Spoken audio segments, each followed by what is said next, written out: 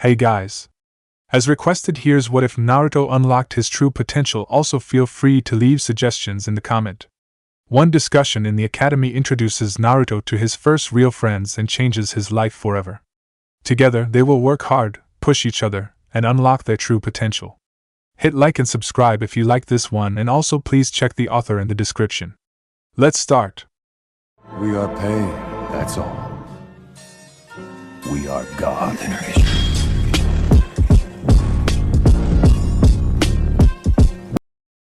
Chapter 1, Prologue, A Legend is Born. Uzumaki Naruto sat unusually still at his seat in the Konohagakure Shinobi Academy, quietly listening to his instructor's lesson. Yumino Irika forced himself to keep his eyes on the boy, making sure that he was not planning some type of prank. On a normal day, the young student would not be paying attention to any of the lectures in the academy. To him, lectures were often boring and he had better things to do with his time. Today, however, was not a normal day. The subject of Irika's lecture was one of the few things that Naruto was genuinely interested in, the former Hokage and the responsibilities related to the position.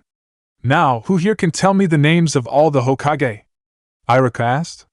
As the instructor began to eye different students, looking amongst a group of kids who raised their hands to answer the question, a snort escaped Naruto's lips.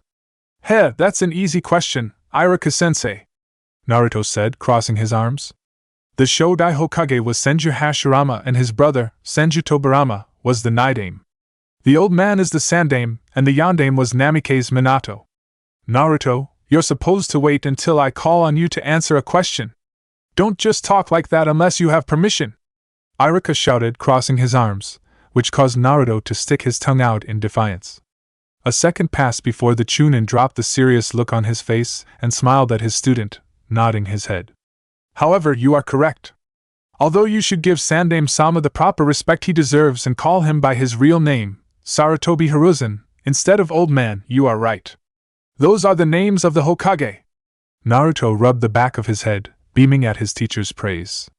Wow, Naruto actually knew an answer to something, Ino said with a chuckle. It's the end of the world. Our village must be getting invaded or something, Kiba exclaimed loudly. The class laughed in response to the Inuzuka's joke, which caused Naruto to cross his arms, the grin on his face dropping almost immediately.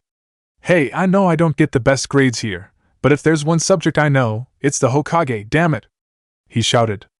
I have to know about my predecessors, after all. Alright, no fooling around, everyone. We got more to get into with the lesson, Irika shouted loudly. The academy students quieted down, looking sheepishly at their instructor. The Chunin's eyes wandered the classroom, making sure that all students had settled down, before he started to continue. Anyway, as you all heard, those are the names of our former leaders. Some of their clan names might be names you heard, if you remember what we've talked about in our history classes, Irika stated, bringing his hand to his chin. Senju Hashirama and his clan helped found Konoha, after all. And the Sarutobi clan was also instrumental in helping establish our village in the early days after the Warring Clans period. So basically, the Hokage are all from famous historical ninja clans, huh? One of the students, a brown-haired boy with glasses, said with a frown. So does that mean you have to have the right family history to be a successful ninja? That's not necessarily true, Ken, Irika said, frowning at the question. Being from a shinobi clan does help, yes, but the Yandame wasn't from a clan. Naruto spoke up, interrupting his instructor. Namikaze Minato's parents were just normal civilians, yet he ended up becoming the Hokage. Naruto! What did I say about interrupting and speaking out of turn? Irika shouted. Naruto sunk back into his chair, rubbing the back of his head as he laughed quietly. Why you may need to repeat that lesson again, Irika-sensei. Wasn't the Namikaze clan a shinobi clan, though? Kiba asked, turning in his desk to face Naruto. Didn't we just learn something about a Namakuni clan or something a few days ago? You're thinking of Nami no Kuni. And that's a country, not a shinobi clan. Sakura noted, frowning. Geez, Naruto even knew that and you didn't. You sure you aren't the dead last of the class, Kiba? Who asked you? Kiba snorted in response. Irika grit his teeth as his class busted into another round of laughter. He was about to blow up on his students once more when he noticed a student raise his hand. Irika-sensei? Ken spoke up. The class almost in unison stopped laughing, giving the normally quiet student a chance to speak. A sigh of contentment escaped Irika, enjoying the silence once again, as he acknowledged his student. Yes? I'm just curious, but since the Yondaime was basically a nobody until he started his shinobi career, do you think any of us stand a chance of becoming Hokage? Ken asked. It would be really cool to know that I could become the Hokage or say that I graduated from the same class as the Hokage. Off-topic question. Irika bit his lip, resisting the urge to ignore the question. But still, if this class is going to get off-topic with jokes, might as well let it get off-topic in a way that could do everyone some good. The Chunin took a moment to look at all of the students in the room, examining each of them for a moment. He then gave a smile as he turned back to Ken. There is a lot of potential in this year's class. You are all good students, and I've seen some remarkable skills in all of you. If you all keep up with your determination and improve on the skills you all have, I could see any of you becoming the Hokage. Irika told his students proudly. Most of the students in the room looked at their sensei and smiled back, gratefully accepting the compliment. Naruto had a large smirk on his face. Don't worry, Irika-sensei. The blonde spoke confidently. I intend on getting better each and every day. You'll be seeing me as the Hokage in no time. The wholesome silence vanished as quickly as it had appeared, as a few scoffs were heard after Naruto finished his statement. Just because you know some basic facts about the Hokage doesn't mean you stand a chance at becoming one yourself, Naruto, Sakura stated, crossing her arms. She's right. If anyone here is going to be Hokage, it's going to be Sasuke-kun, Ino exclaimed before turning her attention away from Naruto and to the dark-haired boy sitting by the window. Isn't that right, Sasuke-kun? Sasuke gave no response to the blonde-haired girl, seemingly deep in thought. He was either unaware of what his class was talking about, or he simply did not care. What's so great about him? Sasuke doesn't even care about being Hokage, Naruto grumbled, crossing his arms. He's nothing special, anyway. The Uzumaki's comment sparked an outrage from the self-proclaimed Sasuke fan club. Nearly every girl in the class was now glaring at Naruto with small traces of killing intent. He's more special than you ever will be, one of the girls shouted. Whatever. Naruto rolled his eyes, biting his tongue to avoid speaking more of his thoughts aloud. There's no point in arguing more about this. They're not gonna listen to me, and I got no one here who will back me up. Might as well shut up and let them finish defending their precious Sasuke. Unfortunately for him, he had already irritated the Sasuke fan club enough. The room continued to get louder, with each girl vocalizing their opinions on Naruto and their support of Sasuke for Hokage. Sasuke-kun will make an amazing Hokage. Naruto will be lucky if he even becomes a shinobi. Why does he even think he has a chance to be Hokage anyway? As if that would ever happen. Hey! Enough! Irika shouted again at his class, who ignored their instructor once again. Ugh, they're all so loud. Shikamaru grumbled to himself. This increase in noise ended up disturbing the Nara, who had been trying to drown out the noise of his fellow classmates, so he could fall asleep. With a loud yawn, he started to look around the room and at the girls in the class in irritation. You should seriously stop trying, Naruto. Sasuke will be Hokage in no time, and he will be the greatest Hokage this village has ever had, Ino said proudly, a pink blush on her cheeks as she stared at the Uchiha. Naruto continued to grit his teeth at each and every response he received. He was about to finally respond and snap until a voice spoke up before he could. This is so troublesome. Can you people just admit that Naruto can become the Hokage already so I can go back to sleep? Shikamaru groaned, laying his head down on his desk, trying to fall asleep once again. You're all so damn loud. The classroom became quiet for a moment. All of the students turned their attention to the Nara. Even Naruto looked at the boy with shock in his eyes. You can't be serious, Shikamaru! Ino shouted, rolling her eyes. You seriously think that an idiot like Naruto can become the Hokage? Sure he can. Why wouldn't he be able to? The boy replied with a yawn. What? Does he really mean it? Does he really think I can become Hokage? Naruto's eyes widened further. Why not? Really? One of the boys sitting next to Shikamaru laughed. He's the dead last in our class, Shikamaru. He's nowhere near strong enough to become Hokage. Ugh, they're not going to shut up. Might as well argue back, I guess. The sooner I get this over with, the sooner I can maybe get to sleep. Shikamaru grumbled before finally pulling his head up from his desk and turning his attention to the boy sitting next to him. Of course he's not strong enough to be Hokage right now. None of us are. Not him, not you, not me, and not Sasuke. We're just academy students. Wait until we are shinobi and he gets the chance to truly train and get stronger. He'll probably surprise you. Shikamaru mumbled with a yawn. It's at least possible. I can see it happening. You see him being Hokage? Over more competent ninjas like Sasuke-kun? Sakura asked, her eyes wide in disbelief. Shikamaru, you can't honestly believe that, can you? I do. The Nara replied. Becoming the Hokage is not something anybody can do. They need to be willing to work and do whatever they can to reach the position. Naruto clearly wants the position and is actually going to work for it. He has dedication and he won't give up until he reaches his goal. If you can't see his dedication, then you're just being troublesome. Besides, he'd probably do a good job as Hokage in the future. He cares for the village, after all. I'm sure he'd do everything he could to be a good Hokage and keep the village safe and strong. Naruto mumbled to himself, trying to process his words. No one's ever said something like that about me. Sakura seemed as if she was going to reply to Shikamaru's statement, but before she could speak, she was cut off by another person's voice. I agree with SH Shikamaru-san. Everyone turned their heads to the back of the room, staring at Hinata. The Hyuga poked her index fingers together, looking downward as she started to feel the attention of her classmates on her. She was already regretting speaking up. No! I don't regret it! Hinata took in a deep breath, reaffirming her own statement to herself. Her eyes briefly moved over to Naruto and a blush developed on her cheeks. If Shikamaru-san can speak up on behalf of Naruto-kun, then so can I. I think that SH Shikamaru-san is alright.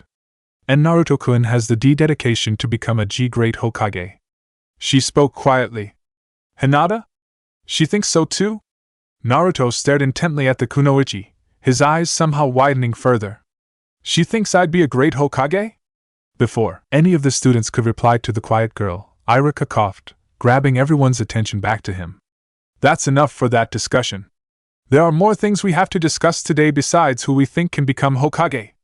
Iruka informed the class sharply, crossing his arms. And just because all of you didn't stop talking even after the second time I yelled at you all to get quiet, we're going to have a quiz tomorrow on the Hokage, so make sure you all study, because it will count on your overall class rank. Many of the academy students all groaned at the Chunin's words, but did not speak back. The class turned quiet as they focused in on Iruka's lecture. Naruto stopped paying attention to class, focusing on his thoughts. His mind kept repeating Shikamaru's and Hinata's words of support for him and his dream. Naruto had never met anyone his age who actually believed in him. He spent the rest of the class thinking back to his two fellow classmates, wondering what they truly thought about him and his dream. Class is dismissed. I will see you all tomorrow, Iruka informed the students. Nearly all of the students in the room got out of their seats quickly and started rushing out of the classroom to head back to their homes. Naruto got up from his seat slowly and looked around for two of his classmates. Hey, Shikamaru! Hinata, Naruto called out to them. Shikamaru, who was taking a nap, groaned at being awakened before turning to Naruto. He got out of his seat and walked up to him with a yawn. Hinata, who had gotten out of her seat and was walking towards the door, froze upon hearing his voice. Naruto-kun wants to talk to me. She walked slowly over to him, a blush forming on her cheeks. I just wanted to ask you guys. Back in class today, did you both mean it? Naruto asked softly, looking down. Mean what? Be a bit more specific. Shikamaru yawned in response. I don't remember much of class today. It dragged. Every class drags for you. Naruto looked up, scowling. The Nara shrugged his shoulders in response. And? Hinata spoke up. She immediately looked away as both of her fellow classmates looked at her and began poking her fingers. Why you were asking us and Naruto-kun? The Uzumaki took in a deep breath. He looked them in the eye. I mean when you both said that I could become Hokage. Do you two actually believe that? Oh, Shikamaru responded. That what you meant? I meant it. Hinata nodded her head in response. I think you will be a great Hokage in the future and Naruto-kun. I think so as well. If I thought otherwise, I wouldn't have said anything. It'd be too troublesome to lie about something like that, Shikamaru said with a shrug. Naruto stared at his fellow classmates for a few seconds in silence before he gave them a large smile. It was different than the grin he normally wore on a daily basis. This smile was more genuine than either had ever seen on his face. "You guys are the first two to believe in me like that, and I promise you both that you will not regret it," Naruto stated, bringing his hand to his chest. "Thank you both so much." "You're welcome, and Naruto-kun," Hinata replied, looking down again as her blush reddened further. Despite that, however, a wide smile developed on her face as well. "I was just saying the truth. You don't have to thank me for it," Shikamaru replied, a smirk on his face. "But whatever. It's no problem at all, Naruto. You two aren't busy right now, are you?" he asked them. Shikamaru tilted his head slightly in response. "I was planning on getting some sleep. Maybe go cloud watching. But I guess I'm not really busy. I have to be home in about 2 hours for tea training with my clan, but I'm free alright and now," Hinata replied. Naruto did not fully process their words. All that processed in his mind was that the two were free at the moment. He gave them a foxy grin. "Since you guys are free, I'm taking you both to get ramen at the greatest place in Konoha, Ichiraku's Ramen. Consider it a treat from your future Hokage," the boy told them. Before his words could register in their heads, Naruto grabbed both Hinata's and Shikamaru's hands and started to rush out of the room, dragging them along with him. "Hey! Slow down. I didn't agree to this," Shikamaru grumbled as he tried to loosen Naruto's grip on his hand. His attempts, unfortunately, failed. "There goes my relaxing afternoon of sleep. What a drag. Naruto-kun's holding my hand. Naruto-kun's taking me to get ramen with him," Hinata shouted in her head, unaware of anything else in the world. It took only a few more seconds before the Hyuga heiress lost her grip on Naruto's hand and fell to the ground in unconsciousness, her smile seemingly widening on her face. "Hinata!" It took Hinata roughly 10 minutes before she regained consciousness. Upon waking up, she was immediately dragged out with Naruto, alongside with Shikamaru. The blonde rushed them through the streets of Konoha towards a ramen stand in the center of Konoha streets. "Yo, old man Ichiraku! I'm here!" Naruto announced. Ichiraku Tuchi, the owner of Ichiraku Ramen, turned around as he noticed the young blonde sitting down at one of his chairs. A chuckle escaped his lips as he approached the boy, bowing his head. "Good afternoon, Naruto. Long day at the academy?" he asked. "Yeah, it was kinda long, but it's no big deal," he shrugged in response before gesturing to his right. Hey, old man! Meet Hinata and Shikamaru! Hinata and Shikamaru! Meet old man Ichiraku! And his daughter Ayam." Naruto then blinked as he looked around in the stand. Where's Ayam? She has the day off. I can't overwork my daughter too much," Tuchi said, his chuckling getting louder. He then turned his head towards Naruto's classmates, who were standing off to the side. "Hinata and Shikamaru? Welcome! Any friends of Naruto are welcome here. Please, have a seat." "Oh. Okay." Hinata nodded her head quickly as she took the seat next to Naruto. "It's a pleasure to meet you, Ichiraku-san." Shikamaru shrugged his shoulders as he walked over to the seat next to Hinata's, nodding his head at the ramen chef. "I assume you want your usual miso ramen, am I right, Naruto?" Tuchi asked.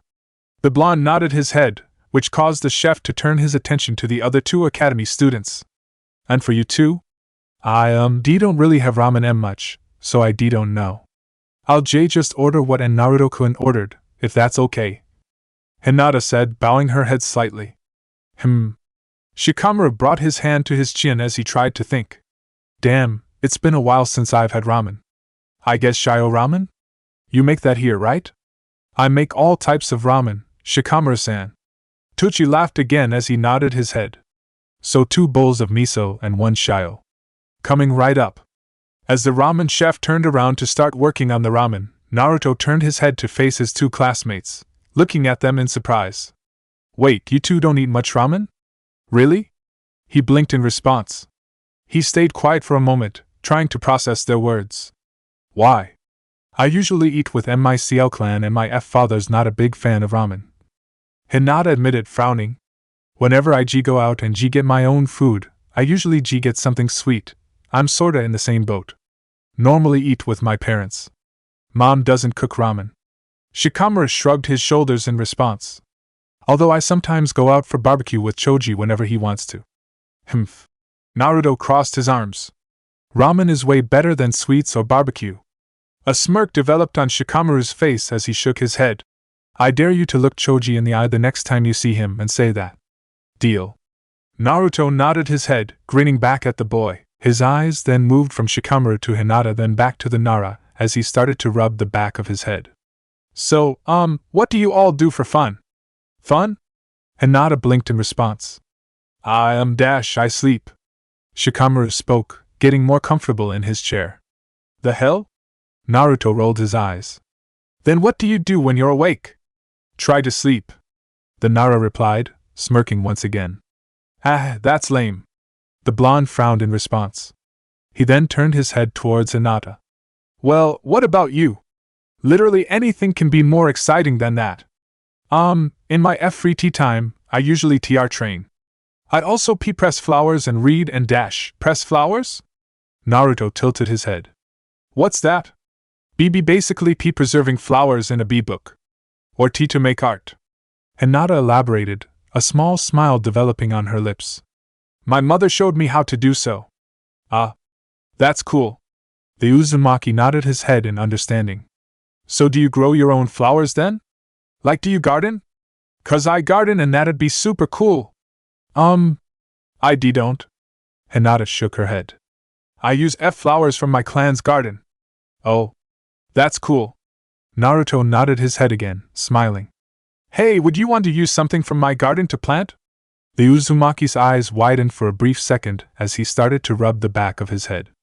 I mean, I don't actually have anything with flowers, 'cause I normally just grow green plants and stuff, but I can try growing some flower-blooming plants if you'd be interested. Aye. Hinata's cheeks darkened, turning a bright red color. She managed to nod her head, however, as a large smile developed on her lips. I'd love tea too. Heh. Awesome! Then I'll grow something then. Naruto smiled back. He then quickly turned his head back to Shikamaru. See? That's something cool to do for fun, Shikamaru dash. The rest of Naruto's sentence faded as he noticed that the Nara was laying his head down at the counter, snoring peacefully to himself. Both Naruto and Hinata blinked at the sight of their classmate before a scowl developed on Naruto's face as he poked the boy's forehead, causing him to wince and open his eyes. Hey! What do you think you're doing? He asked. Sleeping. You know. What I said I like to do for fun. Shikamaru grumbled in reply as he closed his eyes. Just wake me up when the ramen gets here. Naruto shouted, poking Shikamaru's forehead again. Hinata giggled to herself as she watched Naruto continue to pester Shikamaru. It's been a while since I've seen Naruto bring anyone with him. And they seem like they're having fun. Tucci thought to himself as he continued preparing their ramen. Good. It's nice that he's finally making friends. With a chuckle to himself, Tucci focused on preparing the ramen bowls for Naruto and his classmates. Something in the back of his head told him this would not be the last time he saw the three of them together at his stand. Sarutobi Hiruzen, the Sandaime Hokage, smiled to himself as he stared into the crystal ball in his office. His crystal ball reflected an image of Naruto sitting at his favorite ramen stand, Ichiraku's, with two kids from his class in the academy. The Sandaime recognized both of them as Hyuga Hinata and Nara Shikamaru, the heiress and heir of their respective clans. The aged Hokage often checked up on Naruto in his crystal ball to make sure he was doing okay and that nothing bad was happening to him. Seeing the blonde boy sitting with two kids his own age having fun and laughing made Hiruzen feel a great joy in his heart. Naruto, it's great to see you have friends your own age now. It's good to see people accepting you. Sarutobi commented to himself. Seeing that Naruto was okay, Sarutobi deactivated his jutsu and the crystal ball stopped reflecting the image of the academy students. Even with the image gone from the ball, the Sandaime couldn't help but see it in his head. Those three, I have a feeling they will become something big. Something the shinobi world will remember. Sarutobi thought to himself. Every legend has a beginning. Sarutobi Hiruzen just witnessed the beginning of a new legend, a legend of three ninja who would work together to help each other grow and reach their true potential. Chapter 2, Friends, Family, and Training. And I'm here. Naruto noted as he walked into Konoha's academy. As he began to walk through the hallways, A few of the academy instructors and students there gaped at his presence. The Uzumaki was arriving 20 minutes before class was scheduled, something he never did. It would be considered lucky if he actually showed up to class in time. He usually arrived 10 minutes late, barreling down the door and delivering some insincere apology to Irika. Arriving early was something nobody had ever seen happen before. It was so unusual that a few of the students and instructors that were already there gave the boy confused looks upon seeing him. Today was different, however. It was the first time in months that Naruto was looking forward to class, if for no other reason than to see and talk with his new friends. Friends. We are friends now, right? He questioned. He recalled Hinata and Shikamaru defending his dream to the other students. He remembered talking to them after class and having lunch with them at Ichiraku's. A smile developed on his face as he nodded to himself, answering his own question. Yep. I think we are all friends now. Upon entering the classroom, Naruto looked around the classroom to see if he could spot either Shikamaru or Hinata. While Shikamaru was nowhere to be seen yet, he found Hinata in her usual spot at a table in the back. Naruto's smile widened into a grin as he walked up to her. Hey Hinata! He called out to her. What's up? The Hyuga turned her attention toward him, her eyes widening in surprise at his appearance. A blush developed on her cheeks as she smiled at him, bowing her head slightly. Hello Naruto-kun, she greeted. Why you're here earlier than usual? You usually show up later. Naruto shrugged his shoulders. It just felt like showing up early today. Anyway, how are you doing? Mind if I sit next to you? Naruto-kun wants to sit next to me? Next to me? Hinata's blush darkened in color as her mind started to race faster and faster. Why yes, of course, she said aloud. Naruto smiled in response as he sat down in the chair next to her. To answer why your question, I'm doing good. The Hyuga heiress noted, poking her fingers together. Thank you, by the way. F for the ramen. Don't thank me, Naruto said as he started to chuckle. I need to thank you and Shikamaru. I had a ton of fun yesterday with you guys. I did too, Hinata replied, smiling as well. She had a great time with Naruto and Shikamaru. It had been a long time since went out with anyone outside of her family to a restaurant. That alone made the experience exciting to her. In addition, the ramen tasted good, the ramen chef Tochi was sweet, and she enjoyed talking and spending time with Naruto and Shikamaru. The two were fun to talk to and it was nice getting to know both of her classmates better. Especially Naruto-kun. Her blush somehow deepened further as she stared at her blonde classmate. Hyuga Hinata had a great time yesterday. You know, we should head over to Ichiraku's again sometime, Naruto said. It would be a lot of fun. Hinata nodded her head in agreement. We should. I'll go find out later if Shikamaru can go sometime soon. But even if he can't anytime soon, we should just head out, he said with a laugh. Hinata's eyes widened at the mental image of her and Naruto at the ramen stand by themselves. Naruto-kun and I eating ramen together? Alone? No Shikamaru? Like a date? She repeated the word in her head multiple times. Her already deeply toned blush seemed to redden even further as she envisioned their date. Naruto tilted his head, finally noticing the color of her cheeks. You're getting really red, Hinata. Redder than usual. Are you feeling sick or something? The blonde put his hand on the girl's head to check for a temperature. This, along with the proximity to her crush and the thoughts currently running through her head, proved too much for the girl. Hinata fell into unconsciousness right then and there, her head hitting her desk hard. Hinata! Naruto called out to her, getting out of his seat and getting closer to her, trying to see if she was okay. As Naruto began to shake Hinata's body, trying to wake her up, Shikamaru walked into the classroom. He immediately turned his attention towards Naruto and Hinata and chuckled to himself. Naruto, you are really troublesome. If she wakes up and sees you doing that, she will just pass out again, he said as he walked closer to them. What's that supposed to mean? Naruto asked, his eyes narrowed. For a brief second, Shikamaru entertained the idea of informing Naruto that his classmate had a crush on him. However, that thought immediately left his mind as he shrugged his shoulders and walked over to the same desk and took a seat next to Naruto. Meh. I don't feel like explaining. Just don't worry about her, she'll wake up soon, he said, yawning. If you say. Naruto sighed in response, finally letting go of Hinata's body and letting her sit in her chair. He then turned his attention fully to Shikamaru. "How are you?" "Tired," he replied. "You were tired yesterday," Naruto exclaimed. "It's almost like being tired is something that can occur more than once." "Huh. Who would have thought?" Shikamaru said with a chuckle. "Humph." Naruto crossed her arms, frowning. "Well, screw you too." Shikamaru chuckled in response as he laid his head down. "Other than being tired, though, I'm good." "You?" "Doing good," Naruto replied, his frown turning back into a smile. "Thanks again for coming out yesterday to get ramen with Hinata and me." "Well, you didn't give me much of a choice. But I had fun, so thanks for dragging me," Shikamaru admitted. "Heh."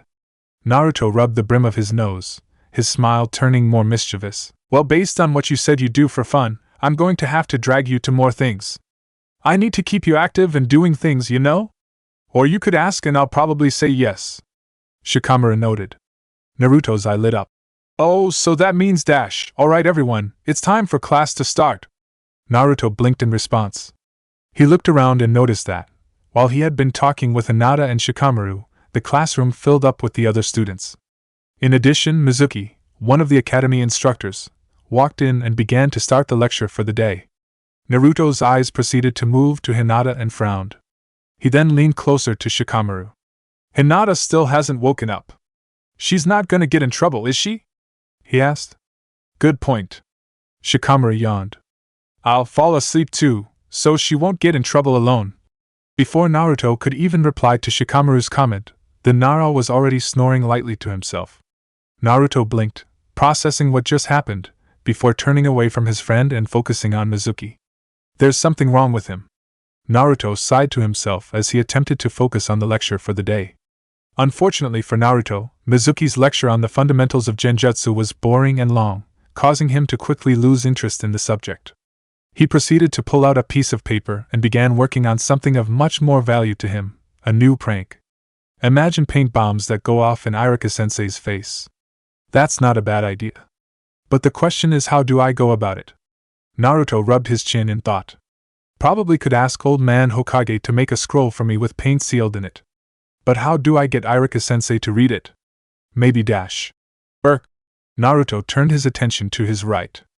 Hinata was pulled her head from the table and was currently looking around the classroom, gauging what was going on. "Hey, you're awake," Naruto whispered to her, grinning. Hinata looked over at Naruto. Memories of why she fainted came back to her, and her blush returned to her face. Sorry about that. That was so embarrassing. Don't be sorry. You're fine. At least you woke up, unlike lazy ass over there," Naruto replied, pointing to his left to Shikamaru. Hinata giggled in response. The two then became quiet as Hinata started to pay attention to Mizuki's lecture while Naruto returned to brainstorming his next big prank. An hour passed by and Mizuki's lecture finally finished. He then started to walk towards the door to the classroom. "Alright class, head on outside. Let's go meet up with Irika-sensei to work on your weapons training," he stated. The students at the academy all nodded at their teacher's words before getting up and starting to walk out. Naruto and Hinata got out of their chairs and were about to walk out together when they noticed that Shikamaru was still asleep in his chair. Naruto rolled his eyes and immediately shook the Naruto's body, waking him up instantly. "You're going to be late for weapons training. Hurry up," Naruto told him. "You woke me up for weapons training?" "Ugh," Shikamaru grumbled, stretching as he let out a yawn. "Weapons training is always the same as it is every day. It's too much work and way too troublesome." "Everything's too troublesome for you," Naruto said. "Exactly," he replied simply with a yawn. "Shikamaru-kun, you are really should hurry. Wouldn't want to get Mizuki-sensei or Irika-sensei mad," Hinata told him. With a loud, dramatic sigh, Shikamaru finally pulled himself out of his chair and followed Naruto and Hinata out of the classroom. The three were the only students in their class in the hallway. Everyone else had already made it outside. As the trio finally approached the door to the training ground outside, the door opened up, revealing Mizuki. And Mizuki-sensei." Hinata looked downward, avoiding the academy instructor's gaze, and began poking her fingers. Sorry for taking a while." Mizuki's eyes moved from Hinata to Shikamaru to Naruto. A frown developed on his face as he shook his head. Naruto, I understand you find most of the lectures in the academy boring, but please don't stall Hinata or Shikamaru, he said. Just because you don't take the class seriously does not mean you should encourage that behavior in other students. If you're late again to lessons, we might have to start punishing you, you know? Naruto sighed in response before shrugging his shoulders. Yeah? My bad. Whatever. Huh. Hinata blinked in response, looking up at Mizuki in surprise. And Naruto-kun wasn't stalling us. That was me, actually, Shikamaru admitted. I didn't want to go to the troublesome lesson, so I stayed sleeping. They stayed back to wake me up. So it's my bad they're late. Sorry. Shikamaru knew he was going to get a lecture for sleeping in class again, but it would be less troublesome than Naruto taking the blame for something he did not do. Ah. Mizuki nodded his head. He then turned to the door. Well, you all get out there. Iruka-sensei already started the lecture. Both Hinata and Shikamaru looked at Mizuki in surprise. Naruto received a lecture for stalling them, but when Shikamaru took responsibility, he received no comment whatsoever. Naruto, meanwhile, shrugged his shoulders and walked out the door. Come on, guys! Don't want Iruka-sensei yelling at us too. See coming, Hinata said with a frown, following behind. Shikamaru sighed, following silently. Both Hinata and Shikamaru were used to Naruto getting different treatment from other students, even from the nice instructors like Mizuki, but it still bothered them. As far as they saw, there was no reason for it. What seemingly bothered them the most, though, was that Naruto seemed indifferent to the treatment. It was almost as if he was simply used to being treated differently. It was something they both hoped they would be able to get answers for someday. When classes finally ended, Shikamaru said goodbye to Naruto and Hinata before heading home to the Nara compound. Lectures today were particularly boring, and all Shikamaru wanted to do was go to his usual spot in his clan's compound and lay down, cloud-watching until he fell asleep. As he was arriving home, he was greeted at the entrance by his mother, Nara Yoshino, who smirked at him. About time you got home. I made dinner early and your father and I have been waiting for you, she said. Come on. Well, there goes my plans already. Ugh. Troublesome. Shikamaru sighed before he nodded his head. All right, I'm coming. Yoshino led him to the clan head's private dining room, which was rather humble in size. It was a small room with a golden-colored wooden table with only 4 chairs and minimal decorations. The only decoration was a painting of a deer on the wall. Sitting at one of the chairs was Shikamaru's father, Naro Shikaku, who waved his hand upon seeing his son. On the table itself was 3 plates that had mackerel, rice, and broccoli placed on them. I made mackerel, so you better appreciate it and eat with us and actually talk with us, Yoshino said sweetly before she turned to her husband.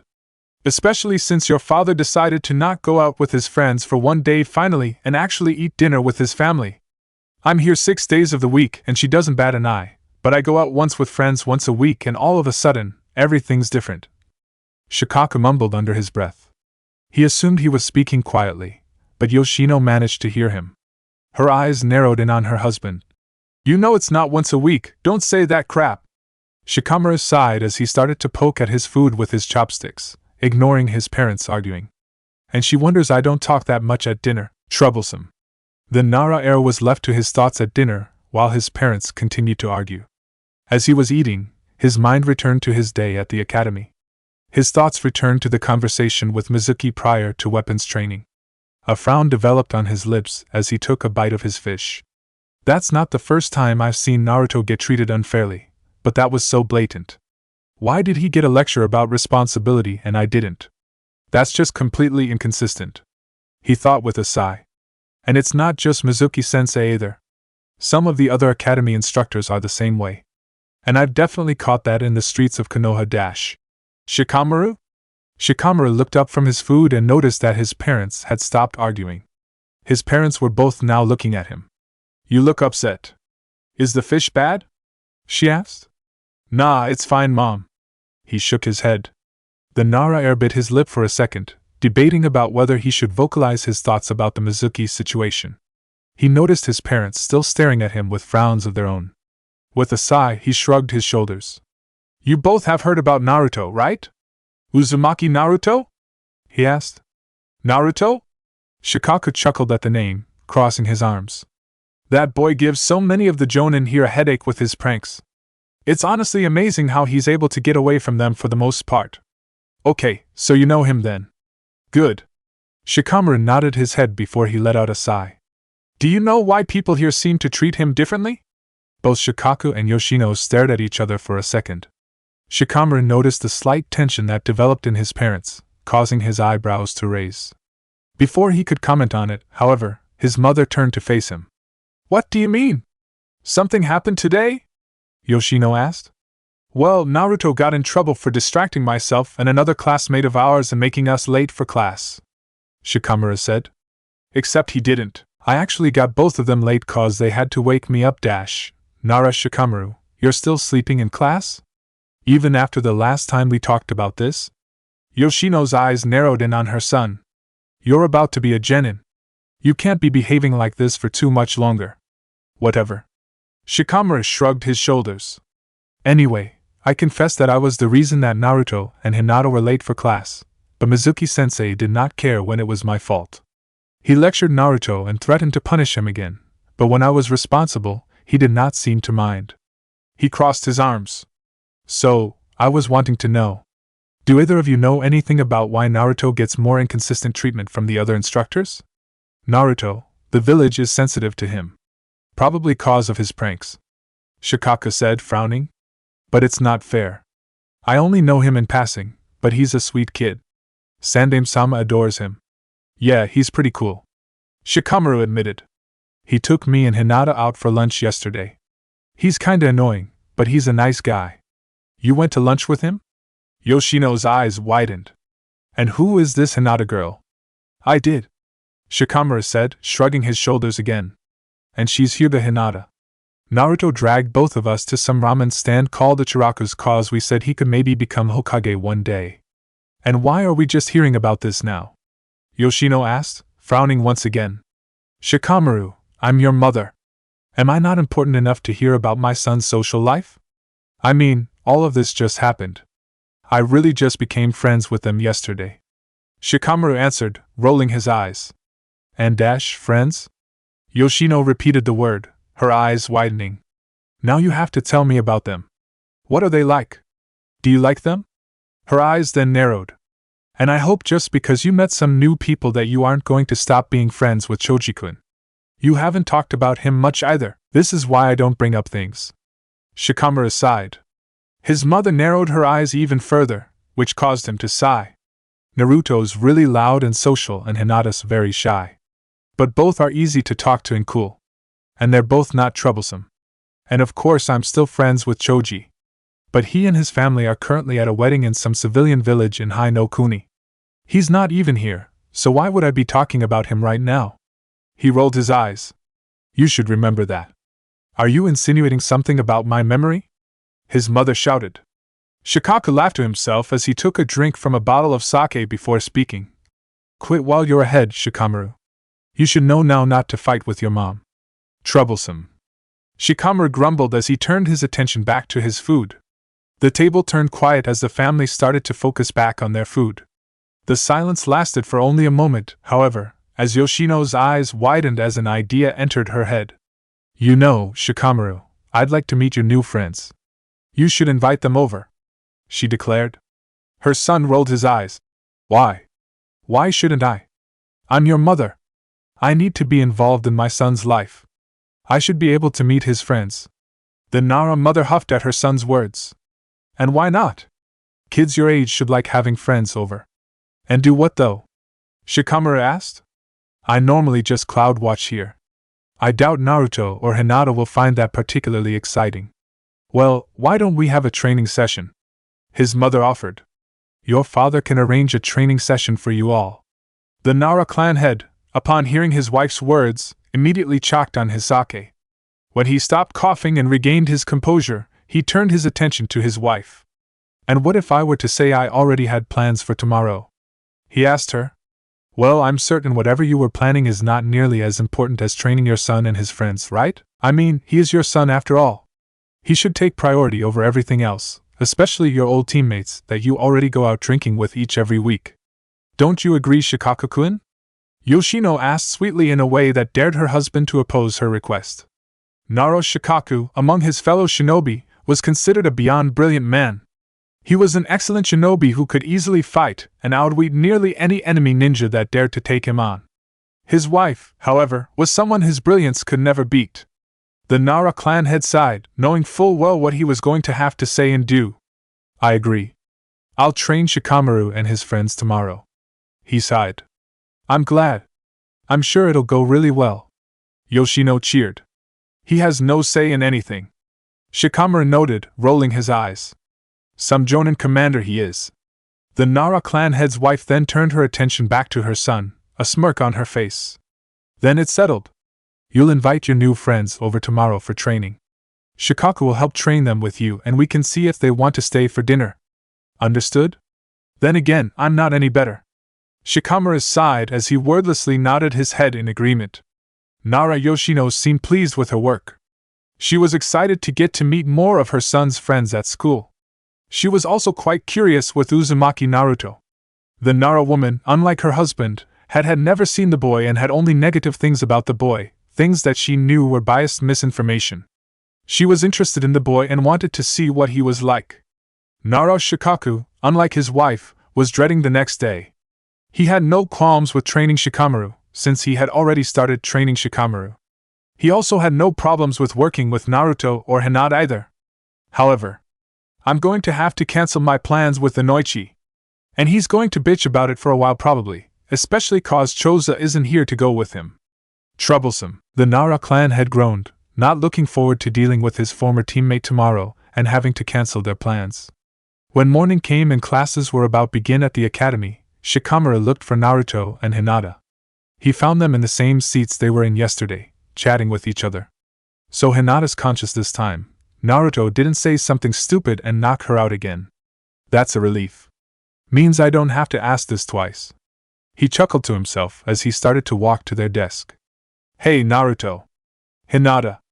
Shikamaru called out as he took the other seat next to Naruto. Yo, Shikamaru! Naruto greeted, grinning. What's up?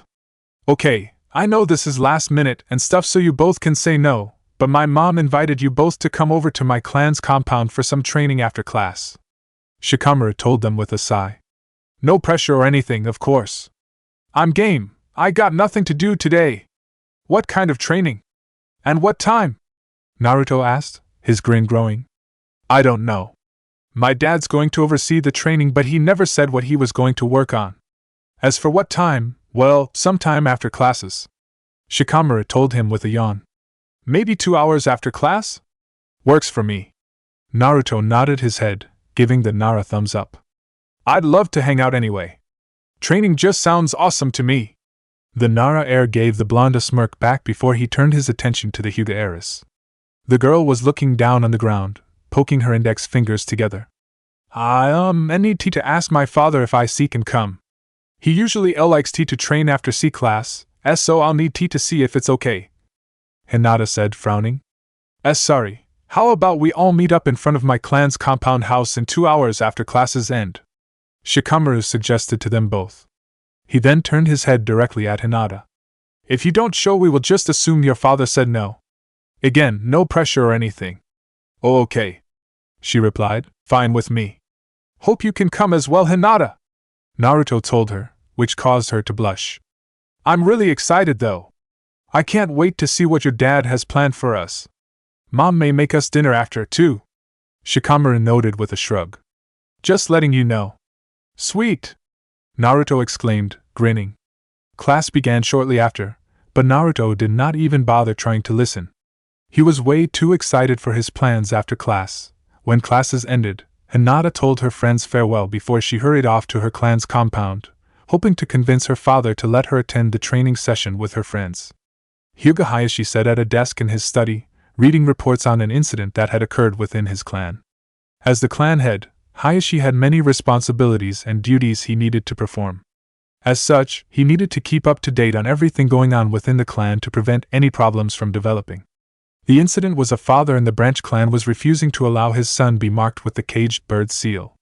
The issue would have to be dealt with soon, if the father continued his protests. The elders are going to get on me soon if I don't enforce the seal. Hayashi sighed, bringing his hands to his head. I understand his concerns though. I need to have another conversation with him. Father? The Hyuga clan head looked up. He noticed the door to his office opening.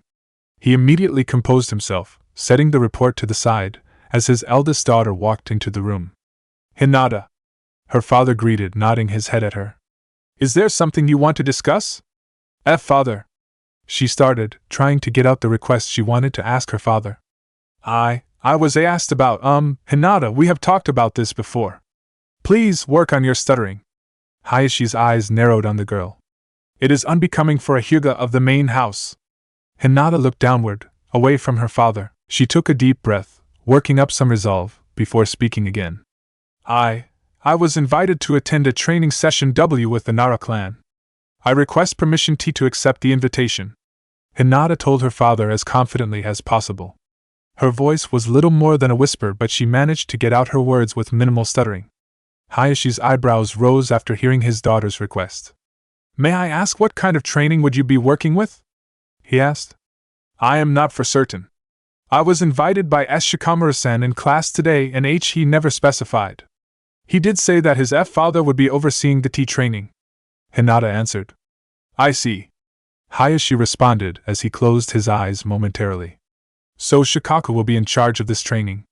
The Hyuga clan head made a note in his head.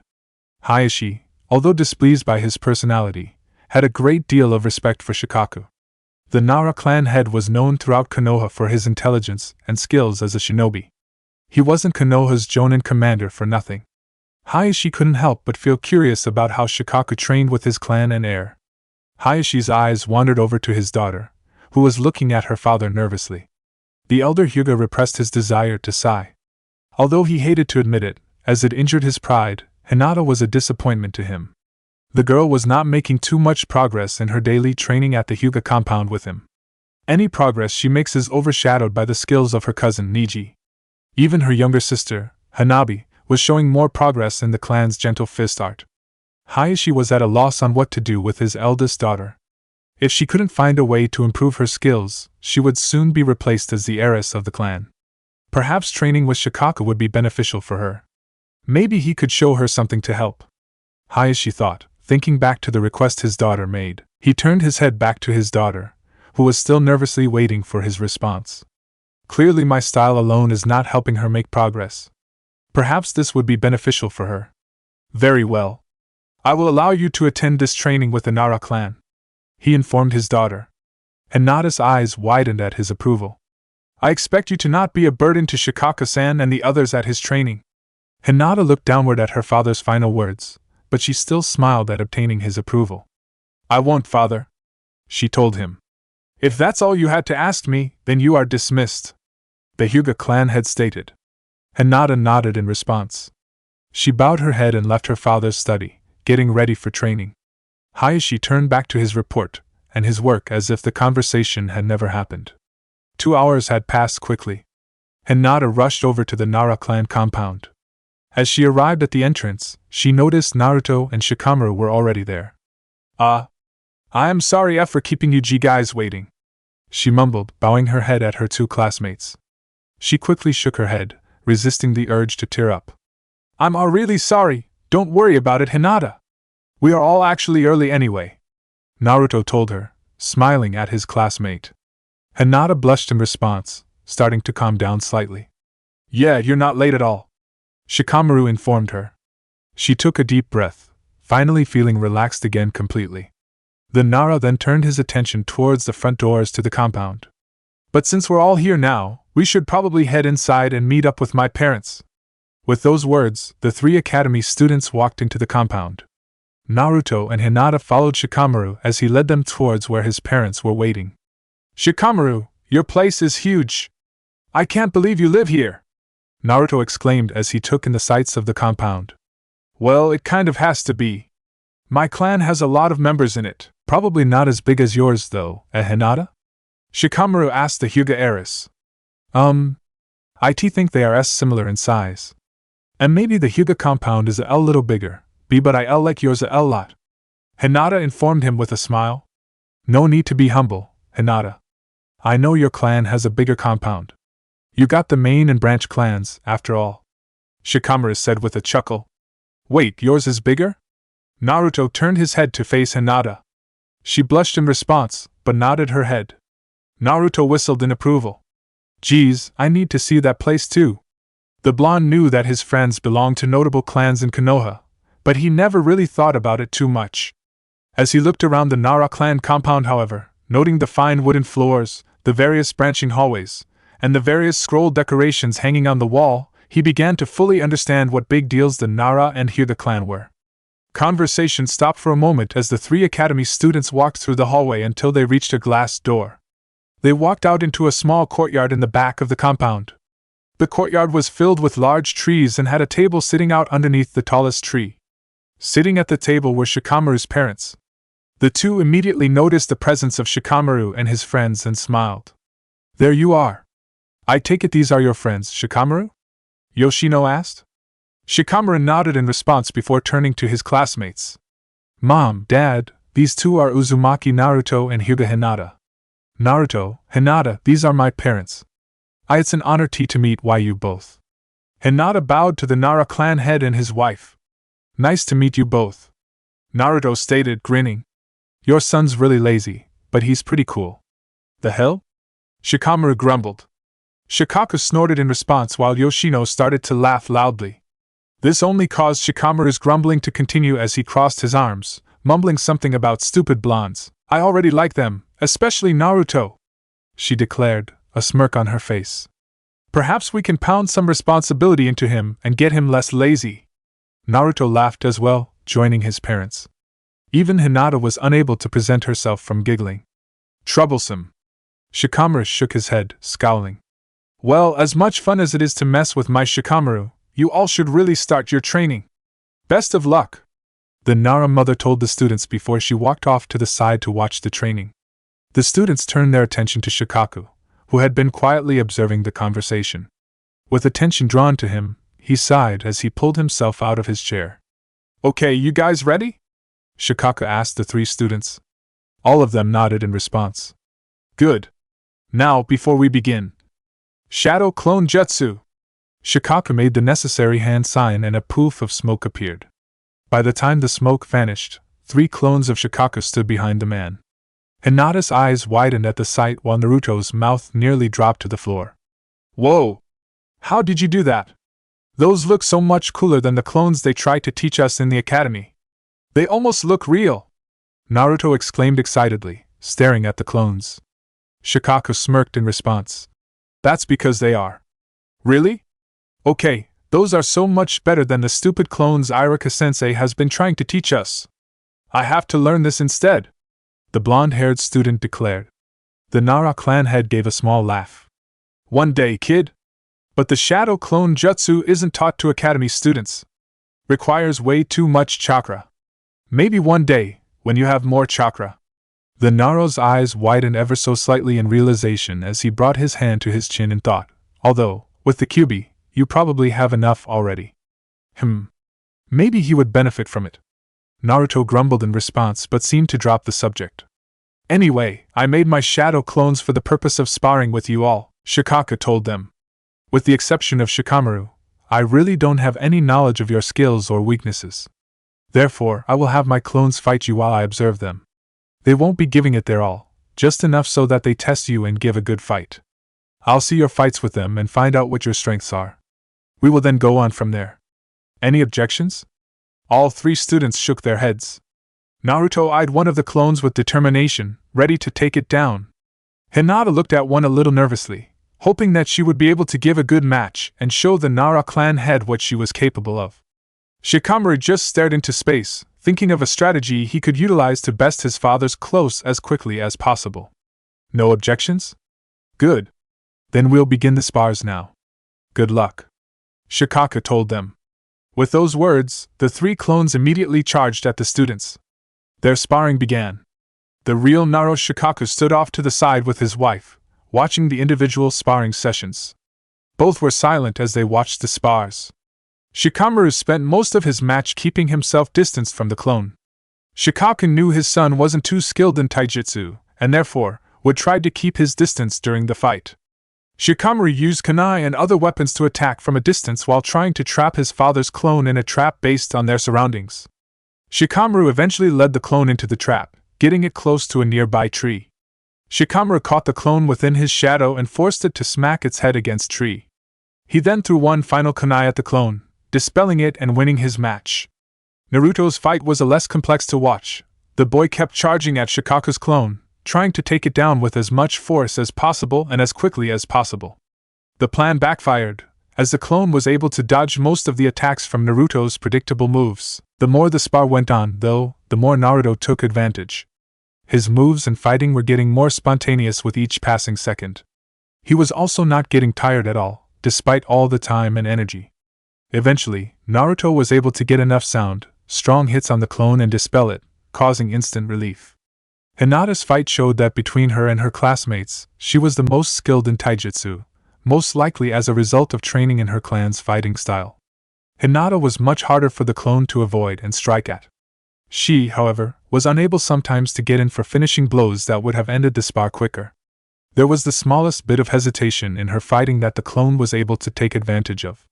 Hinata's fight grew harder as time went on, but she was eventually able to finally make a finishing blow and dispel the clone. With all clones dispelled, Shikaku gained their memories, which seemed to confirm his thoughts. He proceeded to get up and walk over to the students. "Well, good job, you guys. Not too bad at all. Granted, my clones weren't fighting with nearly any of the power they could have, but I was just trying to analyze where you all were at in terms of skill, and I think I got a good idea now," the Nara clan head informed them. Shikaku first turned his head to his son. "Shikamaru, we've discussed this before in previous spars. You are clearly resourceful and intelligent on the battlefield. Your strategies are good and will only get better with more experience. However, your taijutsu is lacking as well as your offensive attacks overall. That needs to get improved on if you want to get stronger as a shinobi." "Yeah, we've discussed this before." Shikamaru nodded at his words, giving a slight yawn as well. "I'll get better soon. Naruto," Shikaku continued, turning his head to the blonde-haired boy. "Your overall taijutsu was lacking. You started off rather uncoordinated. Your speed could also be worked on a little. Having said that, you have some remarkable stamina and strength. You also became rather spontaneous as the fight went on, harder to predict and harder to avoid. That's a great trait to have, something that would be good to develop further." Naruto started off frowning, but by the end of the Nara's analysis, couldn't help but grin. "I don't know what that means, but I like the sound of that. Basically, you're hard to predict," Shikaku clarified. "Gotcha. Then hell yeah, am I spontaneous?" Naruto exclaimed, cracking his knuckles. The Nara clan head finally turned his attention to the final student. "Hinata, I noticed you could have ended the sparring a lot sooner but failed to take initiative and do the finishing blows. That's something you need to work, not wasting time. You also seemed to get more tired as the fight went on." "You understood." Hinata bowed her head, feeling the urge to tear up again. "Having said all that, though, you clearly have the best of taijutsu amongst your friends, and you maintained a level head during the fight. Amongst all three of you, you probably would be the strongest from an offensive standpoint, and that's good," Shikaku finished, smiling. The Hyuga looked up in response, her eyes widening. She quickly wiped her eyes, the water instantly drying up. Why are you sure about that?" she asked. The Nara clan head nodded his head. "I'm not the kind of person who lies just to make someone feel better. If I say something, then accept that it's my opinion." "I see." A smile developed on Hinata's face as she bowed once again. Thank you." "Well, that's basically the things I noticed in a nutshell. There were some little things that you all can work on, but I'm hoping to work on your major issues right now," Shikaku informed them. Naruto, Hinata, and Shikamaru nodded at his words. The Nara clan head motioned for his wife to come over. Yoshino rushed over to her husband's side and stared at the three academy students. "We're going to try and work on your major weaknesses that I noticed from the sparring. Naruto, Shikamaru, you two are going to work with me on getting your taijutsu styles stronger. Hinata, you will be working with Yoshino on your stamina.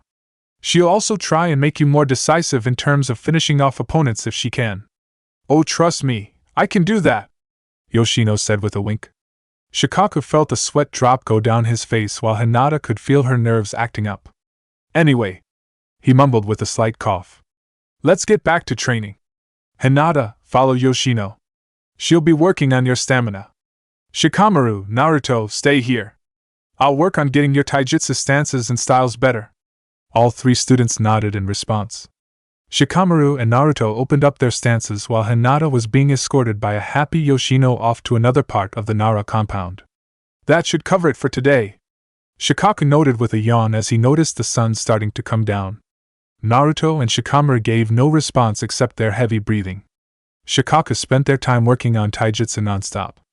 Both boys, even Naruto, were tired and ready for a break. You all about finished too? Yoshino called out. The Nara matriarch was coming back to the courtyard with an equally tired Hinata. The Hyuga heiress was also covered in bruises and looked like she was about to pass out. Oh yeah? And the boys here are exhausted, Shikaku noted with a smirk. See, your training went just as well, though. I think I did a good job today. Wouldn't you say, Hinata-chan? Yoshino asked the girl with a wink. The indigo-haired girl only nodded slightly in response, too tired to give a full nod. The Nara woman then turned her attention to Naruto as well as Hinata. I hope you both had a good time and that training helped. We are actually about to start eating soon, if you both would like to stay for dinner as well. I'm sure you are both hungry after that hard work. Naruto seemed to get significantly less tired at the mention of food. Sure. Thanks a lot. And yeah, today helped a lot. Thank you so much for that too.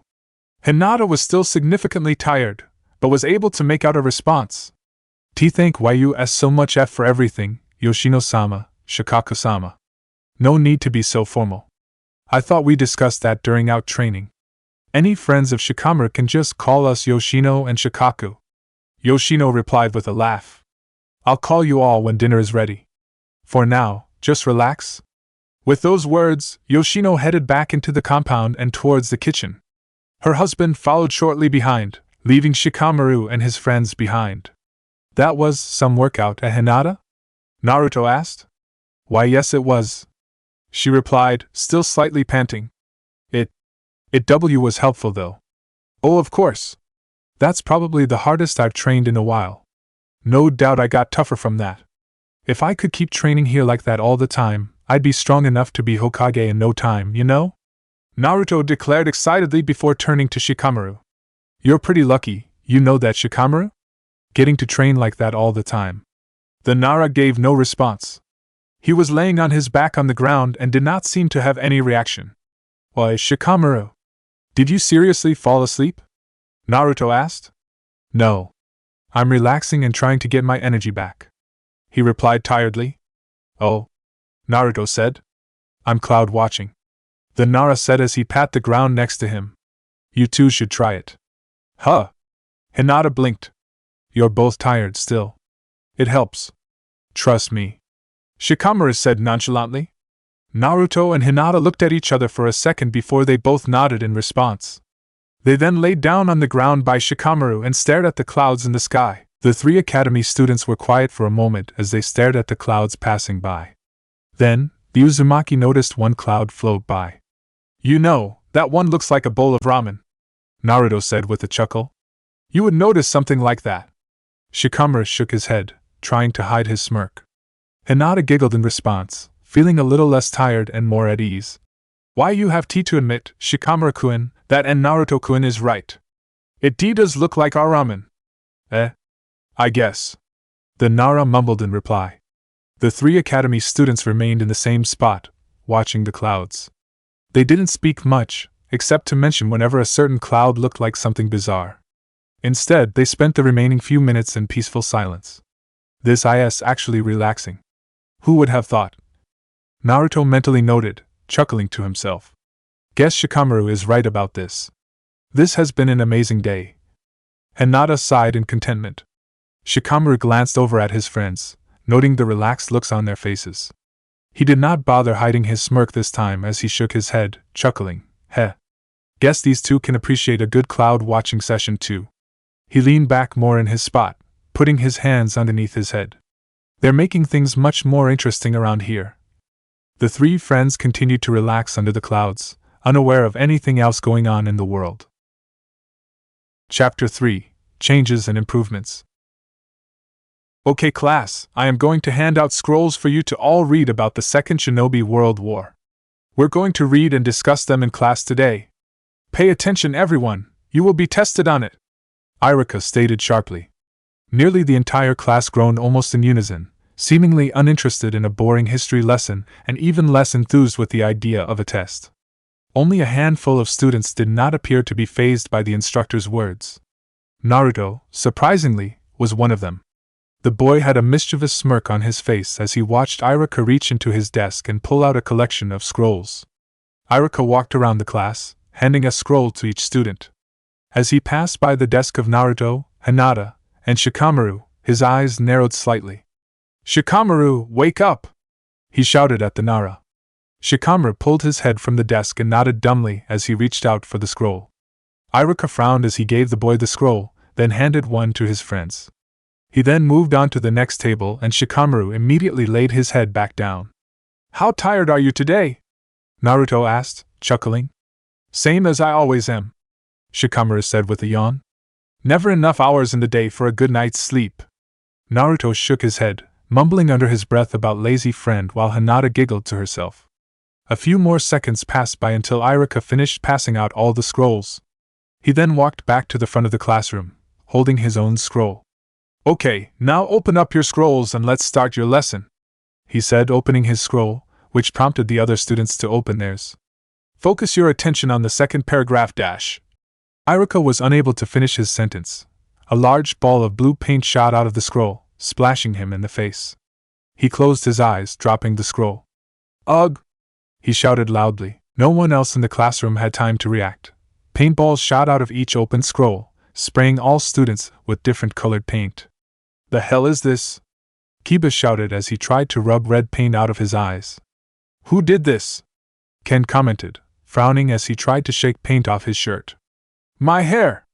Ino shrieked, looking in horror at the green coloration in her hair.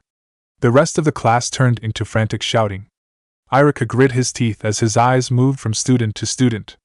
His eyes then focused on the only students who were coated in paint, Hyuga Hinata, Naro Shikamaru, and Uzumaki Naruto. His eyes narrowed on the blonde. "Naruto!" the academy instructor shouted. All the paint-covered students turned to face the Uzumaki, glaring at him. "How did you tamper with my scrolls? Why did you tamper with my scrolls?"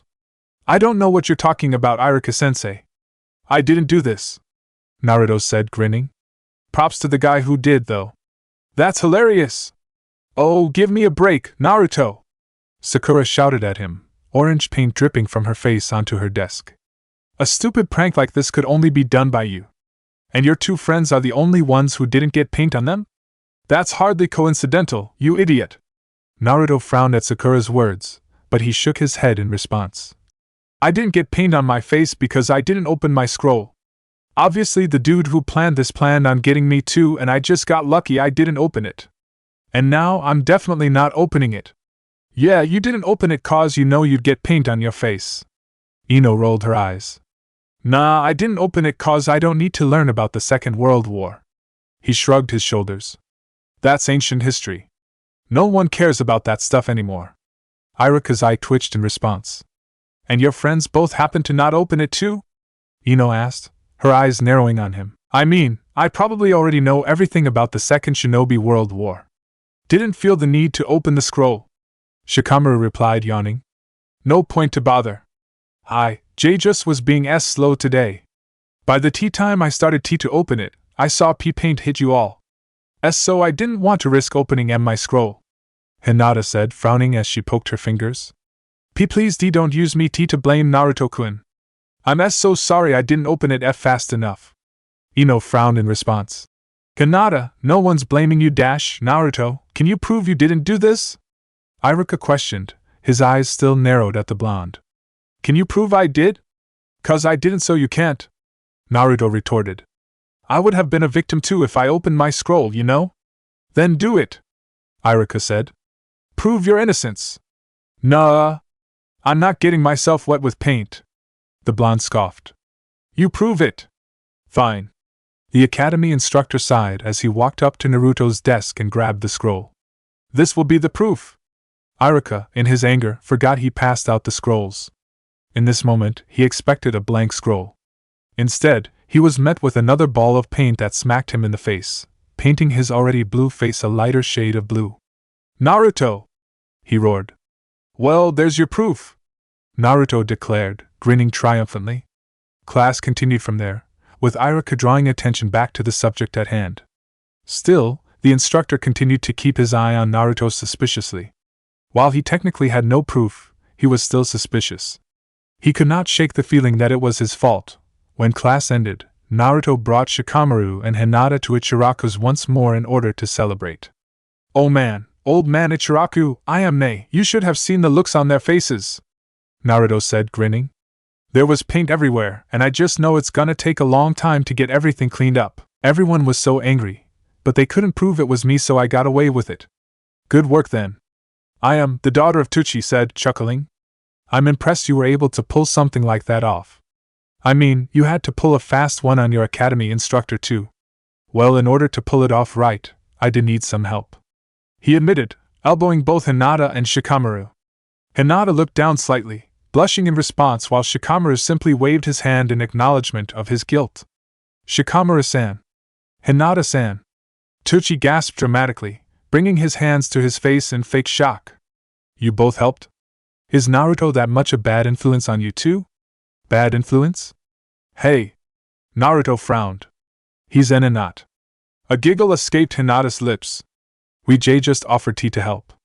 And Naruto-kun managed to get to the reading scrolls yesterday, and I just had one of my Sea Clansmen's CLP paint in them." Hinata was still uncertain how she managed to convince her former caretaker, Hyuga Ko, to actually go along with her request. He was normally so stoic and followed the rules all the time. She could even tell that he disapproved of the prank. Still, though, he went along with it. She would need to thank him somehow. They actually did stuff. "I did nothing, unless you count giving Naruto some solid advice and arguments on how to avoid getting blamed," Shikamaru said, shrugging his shoulders.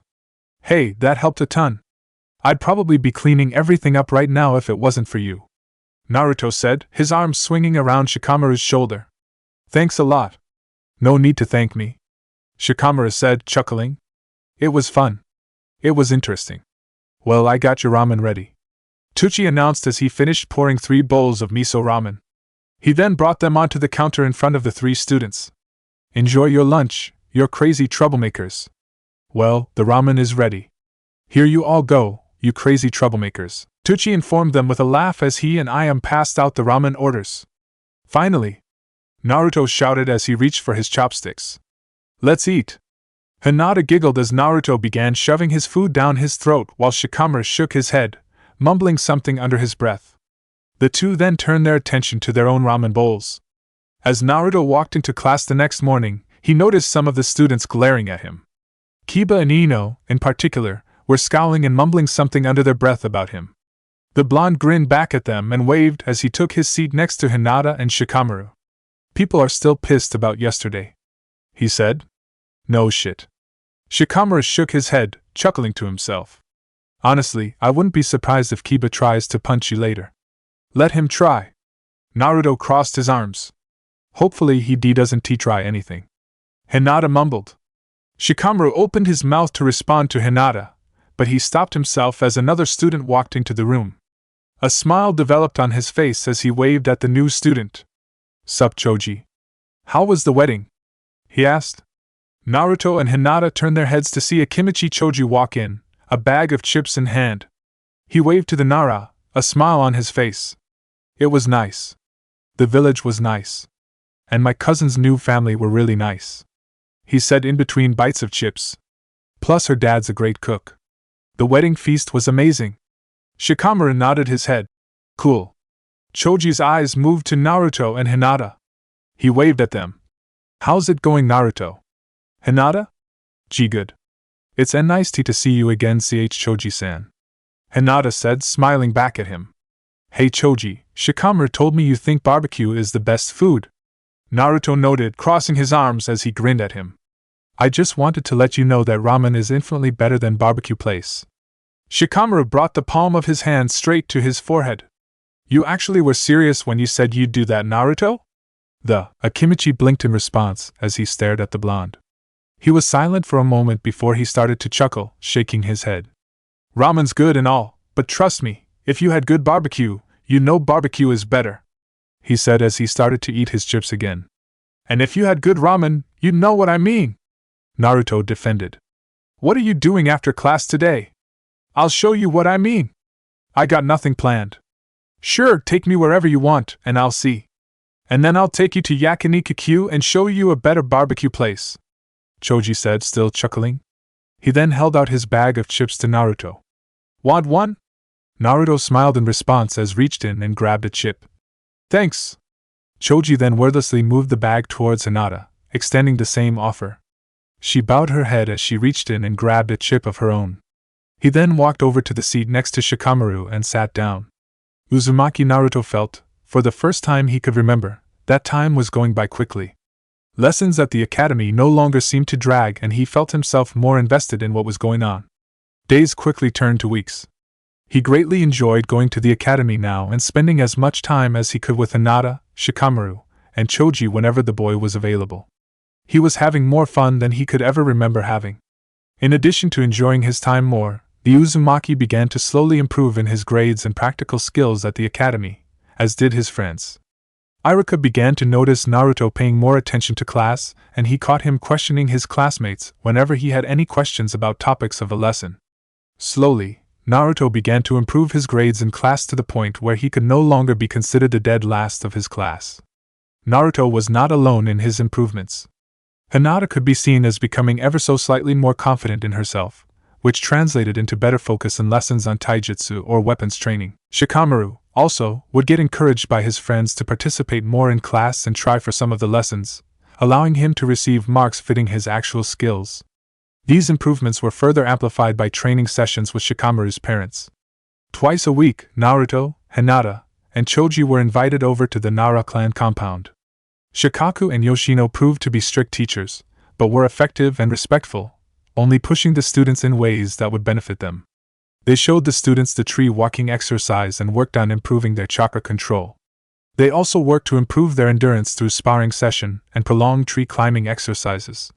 Naruto could feel a great difference after all of his time spent with Shikamaru, Hinata, Choji, and the Nara parents. He found himself stronger than ever before, found himself happier, and was looking forward to moving on with his shinobi career now more than ever. He finally had something he had been looking for years for: acceptance. Naruto adjusted the goggles on his forehead, grinning as he looked at himself in the mirror. It was only one more week until the academy graduation exam. He was ready to go in, crush the exam, and move on with his career as a shinobi with Shikamaru and Hinata by his side. Things really have been going amazing, he told himself. With a nod of his head, he rushed away from the mirror, grabbed his belongings and headed towards class. Alright everyone, let's begin our review of the material that will be featured in the graduation exam. Iruka spoke as students stared to quiet down. We have only 1 week left before the exam, so it is important that you all take this seriously. I'd hate to see even one of you fail because you slacked off at the last second. Hear that, Shikamaru? Naruto questioned, elbowing his friend. He's calling you out. He can get in line. The Nara mumbled, rolling his eyes. It's weird to think it's almost over, huh? Choji noted, eating from another bag of chips. Pretty soon, we'll all be ninja. I know, right? Naruto grinned in response. It's so cool. I'm a little nervous, but I'm excited. Hinata noted, smiling. I'm hoping we end up on the same genin team. Same here. His grin widened. I'd bet money that me, Choji, and Ino are going to be a team to recreate that Ino Shikacho trio our dads are famous for, so hopefully you two end up together. Shikamaru added. Naruto was about to respond, but he was interrupted by a cough from Iruka. He turned his attention to the academy instructor, who had a frown on his face. Well, if everyone is so ready to get out of the academy and move on to discussing genin teams, we can move on to the review and hopefully help you all actually pass, he said sharply. The Uzumaki grumbled something under his breath in response, but stayed quiet as he gave the academy instructor his attention. Iruka spent the first hour going over information about Konoha, its history, and its famous ninja that had been discussed during the years in the academy. When he finally finished, he led the class outside to a field with lots of logs. The academy teacher began to review the academy basic jutsu, the substitution, transformation, and clone jutsus, and ordered the students to begin practicing the jutsu on their own. Naruto, Hinata, Shikamaru, and Choji worked together and began practicing their transformation jutsu. All 4 students were able to transform into identical copies of various academy teachers, with Naruto having the most realistic transformation with his version of Iruka. After they realized they were down with the transformation jutsu, they started working on the substitution jutsu. All 4 students were able to replace themselves with any of the nearby logs. 2 for 2. This test is going to be a joke, you know. Naruto cheered. It's not meant to be hard, it's just about the basic skills needed to be a ninja, which we all clearly qualify. Shikamaru replied, rolling his eyes. Anyway, let's get down with the clone jutsu so we can be done with this and I can go to sleep. All 4 students made the necessary hand signs for the jutsu. A poof of smoke filled the air around them.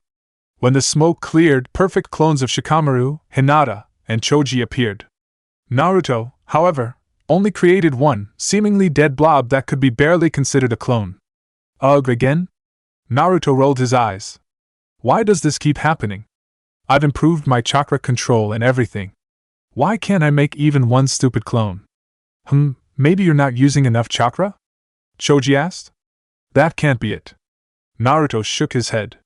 I feel like I'm already using a lot. We can always see. Shikamaru said as he turned to Hinata. Hinata, can't you check with your Byakugan? See if Naruto needs to use more chakra? The Hyuga nodded her head in understanding as she made hand signs and activated her clan's dojutsu. Naruto-kun, see, could you try the C-clone jutsu once more please? Naruto nodded his head and made the necessary hand sign. Hinata gasped as she watched him channel his chakra. A poof of smoke filled the air and, when dissipated, revealed a similar pathetic-looking clone on the ground. And Naruto-kun, that was so much chakra. Way too much. She shook her head.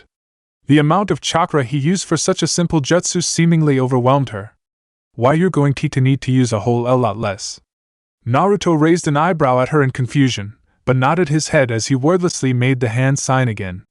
He channeled chakra once more, making sure to limit the amount of chakra used.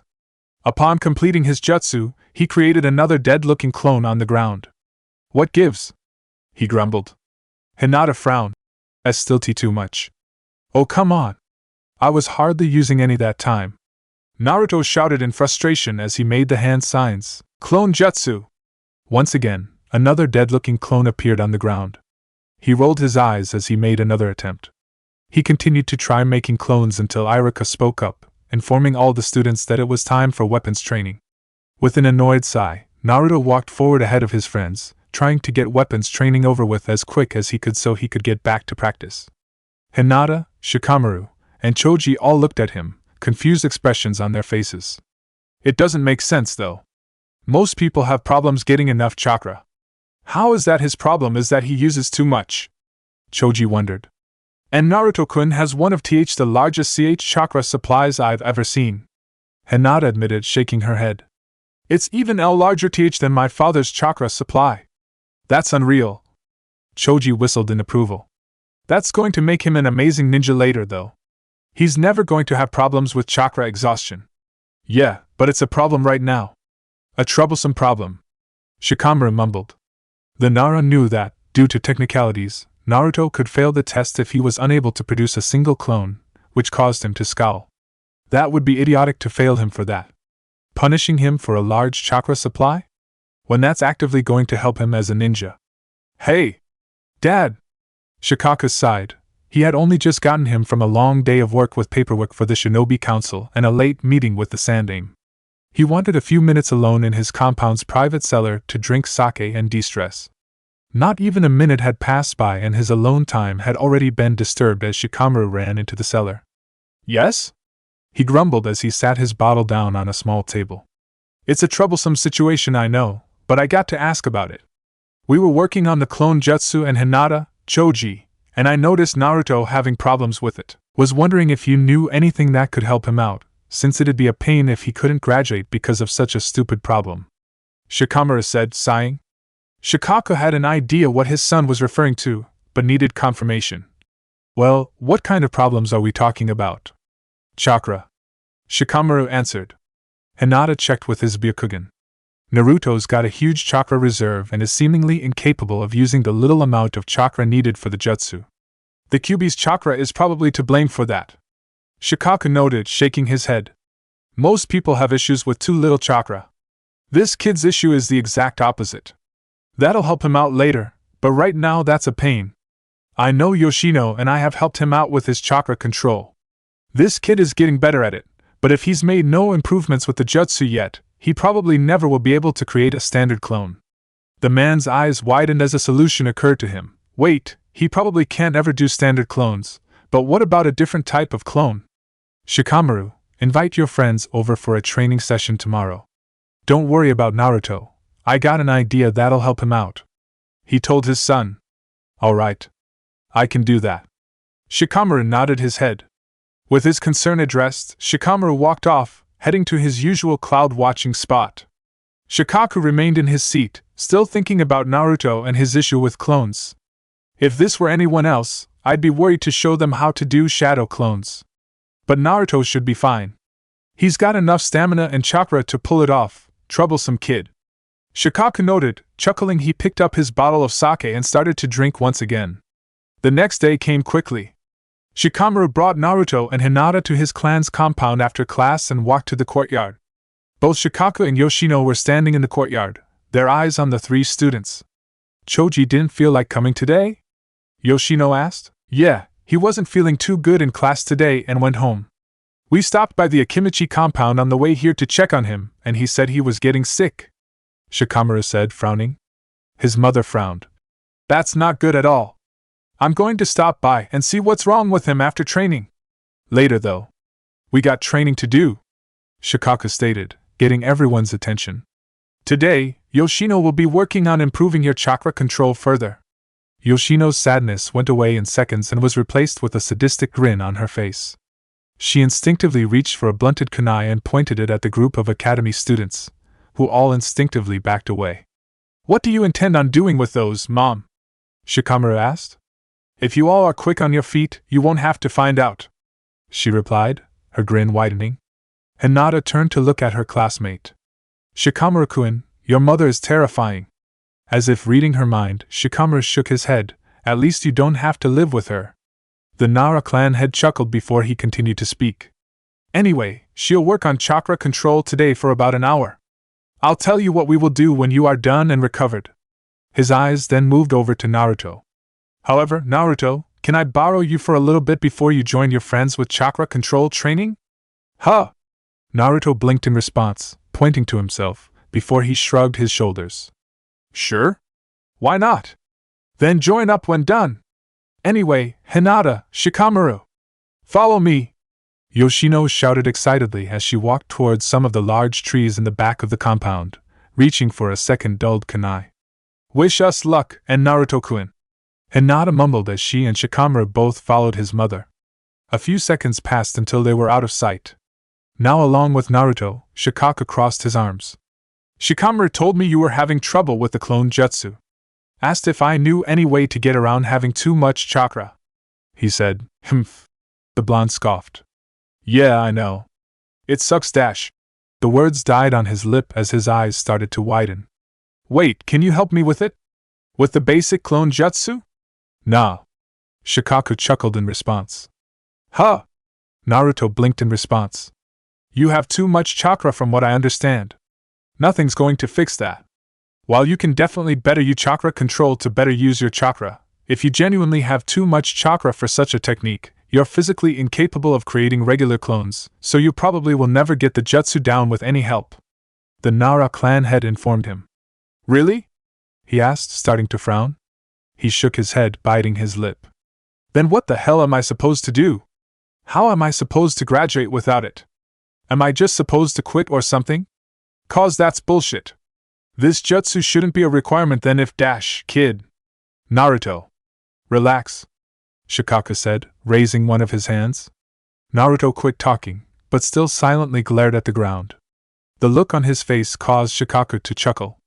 I said you probably would never be able to do a basic clone. That doesn't mean you can't graduate. How about you learn how to use a different kind of clone technique? Before Naruto had the chance to respond, Shikaka made a hand sign. After channeling chakra, a poof of smoke filled the area. When it dissipated, a second Shikaka stood side by side with him. Both smirked at Naruto. If you have too much chakra for simple clones, then we'll just use your chakra for a more powerful technique that needs more chakra, Shikaka stated. You still interested in learning shadow clones? The clone asked. Naruto's eyes widened once again as he started to grin. No way! Are you serious? Hell yeah! Naruto shouted loudly. I get to learn this epic jutsu that's way more useful and pass the test. This is awesome! Kid, calm down. You still have to learn it, Shikaka told him with a chuckle. Of course I'll learn it, I'm way too awesome not to learn it, the Uzumaki replied. This earned a snort of laughter from the Nara clan head. I swear, no kid should get me to laugh this much. Uzumaki Naruto, you have way too much energy and excitement. You are troublesome, but in a good way. Well, if you're so awesome, then you best be ready. I can promise you it won't be easy, Shikaka noted. I'm going to show you how to do the jutsu one more time. Watch carefully. We'll then work on your execution. Naruto calmed himself down and nodded at the man's words. Alright, let's do this. Shikaku in turn made the hand sign for the jutsu. An hour had passed by since the training began. Naruto was standing with tired, wobbling legs as he panted heavily. You need to take a break soon? Get yourself more energized? Shikaka asked Naruto. Might do you some good dash. No, I got this. Naruto replied, still breathing heavily. Just, give me a moment. As Naruto brought his hands together into the same hand sign, Yoshino walked back to the courtyard. Shikamaru and Hinata followed behind, both panting heavily with bruises on their bodies. How did your training go? Shikaka asked his wife. They're getting better. They lasted a long time on the trees and were able to avoid most of the kunai I threw at them. I was impressed, Yoshino said, grinning. I think next session, I'll use actual kunai.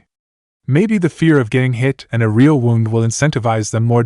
Mom, I kinda would like it if Naruto and Hinata actually wanted to come over here again, so please don't. Shikamaru pleaded, scowling. You're so strict with your tea training. Hinata noted. Who tea taught you? My sensei was a no-nonsense woman. Someone who would not tolerate any slacking off. Which was good, because it helped shape me and my team into the amazing shinobi we are, Yoshino declared, flexing slightly as she chuckled. She then turned her attention to Shikaku. How's your session with Naruto-kun? Is he still working on it? Shadow clone jutsu. Naruto shouted as a poof of smoke filled the air only to reveal nothing. He's making a ton of progress, but it's gonna take a little bit more time. Maybe another day of training, Shikaku admitted, rubbing the back of his head. Understandably, since the jutsu is advanced. That's not going to stop me though, Naruto stated as he brought his hands back to the same hand sign. Shadow clone jutsu. Another poof of smoke filled the area around Naruto. As the smoke dissipated, another Naruto appeared. The original Naruto stared at the second, both blinking at each other. Shikaku nearly choked at the sight. Did he literally just accomplish that to prove me wrong? About needing to take another day of practice? I did it? Naruto asked. I think you did? The second repeated. That, yup. Shikaku spoke up, nodding his head. That's a shadow clone. Naruto immediately tackled the shadow clone he created to the ground. He rolled around the ground with it, grinning from ear to ear. I did it. Hell yeah. I can make clones. Naruto shouted. Hell yeah. We did it. One step closer to being Hokage. The clone shouted back. Hinata giggled at her friend's excitement, while Shikamaru had a smirk on his own face. The two ran over to the blonde and pulled him up from the ground away from his clone. Impressive. Very impressive, Shikamaru said. Why, you're amazing, Naruto-kun, Hinata said, a pink blush developing on her cheeks. Naruto responded to their praise by pulling both of them into a group hug. Shikamaru started trying to squirm out a little, having problems breathing properly. Hinata had trouble breathing as well, but for different reasons. Naruto-kun is hugging me! He's hugging me! Don't faint, don't faint, don't faint, don't faint. Hinata repeated the mantra in her head as her face turned scarlet.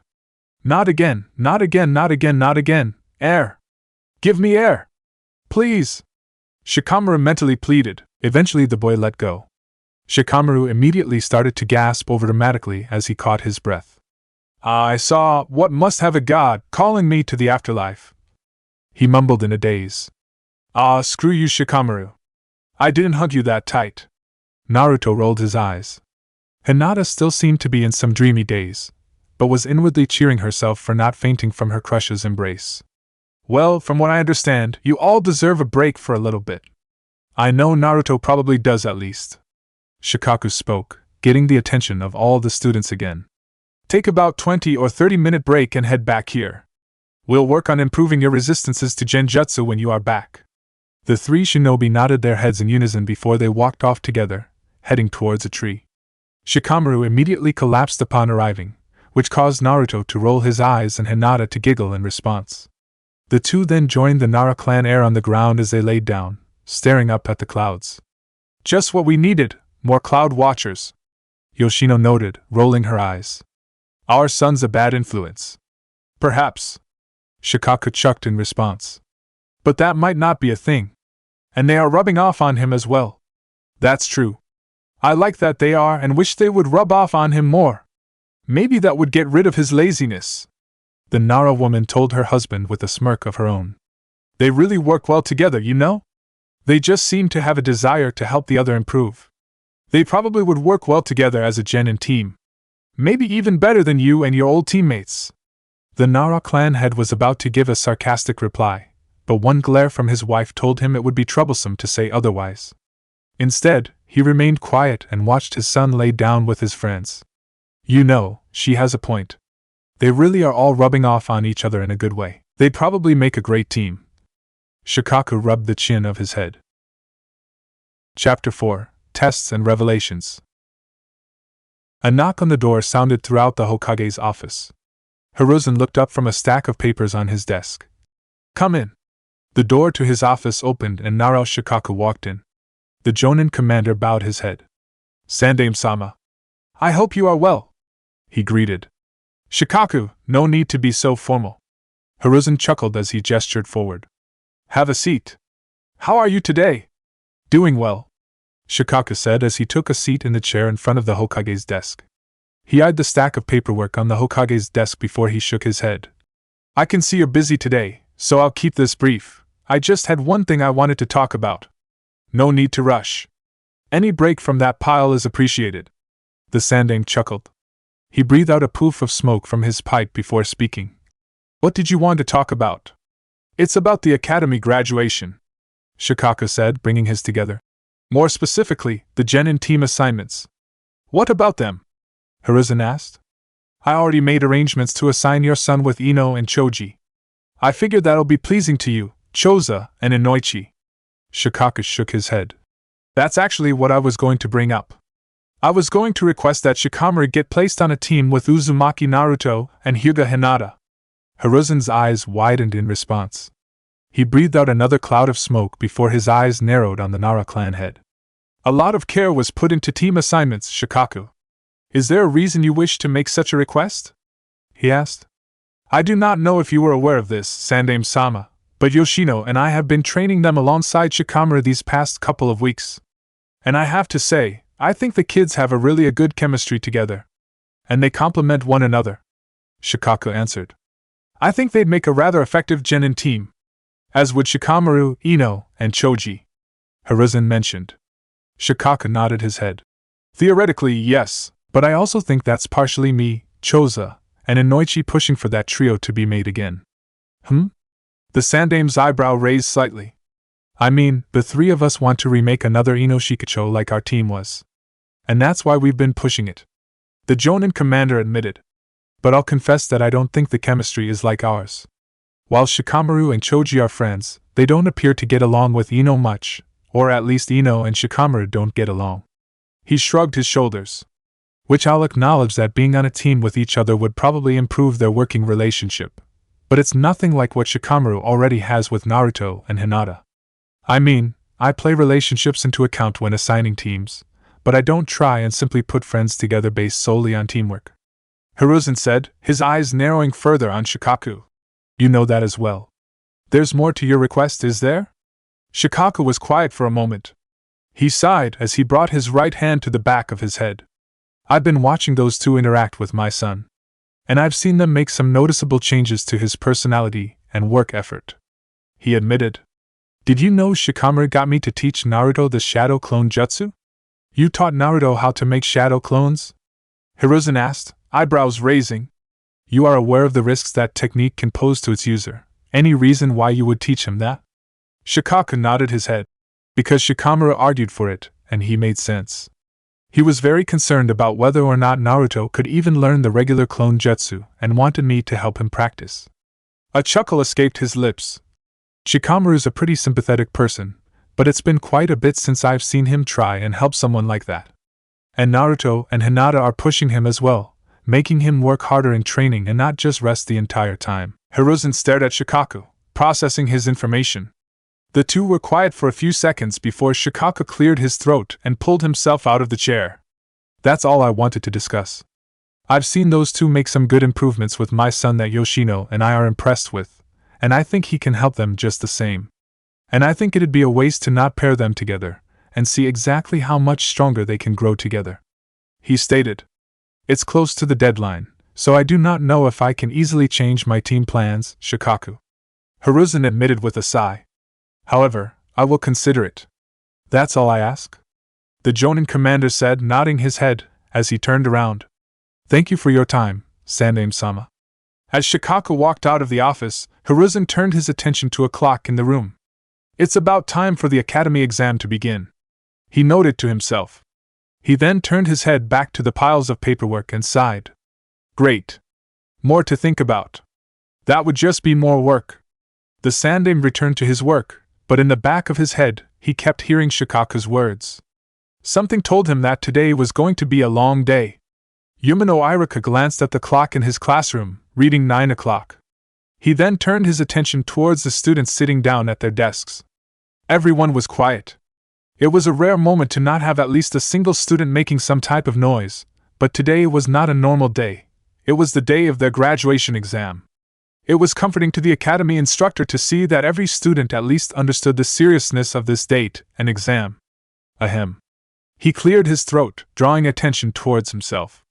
The graduation exam will be divided into 3 parts.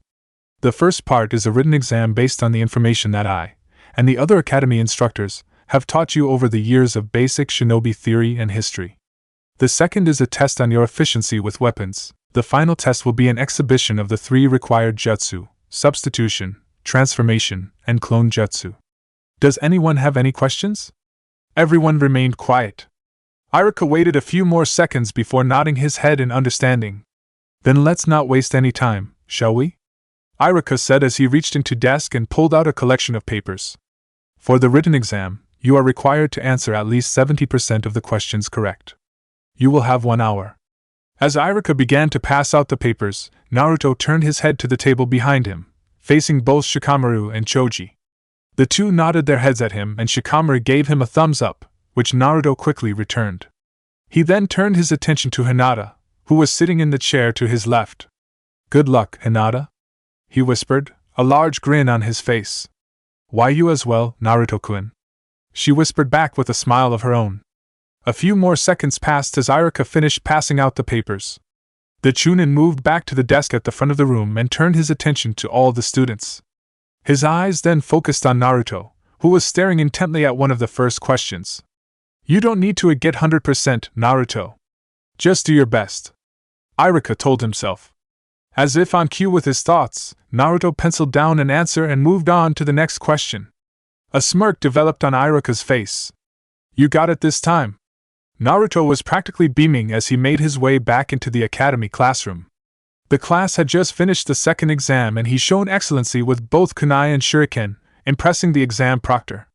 The first exam, admittedly, could have gone better, but he knew that he passed it. Combined with the rush of adrenaline from the second exam, he was now more confident than ever that he was finally going to become a shinobi.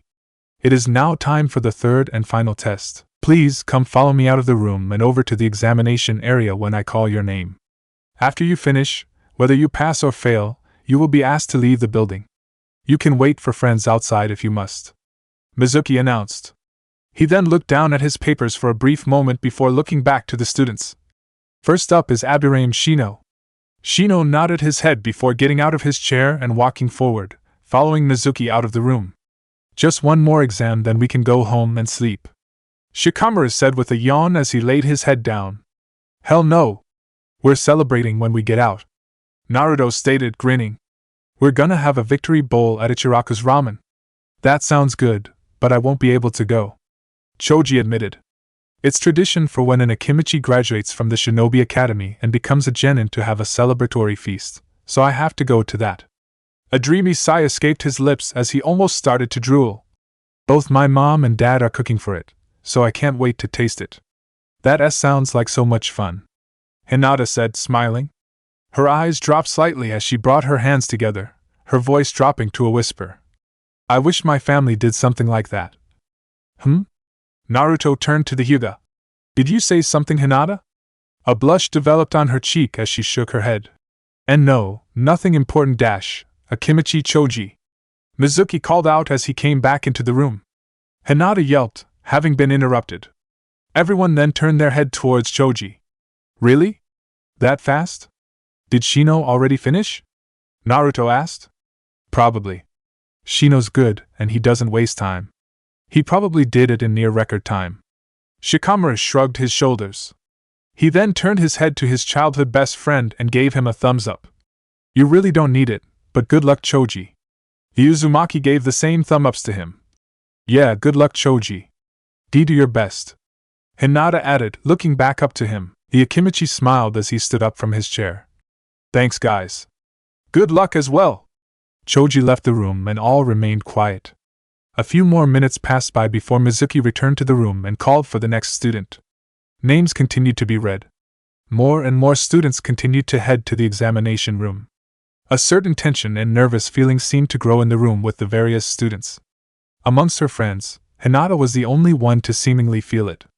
As Naruto looked towards the examination room with confidence and Shikamaru continued to try and take a nap, the Hyuga heiress sat quietly looking down at the ground, fiddling with her fingers. Hyuga Hinata! Mizuki read off. Eep! She gasped, pulling her head up. Naruto turned his attention back to his friend. A smile developed on his face. Don't worry, Hinata. You're gonna do great, you know? Hinata blushed in response. Before she could reply, Shikamaru spoke up. He's right. You're a great ninja and you know the 3 jutsu. Thank you. Hinata finally looked at her 2 friends, smiling at both of them as her blush reddened. I'll do my best. Good luck to you two too. Hinata walked back, following Mizuki. Before too long, the academy instructor was back, reading off a new name. That was quick. Naruto grinned. She must have done great. Naturally. She knows her stuff, Shikamaru said with a yawn. You're the one I'm worried about. Huh! Naruto blinked in response. Why? A snort escaped the Nara's lips. Because you're an idiot. Naruto nearly yelled. I'm not. And you can bet on me passing, damn it! I'm kidding. I'm kidding. Shikamaru shook his head, chuckling. I know you're gonna pass. You're probably gonna do a better job than me, to be honest. Naruto's eyes widened for a moment before he shook his head, grinning back. Yeah, only 'cause you'll be lazy. If you put the effort into it, you'd get the best grade in class. Shikamaru snorted in response. The 2 friends remained quiet as more students continued to get called back. After more waiting, Mizuki returned to the room to read off the next name. Nara Shikamaru. Alright, let's get this troublesome exam over with. Shikamaru groaned as he forced himself out of his chair. Good luck, Shikamaru, Naruto said. Shikamaru waved back in response as he walked out of the room. Sitting alone now, Naruto began to finally feel the pressure of the exam. A sigh escaped his lips as his eyes moved back and forth between the clock in the room to the examination door, watching as Mizuki came back in to call back more and more students. I did fail it 2 times before. I could fail this thing again. Naruto shook his head, forcing that thought to the side. Hell no. After all the work I've put into this, I can't fail. Not this time, damn it.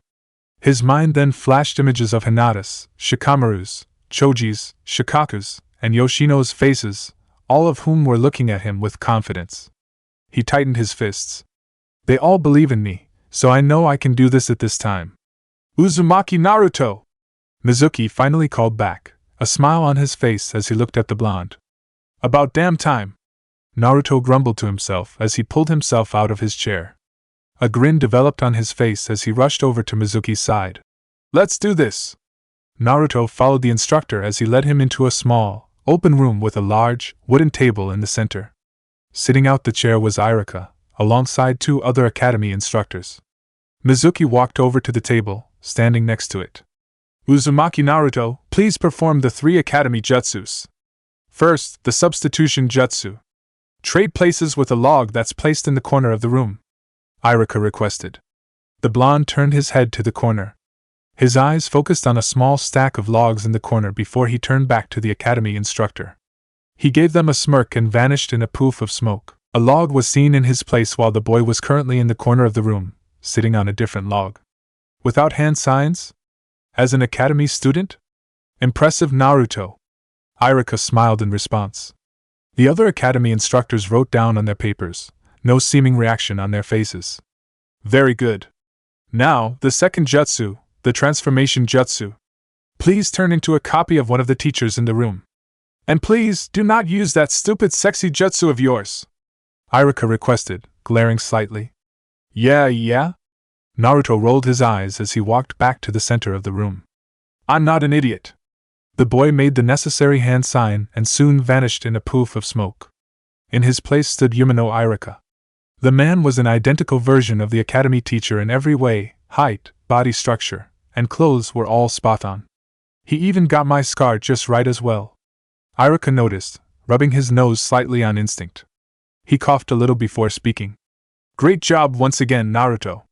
Considering that it is me, I can tell that you did an excellent job and could probably pass off as me. I did my best. Naruto spoke in his best imitation of Irika's voice before dispelling the jutsu, returning to his original appearance. Now, the final jutsu.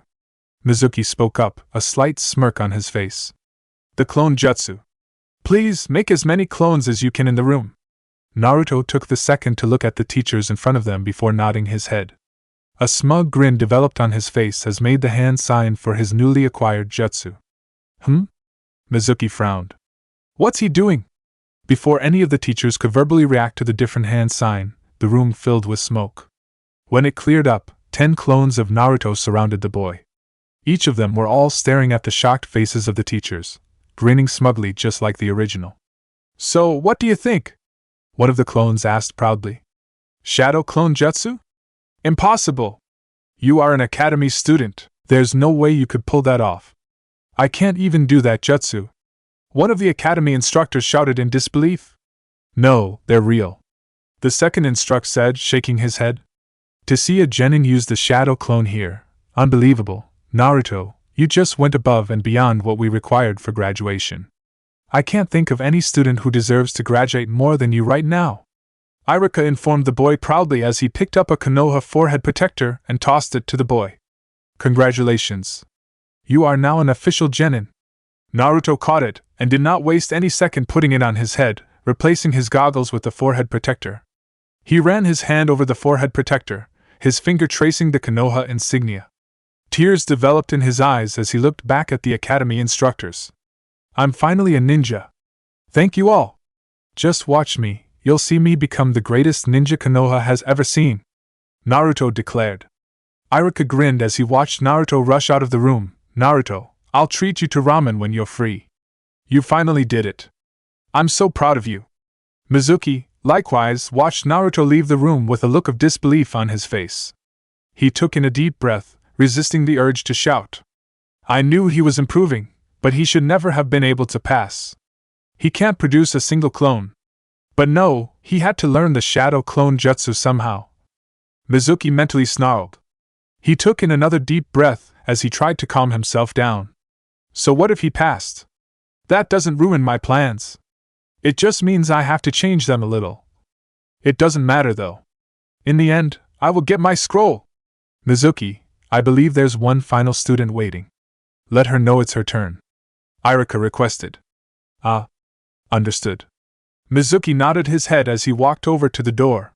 Since she's the last student of the day, do you all care if I excuse myself for the day?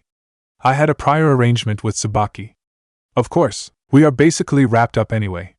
Irika nodded his head, smiling to his friend. Tell her I say hi. Mizuki wordlessly waved goodbye to his colleagues, his mind trying to piece together a new plan. Naturally, his surname starts with a U. Means we have to wait until basically the entire class is done. Shikamaru said, sighing. Hinata frowned in response. Don't complain too much, Shikamaru-kun. Sasuke-san just left, so Naruto-kun must be close to done. The two friends stood outside the academy entrance, waiting as patiently as they could for Naruto to finish his exam.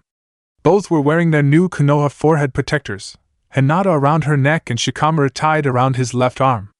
The majority of the students had long gone, having left with family, friends, or on their own accord. Even Choji had left, as just as the Akimichi had mentioned, his mother and father had met him to pick him up and bring him to his graduation feast. Only a few students were still there, waiting for their family to come and meet with them. Minutes continued to pass as Shikamaru and Hinata continued to wait together. Shikamaru yawned and laid his head down to take a nap. Hinata continued to stand still, watching the door, before she too got tired and started to lay down on the ground. Hey! Guess who's a genin now? Just as Hinata had laid down on the ground and Shikamaru had finally fallen asleep, the two jerked upwards at the sight of Uzumaki Naruto, sprinting from the academy doors with a forehead protector tied around his forehead. Naruto-kun, that's amazing! Hinata stated as she rushed over to him. A grin developed on her face as she stared at his forehead protector. I'm so proud of you. Ugh. Just when I was finally sleeping. Shikamaru mumbled, rubbing his eyes as he walked over to his friend. You just had to be at the end of the list, didn't you? What's that supposed to mean? Naruto scowled. I didn't ask you two to wait, you know? Doesn't change the fact that we did, Shikamaru said, yawning. A smile then developed on his lips as he looked at the forehead protector. Seriously though, congrats Naruto. You're one step closer to being Hokage. Naruto's scowl disappeared and he was grinning once again. Thanks. And congrats to you both as well. You both are still free to have a victory celebration at Ichiraku's, yeah? Hinata nodded her head. I'm free. Father said I had the day off because of the exam. I'm good with that as well. If Mom and Dad complain that I was gone, then I'll just say I was hanging with you guys. They shouldn't complain about that. Shikamaru said, smirking. Awesome. Then let's head over there fast before the ramen gets cold. Naruto declared, stepping forward. Onward dash, Naruto, can you wait a second? The three newly appointed genin turned around and saw Mizuki walking out of the academy. All three looked over at the man with raised eyebrows for a second before Naruto shrugged his shoulders. Guys, give me a second, Naruto said as he ran over to Mizuki. This won't take long, so we can still get ramen in a moment. Hinata and Shikamaru nodded in understanding as they watched Naruto hurry over to Mizuki. Before he could say anything, the academy instructor gestured for him to follow. Naruto blinked for a second before he followed behind, moving to the other side of the academy and away from anyone who could overhear. So, what's up, Mizuki-sensei? Naruto asked as Mizuki finally came to a stop. Well, first off, I wanted to congratulate you on an amazing job, Naruto. I mean, being able to pull off the shadow clone jutsu, that's beyond impressive.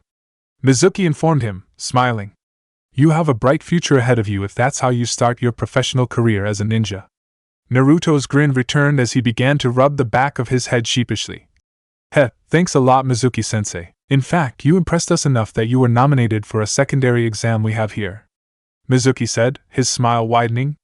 Naruto blinked in confusion. Huh. There's actually a secret secondary exam, Mizuki admitted as he pocketed his hands. It's only offered to one graduate each year, and only if there's someone particularly special.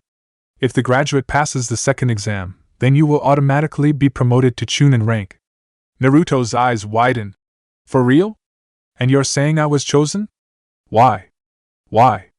Mizuki's eyes widened at the question before he shook his head, chuckling. Didn't you see everyone's faces after you performed the shadow clone jutsu? That's beyond the skill set for a genin.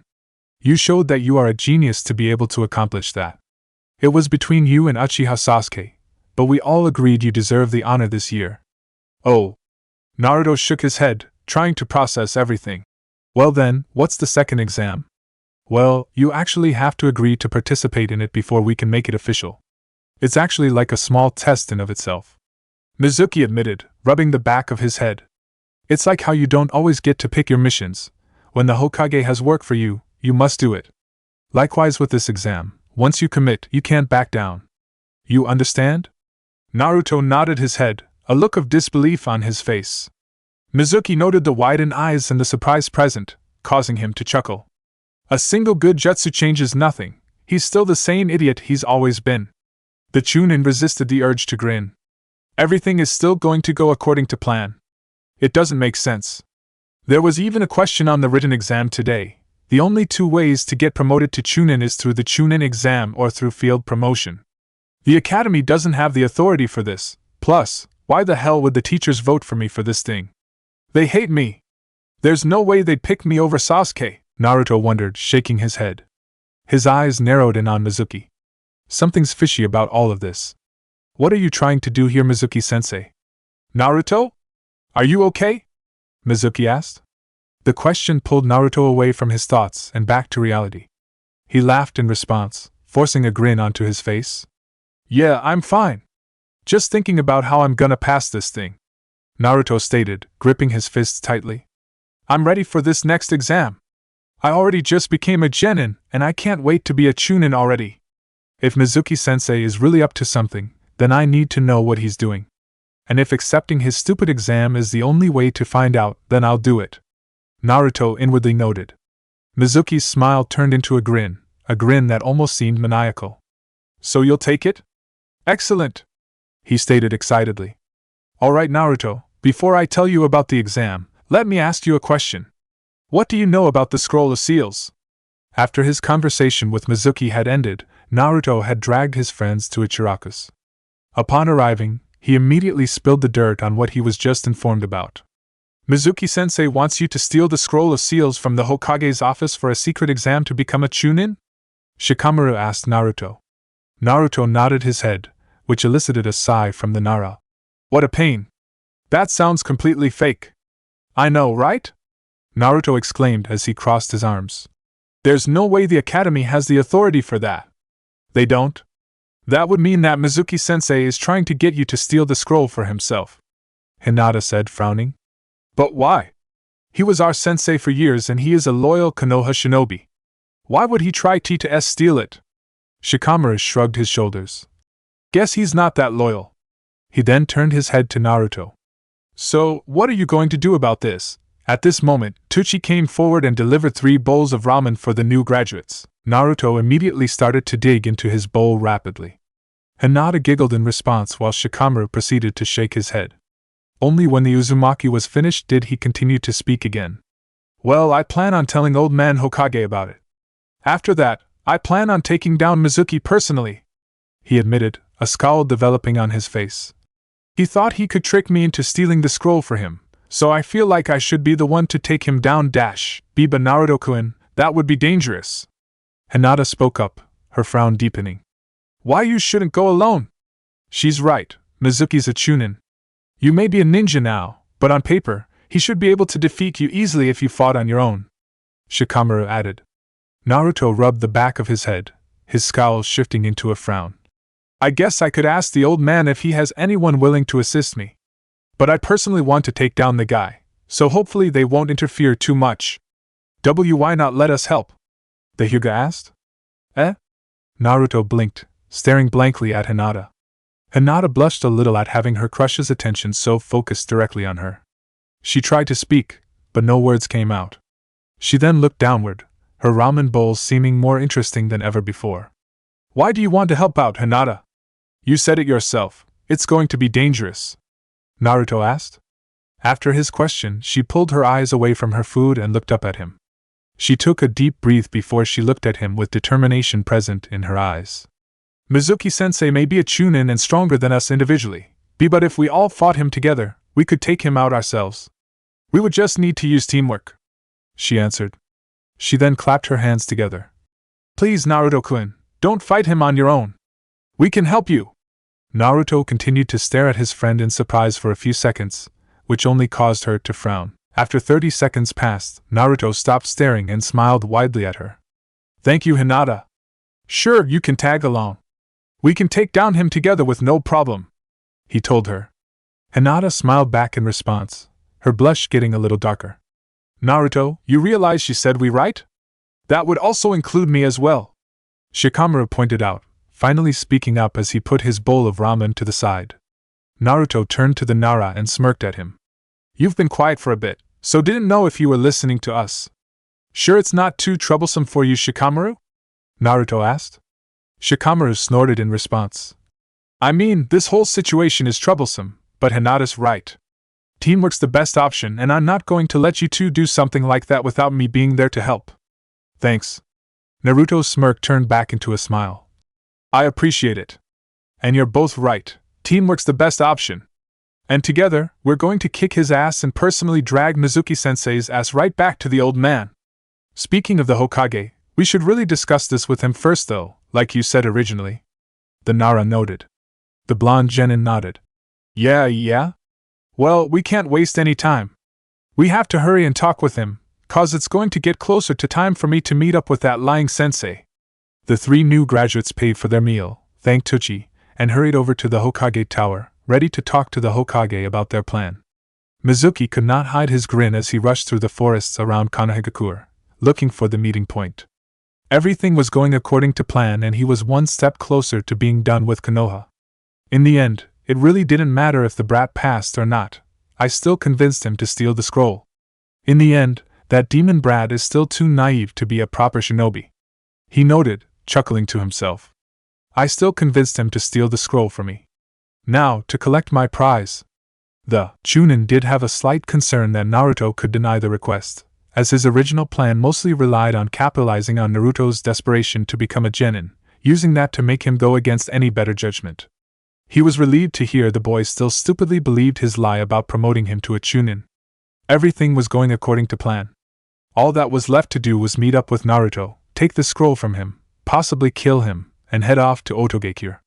Mizuki continued to move through the forests around Konoha, searching for the clearing he told the boy earlier. After a few minutes of searching, the white-haired Chunin found him at the meeting spot, holding a large scroll. Hey! Naruto! Mizuki shouted to him as he jumped down into the clearing. Naruto tensed up in response. You really did it, you got the scroll. I knew you would be able to do it. Hell, what can I say? I'm going to be Hokage after all, Databeo.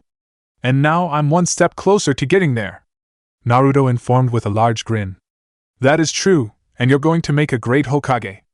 Mizuki chuckled as he held out his hand. Now, hand over the scroll to me. I can test you on one of the jutsus then. The Uzumaki shook his head, his grin widening further. No need for that, sensei. Watch this, shadow clone jutsu. 3 shadow clones appeared in a poof of smoke standing right behind Naruto. This is crazy, I know, but the shadow clone jutsu was actually one of the jutsu in the scroll. So technically, I already passed the second test when I did the first one. Pretty awesome, sensei? Naruto informed the man in front of him. Mizuki blinked in response. He stood still for a moment, his brain taking a few extra seconds to process Naruto's words, before he chuckled again in response as he shook his head. I see. That's pretty lucky. And maybe just a little bit too convenient, Mizuki noted as he extended his hand outward further. As a matter of fact, I'm going to have to see if that jutsu is actually in the scroll to confirm that. Sure thing, Mizuki-sensei. I'll show you when we get back to Konoha though. Naruto responded, bringing his hands behind his head. It's getting kind of late and any longer and the Hokage might actually start to need his scroll back, you know? Mizuki's eye twitched. He took in a deep breath, trying to think of an appropriate response to the boy's statement. The response he chose was to reach for the Fuma shuriken attached to his back. Hand the scroll over to me now. Mizuki shouted. Yep, we were right about all of this. Naruto bit his lip, resisting the urge to smirk. Instead, he brought his hands directly in front of his face defensively. What's going on, Mizuki-sensei? Let's just get back to Konoha, and I'll show you the scroll there.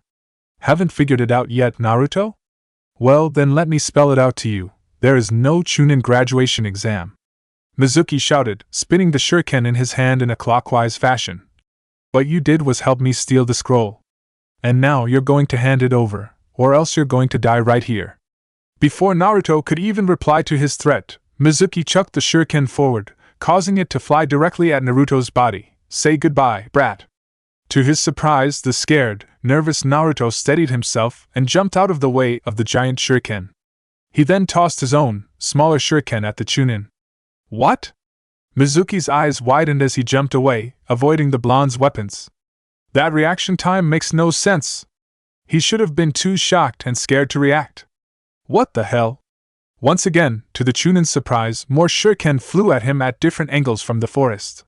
The white-haired man jumped out as quickly as he could but managed to still get hit by one shuriken in his side. He winced in pain for a second as his hand went to his wound. His eyes were darting all around the area while he grit his teeth. That bastard, he brought company. Mizuki's teeth grinding grew louder and louder until he turned his head back to face Naruto. Who else did you bring out here with you, brat? Naruto smirked in response. Just a few friends that were looking forward to kicking your ass with me. On cue with his words, Hinata and Shikamaru came out of hiding. They jumped down from their positions in nearby trees and landed side by side to Naruto. Hinata landed with her Byakugan activated while Shikamaru looked noticeably focused. So that's how you went about this, huh? The traitor mumbled in anger. You've been playing with me this whole time, haven't you? This is all some game to you. This is how you treat someone who said they'd promote you. Just drop it, Mizuki! Naruto shouted back, his eyes narrowing on the Chunin. There was something fishy with your offer, and you even admitted that you had no intention of promoting me. This was a setup for me, so I'm just turning the tables on you. And I have some backup with me to make sure you get rightfully taken down. Mizuki's eyes moved from Naruto to Hinata to Shikamaru. He continued to grind his teeth while he tried to take a deep breath. Relax, Mizuki. It's just 3 genin. You can easily kill all 3 of them. Just calm down and focus. As he took another deep breath, his eyes widened as an idea came across to them. Or, why don't I try and have some fun when I kill them? Turn them against one another, and then pick them off. Brought your best friends with you, I see. Your best friends in the whole village, huh? Your only friends, Mizuki noted, chuckling. The genin's eyes narrowed in response, but before they could react, he continued to speak. But maybe they wouldn't be your friend if they knew the full truth about everything. He then brought his hand to his chin in exaggerated thought. Wonder if I should tell them, truth? Shikamaru's eyes narrowed further. What are you talking about? Ever wonder why everyone hates your little blonde bestie? Mizuki asked, his chuckling turning into laughter. Because no one hates a kid for no reason, there has to be one. It's your generation doesn't know the truth, since the Sandaime made the law 13 years ago. You don't even know. But if you all did know. Law? What law? Hinata bit her lip in response. What nonsense is he going to say? What is he going to say about Naruto-kun? He's trying to psych Naruto out. Shikamaru noticed, a scowl forming on his face. Get him distracted or disturbed and somehow turn myself and Hinata against him. But how? Unlike his 2 friends, Naruto ended up dropping his guard. He could not help himself. Despite Mizuki trying to set him up for stealing, he was offering information that the boy always wondered about. Why am I hated? What are you talking about? What law? He asked. Hinata shook her head. Naruto-kun, ignore him. The law prevents anyone from telling your generation that you are the Kyuubi, the demon that attacked Konoha years ago. Time seemed to stop when Mizuki's words left his mouth. Hinata's and Shikamaru's eyes widened in pure shock. Naruto merely stood still, completely stunned. You've all been lied to you all your life. The Yondaime couldn't kill that damn fox. The thing was too powerful for him, so he sealed into a newborn baby to stop it. That baby was you, Naruto. It's why everyone hates you. Mizuki exclaimed, pointing at the blonde. You destroyed so much of Konoha. Civilians and shinobi alike, including Irika's parents, died because of you. Konoha has so many damn orphans because of you. You are the reason the Yondaime is dead. Everything that happened that night is your fault, you damn demon. Naruto continued to stand frozen in time, still in complete shock. He has to be lying. That can't be. Naruto bit down on his lip, shaking his head frantically. But some of that, it would make sense. Why so many of them stare at me with so much hatred? Why they've always hated me? But why? It's not some lie. It makes sense. It matches everything. Everything makes sense. Shikamaru realized, his eyes widening as he turned to face Naruto. It explains his freakishly large stamina. It helps explains Naruto-kun's insane amount of chakra. Hinata realized as she turned to stare at the blonde. Why he gets singled out by the teachers and glared at. Why he grew up alone. Why he is so hated. The two kids reached the same conclusion. The two kids turned their heads toward Naruto and stared at him for a second. Any fear or ill feelings that could have been within the two were completely eliminated the second they looked at him. Naruto-kun, you were treated so badly by the people around you and you had to deal with the fox within you, and you still wanted to be Hokage? You still wanted to fight and defend these people? To earn their respect? Naruto-kun, you are truly amazing. Hinata felt new feelings for her crush. She felt even more pride in him, more awed by his kindness and strength, and something more, something she didn't know how to describe. He should hate everyone in Konoha for everything they've done to him. And he doesn't. As a matter of fact, he actually wants to change their minds. Naruto, you are one of a kind. Shikamaru noted with a slight smirk. Naruto didn't take the news in any way like his friends. The boy continued to stand completely still. They really do deserve to hate me. Everything's my fault. I'm just a monster. He reached his conclusion. Now that the truth is out, I'm sure you all won't mind when I remove this monster from the world. Good night, demon! Mizuki shouted as he took his second Fuma Shuriken and tossed it at Naruto. The Uzumaki boy continued to stand still in shock as he stared at the oncoming Shuriken. Naruto-kun! Hinata called out. Move, damn it! Shikamaru shouted as he made a hand sign. Shadow Possession Jutsu! Shikamaru's shadow rushed for Naruto's body. As quickly as it connected, Shikamaru ran to his right, forcing the Uzumaki to move as well. Naruto's eyes widened as Shikamaru forced him away from the Fuma Shuriken just in time. His eyes widened further as Hinata jumped in front of them, pulling out a kunai. What are you guys doing? Naruto asked, biting his lip. Before they could respond, Mizuki began to shout. Why are you helping him? Didn't you hear me? He's the damn demon who nearly destroyed the village. He killed so many Nara and Hyuga. The Chunin's voice grew louder and louder. You should both hate him. Why are you protecting a demon? You said the demon was sealed within him. That doesn't make him a demon, only a container at most. He's not the Kyuubi. Shikamaru stated sharply. Shikamaru. Naruto looked over to his lazy friend in awe. You really think that? If anything, he's a hero to the village. Hinata shouted, causing Naruto to turn towards her. He keeps the demon locked within him. Naruto-kun is the furthest thing from the Kyuubi. He's our savior who keeps it from attacking us. Hinata. Naruto's eyes started to redden slightly as tears started to form. I thank you. You and Shikamaru. You have to be right. So naive. Mizuki snorted. Don't think too much into this, he's the demon. And it would be wise to get away from him before you get hurt while I kill him. Immediately, Naruto turned his attention back towards Mizuki, a scowl on his face as he made a hand sign. Don't you fucking dare! He growled in response. I won't allow you touch them. Hinata and Shikamaru looked back to Naruto and gave a warm smile towards him. They then turned back to Mizuki, ready to strike. TCH, whatever. You're all dead, Mizuki roared as he tossed smaller shuriken at the academy graduates. Mizuki blinked when he saw what exactly his shuriken hit, though. Instead of the 3 individual genin, the shuriken made contact with the 3 shadow clones Naruto made earlier. In seconds, all 3 clones disappeared in a poof of smoke. All 3 genin were nowhere to be seen. They used substitution with the clones the demon made earlier, back when he was showing me the scroll. He noted.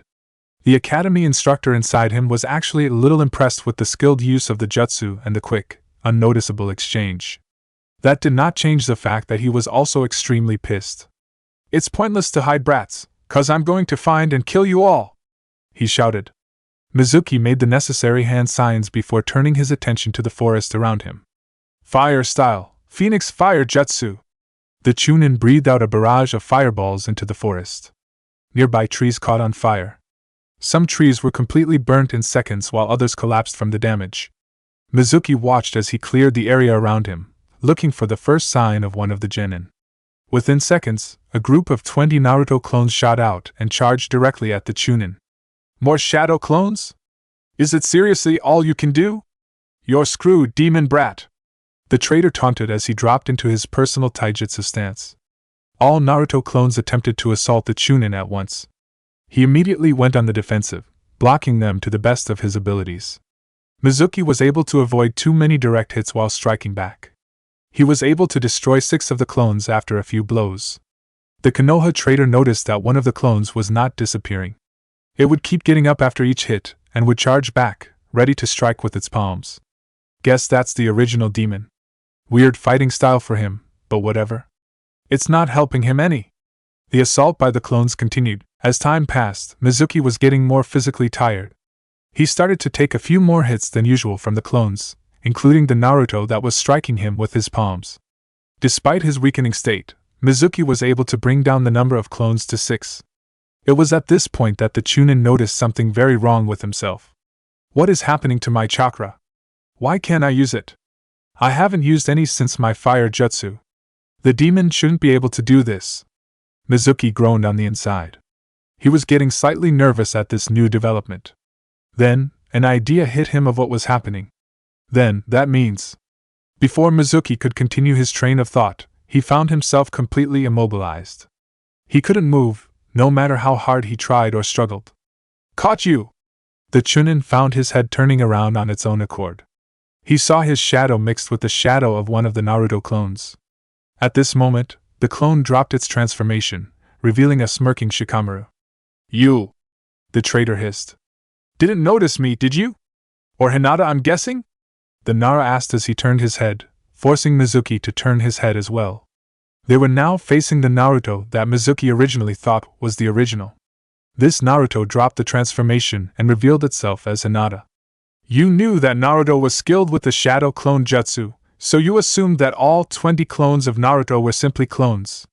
It never occurred to you that 2 of those clones could have been Hinata and myself under the transformation jutsu. Shikamaru explained the tactic to the traitor. Therefore, you failed to notice that Hinata, under the guise of one of the clones, was sealing your tenketsu, and therefore sealing your chakra, with a gentle fist with each attack. You also never watched the shadows, since I was nowhere to be seen. Because of that, you are caught in my shadow possession jutsu, and you have so little usable chakra that you can't break through. Damn you! Damn you all! He hissed once again. You tried to mess with me, and then mess with my friends as well. Naruto stated as he walked forward, his remaining clones following close behind. They all cracked their knuckles simultaneously. Time to show you what happens when you try and mess with us. Mizuki's screams could be heard for miles throughout the forest. I might have gotten a little carried away? Naruto laughed sheepishly, rubbing the back of his head. Mizuki was lying face down on the floor of the forest, unconscious in a pile of blood.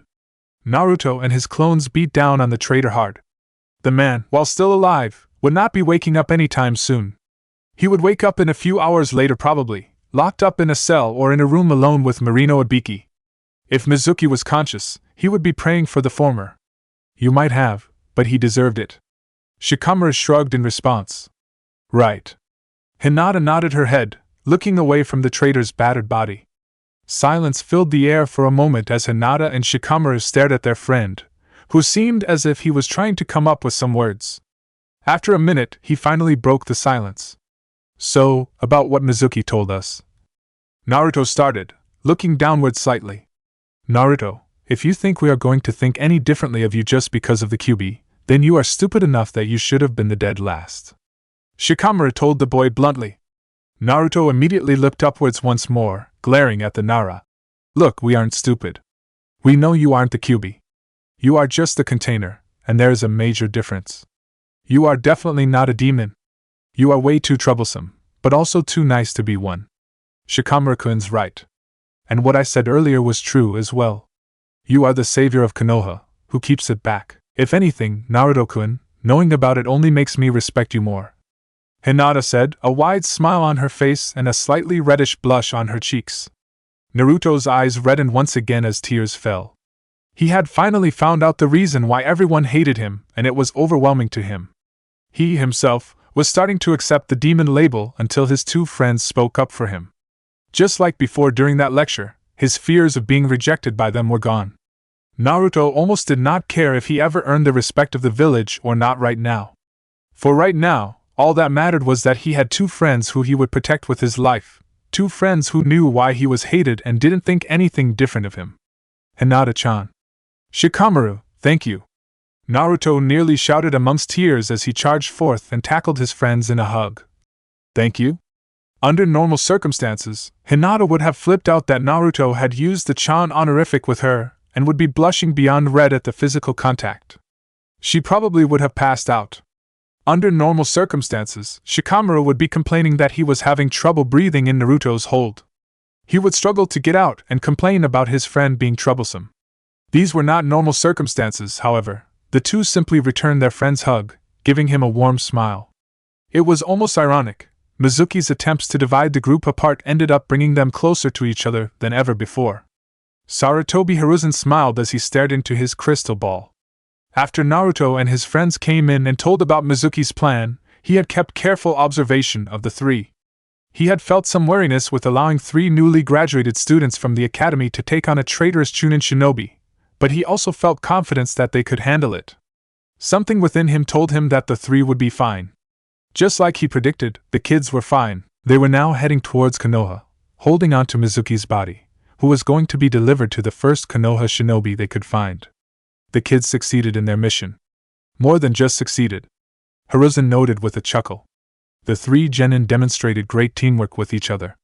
Hinata and Shikamaru went out of their way to save Naruto's life, and the 3 were able to overwhelm Mizuki with great teamwork, such as the strategy utilized with Naruto's clones and Hinata's and Shikamaru's transformations. They complemented each other well and were able to take down a ninja with more skill than them. The Sandaime was also pleased when he realized that Hinata and Shikamaru did not treat Naruto differently when Mizuki revealed the news of the Kyuubi.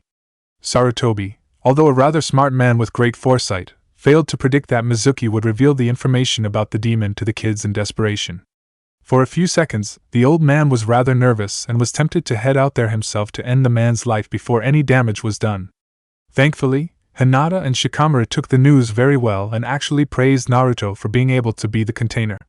They helped Naruto handle the information as well and not let him get overwhelmed by it. They truly went above any expectations. They were perfect. They worked well together. Hiruzen noted with a smile. They really should be a genin team. The 3 of them together, teamwork like that is so rare to find in kids so young. It could only get better and stronger as they grow older. I can't separate them, Hiruzen thought. Perhaps Shikaku was right after all. The Sandaime sighed. It would mean more paperwork. It would maybe take a little while to explain to anyone who already knew his original plans. Nevertheless, he knew something now and he was going to go by it. Naruto, Hinata, and Shikamaru had great teamwork together and needed to be on the same team. Although, now I have to think of a sensei for them too. Hiruzen realized with a frown as well. Hiruzen started making notes of the jonin available to be a sensei. Kakashi would probably be an excellent choice, due to his love for teamwork. However, the Hokage felt that Kakashi should train Sasuke in order to work with the Sharingan once it becomes activated. Asuma and Kurenai would also be perfect senseis for Shikamaru and Hinata respectively, but not for the other. Asuma's bluntness and his overall behavior would probably intimidate Hinata, while Kurenai would not have the patience to effectively train Shikamaru. I suppose none of those 3. The Hokage thought to himself. Who is currently available? Maybe a knock sounded on his door. A sigh escaped Hiruzen's lips as he shelved his thinking and turned his attention to his door. Yes? Hokage-sama, sorry for coming so late. I have just returned from my mission and I know you wanted my mission report immediately, said the voice from the other side. Now? Hiruzen's eyebrow raised in response. Your mission wasn't critical enough that I'd need a report this late at night. Sarutobi Hiruzen's eyes widened as an idea came to his mind. An idea started to form into the aged man's mind. An idea that he played over multiple times to make sure how it would work. A smirk then developed on his face. It's perfect. They're perfect for them. Hiruzen chuckled to himself. Well, it's official. I have a sensei now. I mean, if you want me to come back tomorrow, I can. The voice on the other side of the door spoke. Hiruzen could almost imagine the person shrugging. I'll stop by first thing dash. Actually, why don't you come in now? The Hokage said, shaking his head. I actually have something else we can discuss after your report. The room was quiet for a moment until the doorknob began to shake. The door opened and a single shinobi walked through the doors before taking the seat in front of Hiruzen's desk. What? A loud scream awakened many people living in Konoha. Anyone with good ears could piece out that the scream came from the Hokage's tower. All of them had to wonder, though, who could have caused such a scream and why were they screaming? Chapter 5: Team Formation. As Yumino Iruka walked to the front of the academy classroom, holding a file with the genin team assignments, Naruto could not contain his grin. His hand instinctively went up to his forehead protector over and over again, almost verifying if it was real. It's happening. It's finally happening. Naruto grinned when Iruka finally got to the front. He cleared his throat. The 27 academy students all turned their attention towards him. The Chunin took in a deep breath for a moment before a smile developed on his face. From this day forward, you are all genin of Konoha. As one of your academy teachers, I just want to let you all know how proud I am of you. Iruka admitted to the class with a smile on his face. You've all done excellent in your studies and training.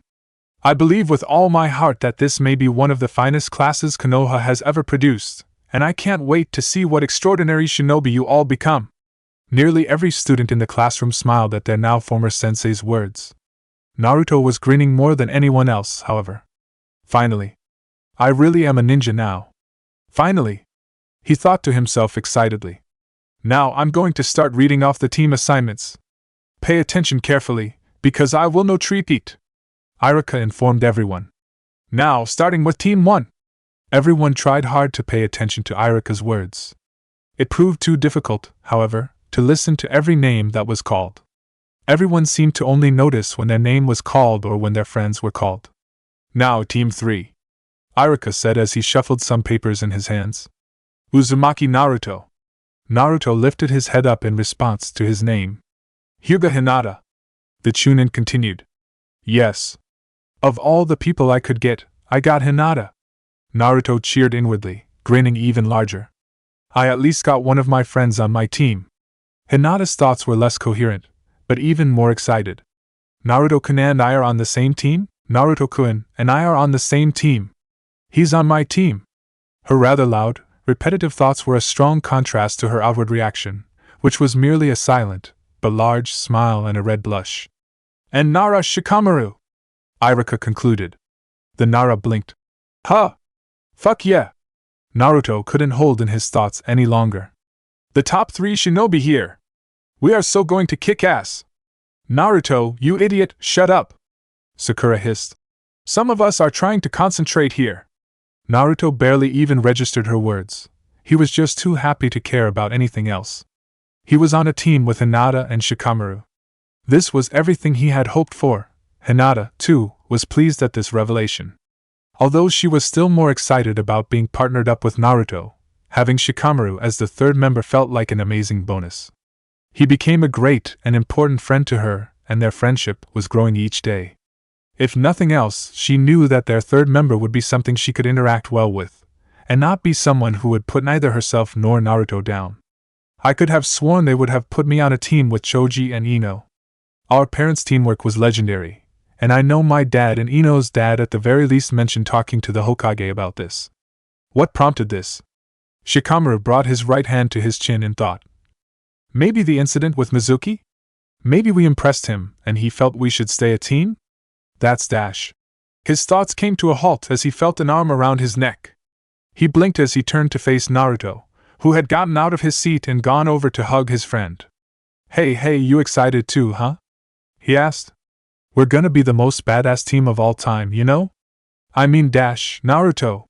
Iruka's shout interrupted Shikamaru. For the last time, please sit down and remain quiet. Naruto grumbled to himself as he went back to his chair. Despite the reprimand, though, he still had a grin on his face. Hinata, too, was still smiling. Shikamaru's eyes focused on both of his newly assigned teammates for a moment before he turned back to the front of the classroom, a smirk forming on his lips. Well, whatever. Being with them should still be pretty fun, he noted. When the classroom got quiet again, Iruka continued reading off names, moving faster through the next 3 teams without much event. Team 7, Inuzuka Kiba, Haruno Sakura, and Uchiha Sasuke. He read. Team 8 dash, hell yeah! Hell no! Sakura's and Ino's simultaneous shouts caused everyone to turn their attention towards them. Sasuke's eye twitched momentarily in response to the noise, but that was his only noticeable reaction to the team assignment. You got to be fucking kidding me. I got to work with that jackass? Kiba groaned as he placed his head on his desk. And Sakura would be fine by herself, but with Sasuke? This sucks. Akamaru whined in sympathy as the Nikken jumped off his spot on Kiba's hoodie onto the desk and gave his partner a gentle lick to his face. The tension began to ease in the Inuzuka's body language, but he still laid down, unable to look up. After another lecture from Irika about interrupting him, resulting in a sheepish look from Sakura and a deep scowl from Ino, the classroom quieted down as Irika went to the end of his list. And finally, Team 10, Yamanaka Ino, Akimichi Choji, and Abdurrahim Shino. He stated. Not only do I get separated from Sasuke-kun, but you're putting me with Food Boy and Bug Boy too? Ino, once again, shouted. That's not fair dash, stop shouting! You haven't been dismissed yet! Irika, for the 3rd time, shouted, his eyes twitching so badly that they threatened to escape his head entirely. This time, Ino had the decency to look a little bashful about her outburst. The Yamanaka huffed to herself, turning to look outside the classroom window. That's got to be rough. Shikamaru mumbled as he turned to face Choji. Choji gave his friend a sad smile. I'm not going to lie. A little jealous of you all. Hinata's smile immediately faded as she bowed her head. I'm sorry, Choji-kun, yeah, same. I really wish we could have just been a 4-man squad. Naruto noted, rubbing the back of his head as a frown crept onto his face as well. You all don't need to be sorry, the Akimichi said with a sigh. He was quiet for a moment as he reached into his bag of chips and pulled out a handful. After quickly eating them, a small smile developed on his lips. You know, I don't know Shino very well, so maybe he's good to be with.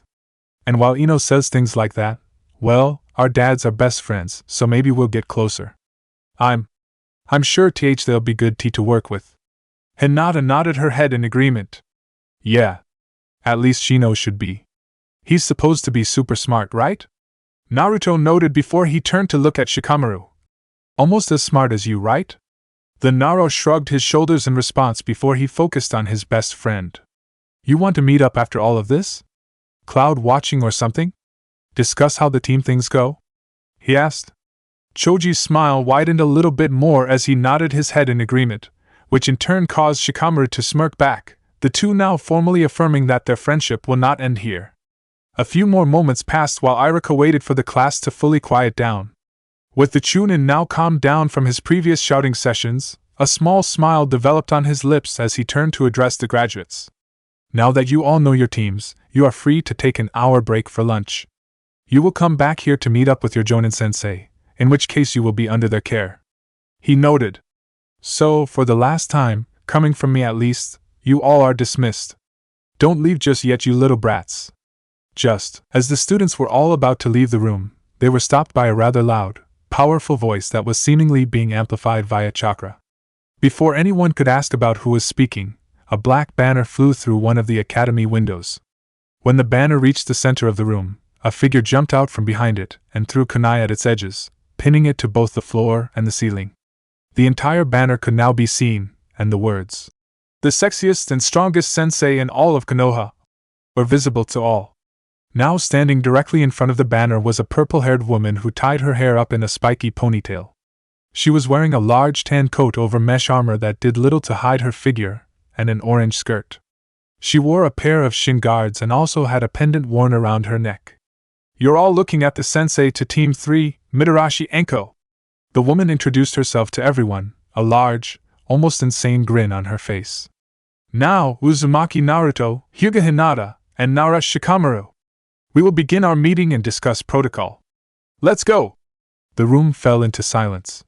Nearly every student was gawking at the woman standing in front of them in surprise, annoyance, or fear. Hinata couldn't help but fall in the last category. That's our sensei? She's, oh dear. Naruto, in contrast, was probably the only person in the room staring at her in amazement. She's our teacher, huh? That entrance was so cool. This is going to rock. Shikamaru's thoughts were extremely simple compared to everyone else. She's troublesome. Very, very troublesome. A sigh escaped his lips. This is gonna suck. Anko-san, right? Irika spoke up, causing the woman to turn to face him. You, do realize that the genin are allowed a lunch break, right? The meeting with their sensei isn't until an hour from now after that is over. The woman immediately began to sweat in response. Well, you see, I decided I was going to take my kids out to lunch instead. It would kill two birds with one stone, their lunch break and our meeting. And it would be a good way to get to know them. After all, it's the duty of the sensei to take care of their kids and shit, so what better way to start than by taking care of their meals? Am I right? She asked with a laugh as she rubbed the back of her head sheepishly. Right. This only caused Shikamaru to sigh again. Oh god, and she's just like Naruto. Very well. Irika mumbled before clearing his throat. Alright then. Team 3, you'll report to your Jonin sensei directly. The rest of you, be back here in 1 hour. Anko sighed in relief, feeling as if she nailed her excuse, before turning her attention towards her students. Alright brats, follow me. Lunch is waiting. With those words, she proceeded to run over to the window that she had broken and jumped right out. Naruto, Hinata, and Shikamaru rushed over to the broken window as well and looked down, seeing their sensei on her feet, brushing off some dust on her coat. She then looked back up, making eye contact with the trio. I'm not gonna wait all day. Get your asses down here! She shouted. Don't have to tell me twice, Naruto said with a grin as he jumped out of the window as well. WW wait for us, and Naruto-kun! Hinata shouted as she followed him out the window. Shikamaru blinked for a second as he wrestled with the idea of just ignoring whatever happened and going home. Unfortunately, he felt as if his mother would probably slap him for skipping on his first real day as a genin. This is such a drag. It's way too early for this shit. He grumbled as he finally followed his teammates and jumped out the window. Wait, this is supposed to be lunch? Naruto nearly shouted. Once the trio of genin had caught up to their sensei, Mitarashi Anko dragged them over to a food stand of her choosing, a sweets and dango shop called Dangoya. Shortly after arriving and getting seats, the three genin quickly realized there was nothing but desserts on the menu. The worker took Anko's order and the genin, all feeling out of their depth, simply placed the same order as her. I actually haven't ever had dango before, Hinata admitted. Same, but like it's just a treat, isn't it? It's not supposed to be a meal or anything, Naruto stated, crossing his arms. Oi-sensei! Why take us somewhere like this for lunch? The prices also weren't really cheap either, so this can't be a money thing, Shikamaru added, rolling his eyes slightly. So what gives? I love how this place just smells like dango all day. Anko sighed in contentment, not even registering her students' complaints. As sensei? Hinata asked. I think the menu's a little bigger too. I have to try some of newer options too. A little bit of drool began to come out of the side her lips. God, I hate when missions take me away from here, but the first order after coming back is just so worth it. Hey! Sensei! Naruto shouted. The blonde's loud voice was enough to snap her away from her thoughts. Anko shook her head for a second and rubbed away the drool from her lips before turning to face her students. No need to shout, I'm right here, she hissed. Now what do you want? What do we want? Shikamaru blinked in response. Shouldn't we be going over team protocol or something? It's what you said we'd be doing when you picked us up. Yeah, but I was gonna do that after we eat. Anko abruptly stopped her thought as she began to think about the time. She shrugged her shoulders. I guess it's fine. By the time we finish it, we'll have our plates. Okay. Naruto nodded his head in understanding. So what do we do? Well, team introductions would probably be a great start, she stated. We already know each other, Shikamaru replied with a sigh. Very well, I might add. Yeah, and I don't know shit about you all other than what Irika would tell me. The purple-haired woman rolled her eyes. Introduce yourselves to me then. Tell me about yourselves. What do you want to know as sensei? Hinata asked. Anko immediately brought her hands together and stared into Hinata's eyes. Your life story? Every detail. Don't lie to me about anything in it. I hate liars. Eep. The Hyuga shuddered in response, nearly falling out of her seat. Ha. Ha ha. Anko immediately started to laugh in response as she shook her head. Nah, I'm fucking with you. Just tell me the basics. Name, things you like and dislike, hobbies, dreams. The general icebreaker shit. She finally stopped laughing and, while her gaze softened, she still remained focused on the girl. How about you go first? Okay. Hinata took in a deep breath as she began to poke her index fingers together. My name is Hyuga Hinata. I like spending tea time with my friends. I also like cinnamon rolls. I dislike people who are rude to others, and some of my clan's traditions. My hobbies are tea training and spending time with my friends and flower pressing. She paused for a moment. My dream, I guess I wouldn't mind having a family one day. She began to blush heavily as she took a glance towards Naruto's direction, who seemingly did not notice. She took in another deep breath before she turned her head away and the blush began to fade. But before that, I want to be a strong clan head and ninja tea that can fix the problems in the Hyuga clan. Yup, that report was right. She's got a crush on the QB boy. Cute. Anko chuckled to herself, but wants to change things in her clan, huh? She's definitely not a strong-willed type of person, so that's a pretty challenging and remarkable girl for her. Well, thanks a lot, Stutters-chan, Anko said, smiling. Hinata blinked in response. Stutters-chan? You were stuttering really badly, so that's what I'm going to call you from now on until you fix that. She explained, her smile not faltering. Fix it? Hinata's eyes widened. Hey! Don't make fun of Hinata-chan. She's just probably intimidated by how weird you are. Naruto shouted at the woman, defending his friend. Be quiet, Whiskers. Anko rolled her eyes. If you want to talk so much, why don't you introduce yourself? Whiskers? Naruto repeated the name with a scowl. Don't you know our names? I do, but I like giving nicknames, especially to little bratty genin who don't follow orders. She replied with a smirk. So, your turn, Whiskers. His scowl deepened for a moment before he sighed. My name's Uzumaki Naruto. I like spending time with my friends, training with the Nara clan, and learning new jutsu. I also like ramen, especially miso ramen. I hate the time it takes for ramen to cool down and arrogant bastards who think they are better than everyone else like that bastard, Sasuke. Naruto said, my hobbies are training, pranking people, and gardening. And my dream is to become the greatest Hokage. That way I can earn the people's respect in this village, and not be looked down on like I'm something else. Earn the people's respect, huh? That's probably going to be difficult. Anko noted, resisting the urge to frown. But I guess there's no harm in dreaming big, and this kid's clearly got high aspirations. Hokage, huh? Well, nice to meet you officially, Whiskers. She stated. Naruto's eye twitched in response, but before he could shout back, she turned her attention to the last student. And now you? Shikamaru's only response was to sigh. Anko looked at him for nearly a minute, waiting for him to say anything, before he finally rolled his eyes and began to speak. Name's Nara Shikamaru, he said. I like being with my friends and doing things that don't require much effort. I don't like doing most things and things I find troublesome. Hobbies are cloud watching, stargazing, playing shogi, and sleeping. My dream is to become an average ninja and have a wife that's neither pretty nor ugly and have 2 kids, a daughter and a son.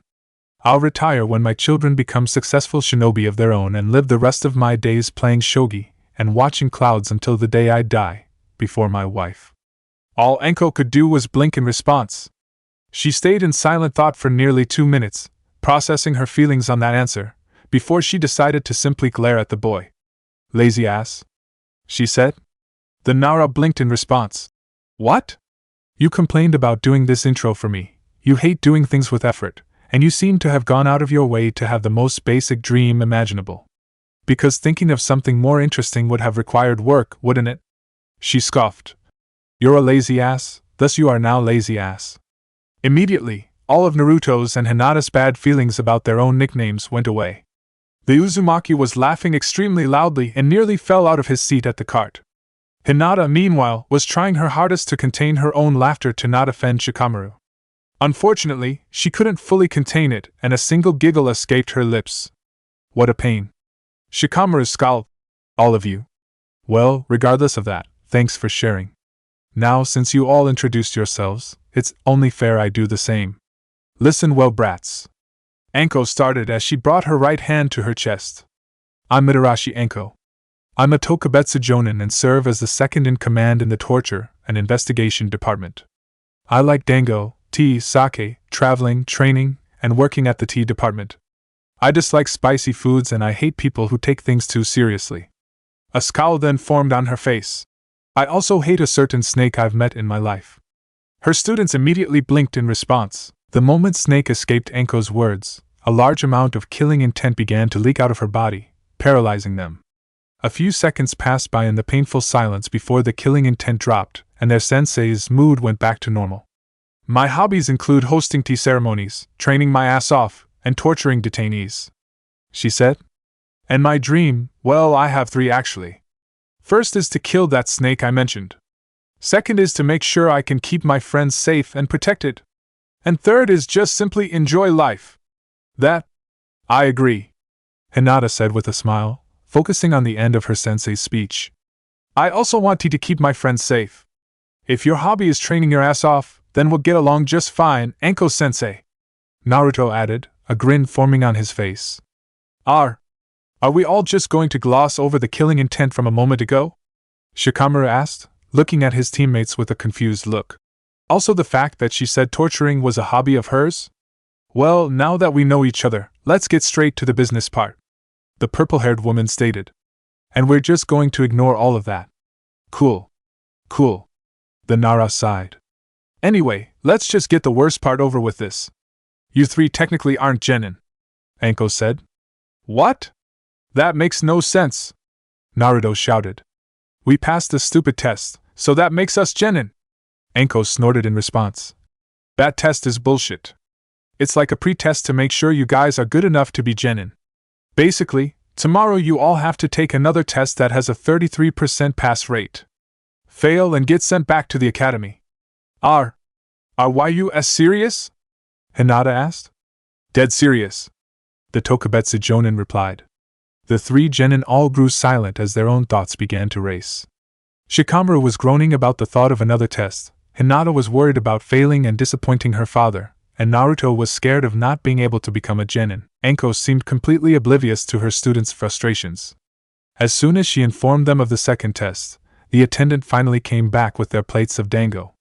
Immediately, her drool returned as she grabbed the first serving of dango on her own plate. Food's here. Yes, she shouted in joy as the plates were put on the table. Let's leave the test discussion until after we finish lunch. The purple-haired woman did not wait for her students to respond and began scarfing down her dango.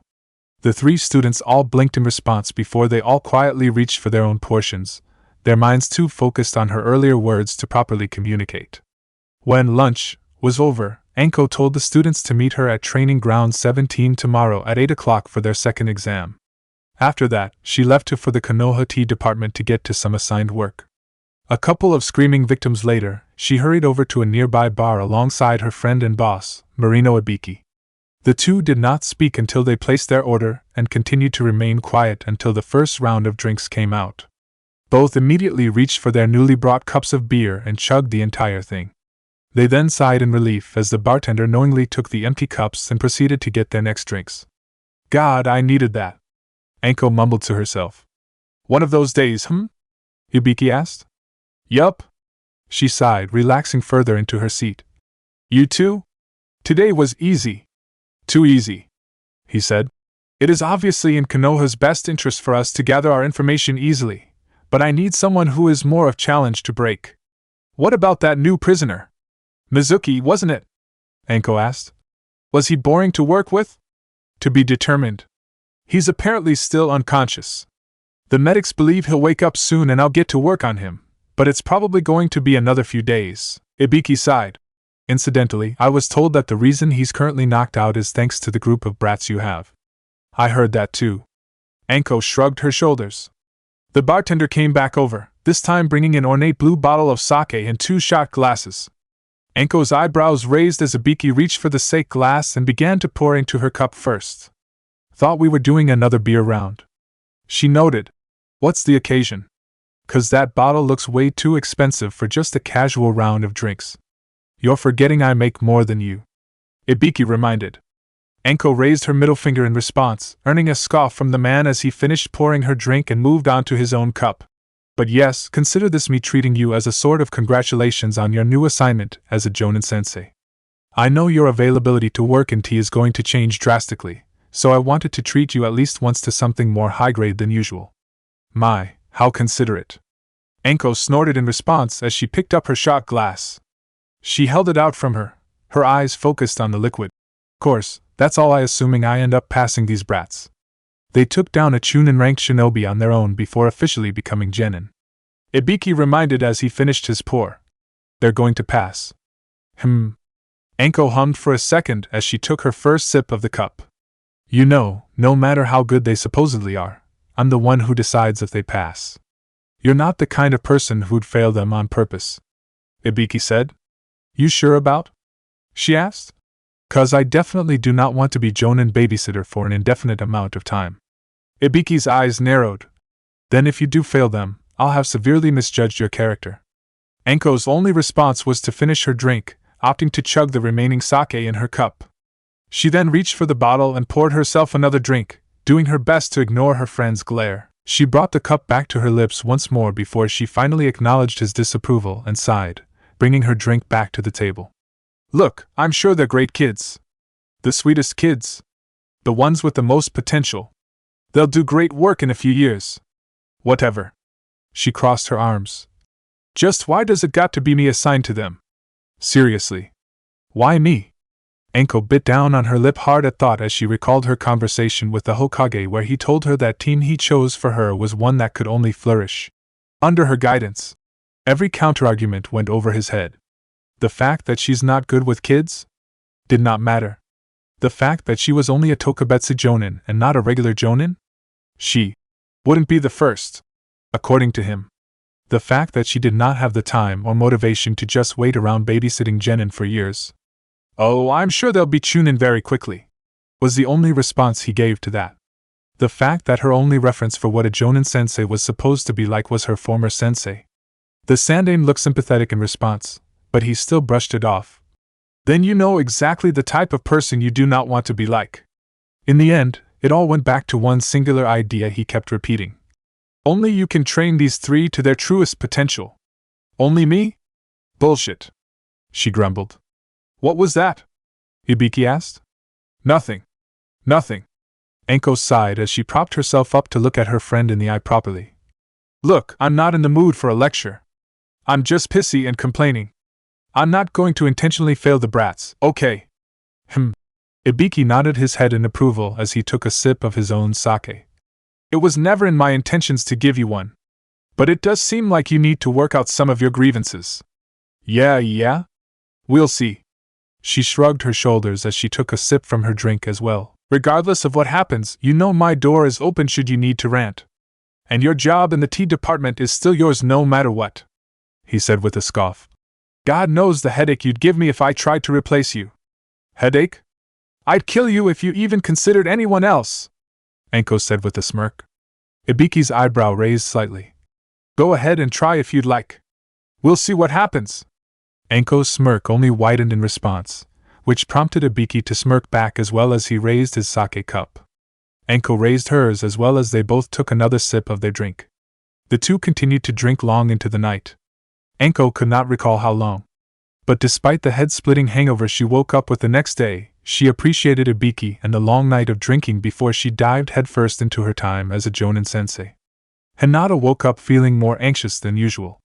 Sleep had done very little in quelling her worries and, to be frank, it was a surprise to her that she was even able to fall asleep last night in the first place.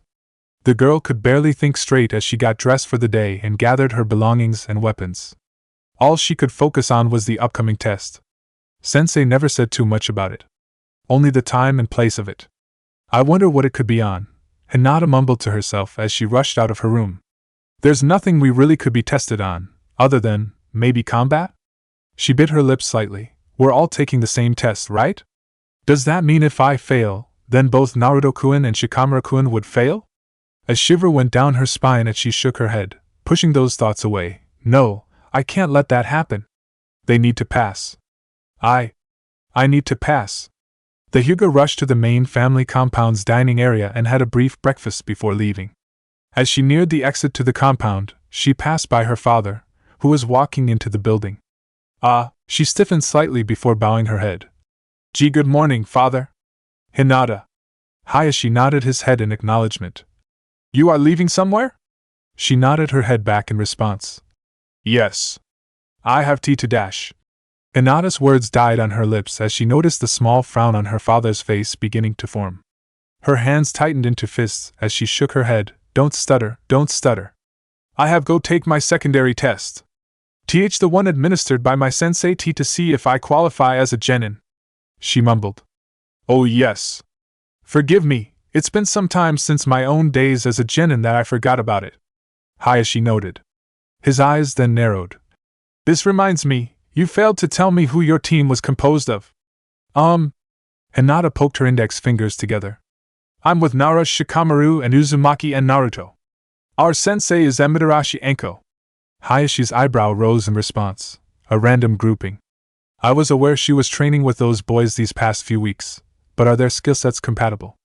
I was under the impression she was supposed to be under Yuhi Kurenai's tutelage in a tracking team.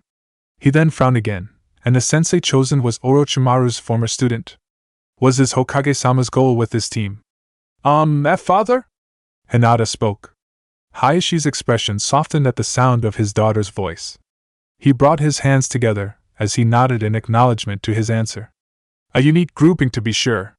Remember that you are a Hyuga and must perform accordingly, he said. Do not disappoint and fail the test. Hinata stiffened in response. She was still for a moment before she nodded her head. Understood. Good day, then.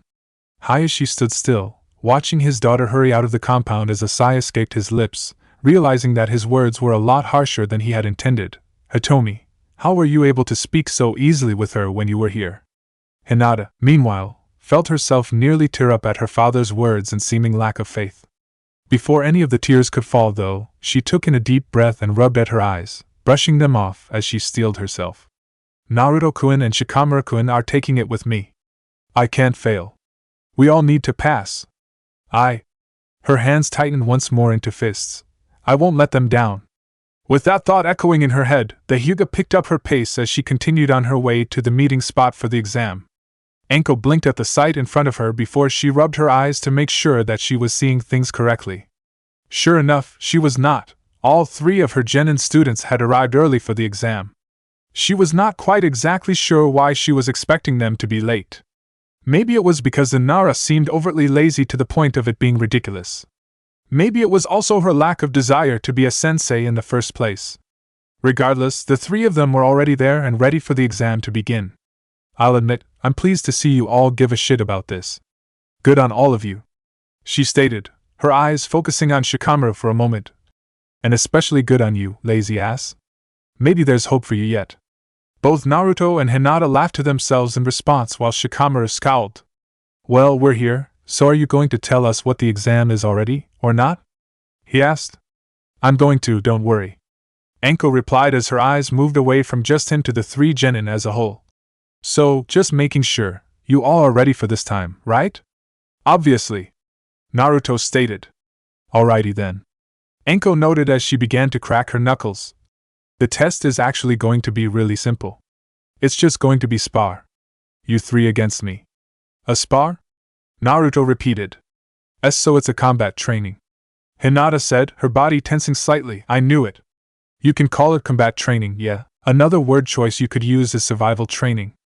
Enko said as she began to grin. I'm just going to keep coming at all of you until I decide to pass or fail you. I'm obviously not gonna go all out on you all, but I am going to be evaluating your strength and skills during this, so I'm expecting you all to fight at me at 100%, got it? You need to come at me with the intent to kill. To kill? Hinata's eyes widened in response. Enko's grin widened in response. Trust me, if you don't come at me like that, there's a realistic shot I'll be the one to kill you. So, just making sure, you did say 3-on-1, right? Not individually? Shikamaru asked. Correct. Look, even when I downplay my skills during this battle with you all, you're still going to need to work together to beat me. Otherwise you brats don't stand a chance against me. Enko noted. Now, having said that though, I'm not going to be exclusively grading you all on your teamwork. Majority of the time, these tests are testing the Academy students on their teamwork. But I've already been told that you all have good teamwork, so while I want to see you all do some impressive shit together, I'm going to be more focused on just how well you all fight in general and your potential. So we just got to impress you, huh? Naruto noted as B brought his hands together, his left palm covering his right fist. Easy enough. We'll pass this test in no time. Anko chuckled in response. Well, I admire your bravado, but before we all start I should just give you all some advice. There is definitely something you all will need to in order to pass my test.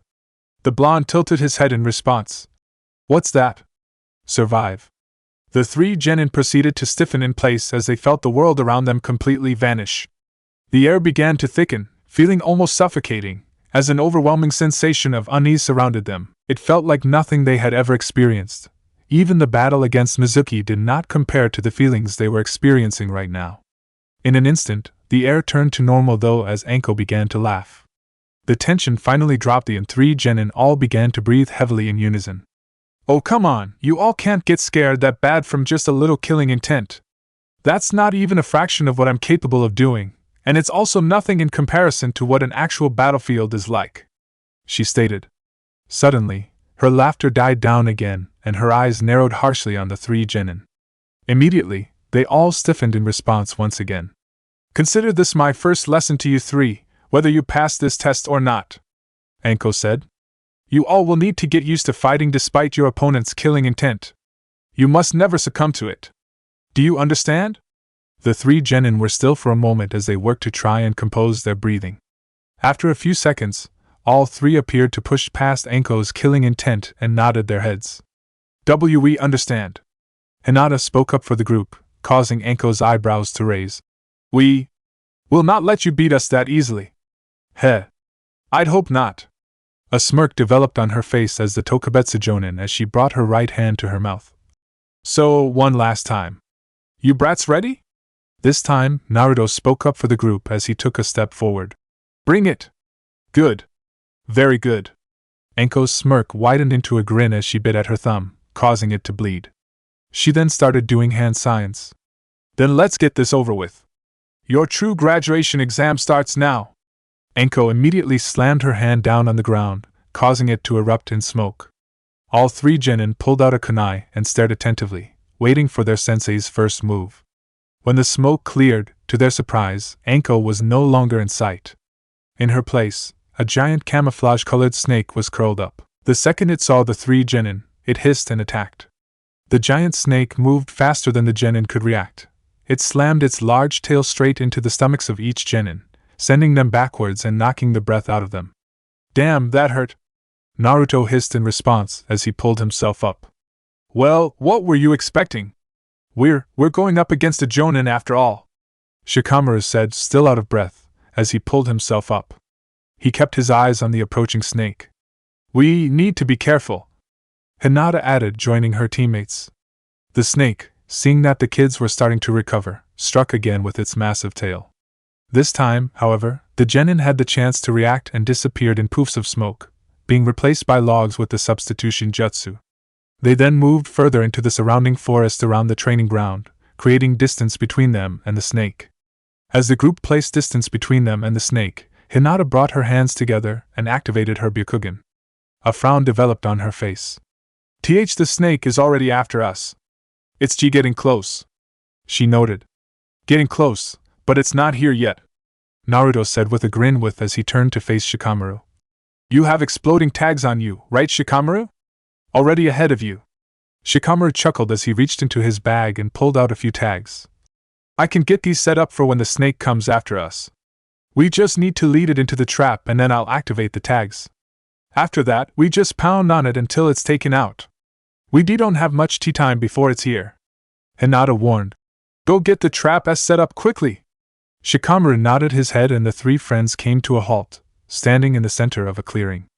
Shikamaru quickly set up 4 tags on a nearby tree before jumping behind a separate tree. Naruto and Hinata, meanwhile, remained out in the opening in the clearing as Naruto brought his hands into a hand sign. It's here! Hinata shouted. Shadow Clone Jutsu! On cue with the snake grinning into the clearing, smoke filled the area.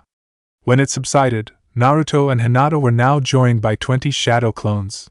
5 of the clones immediately charged at the snake while the remaining 15 proceeded to place distance, forming a sort of line towards the tree that Shikamaru marked with his tags.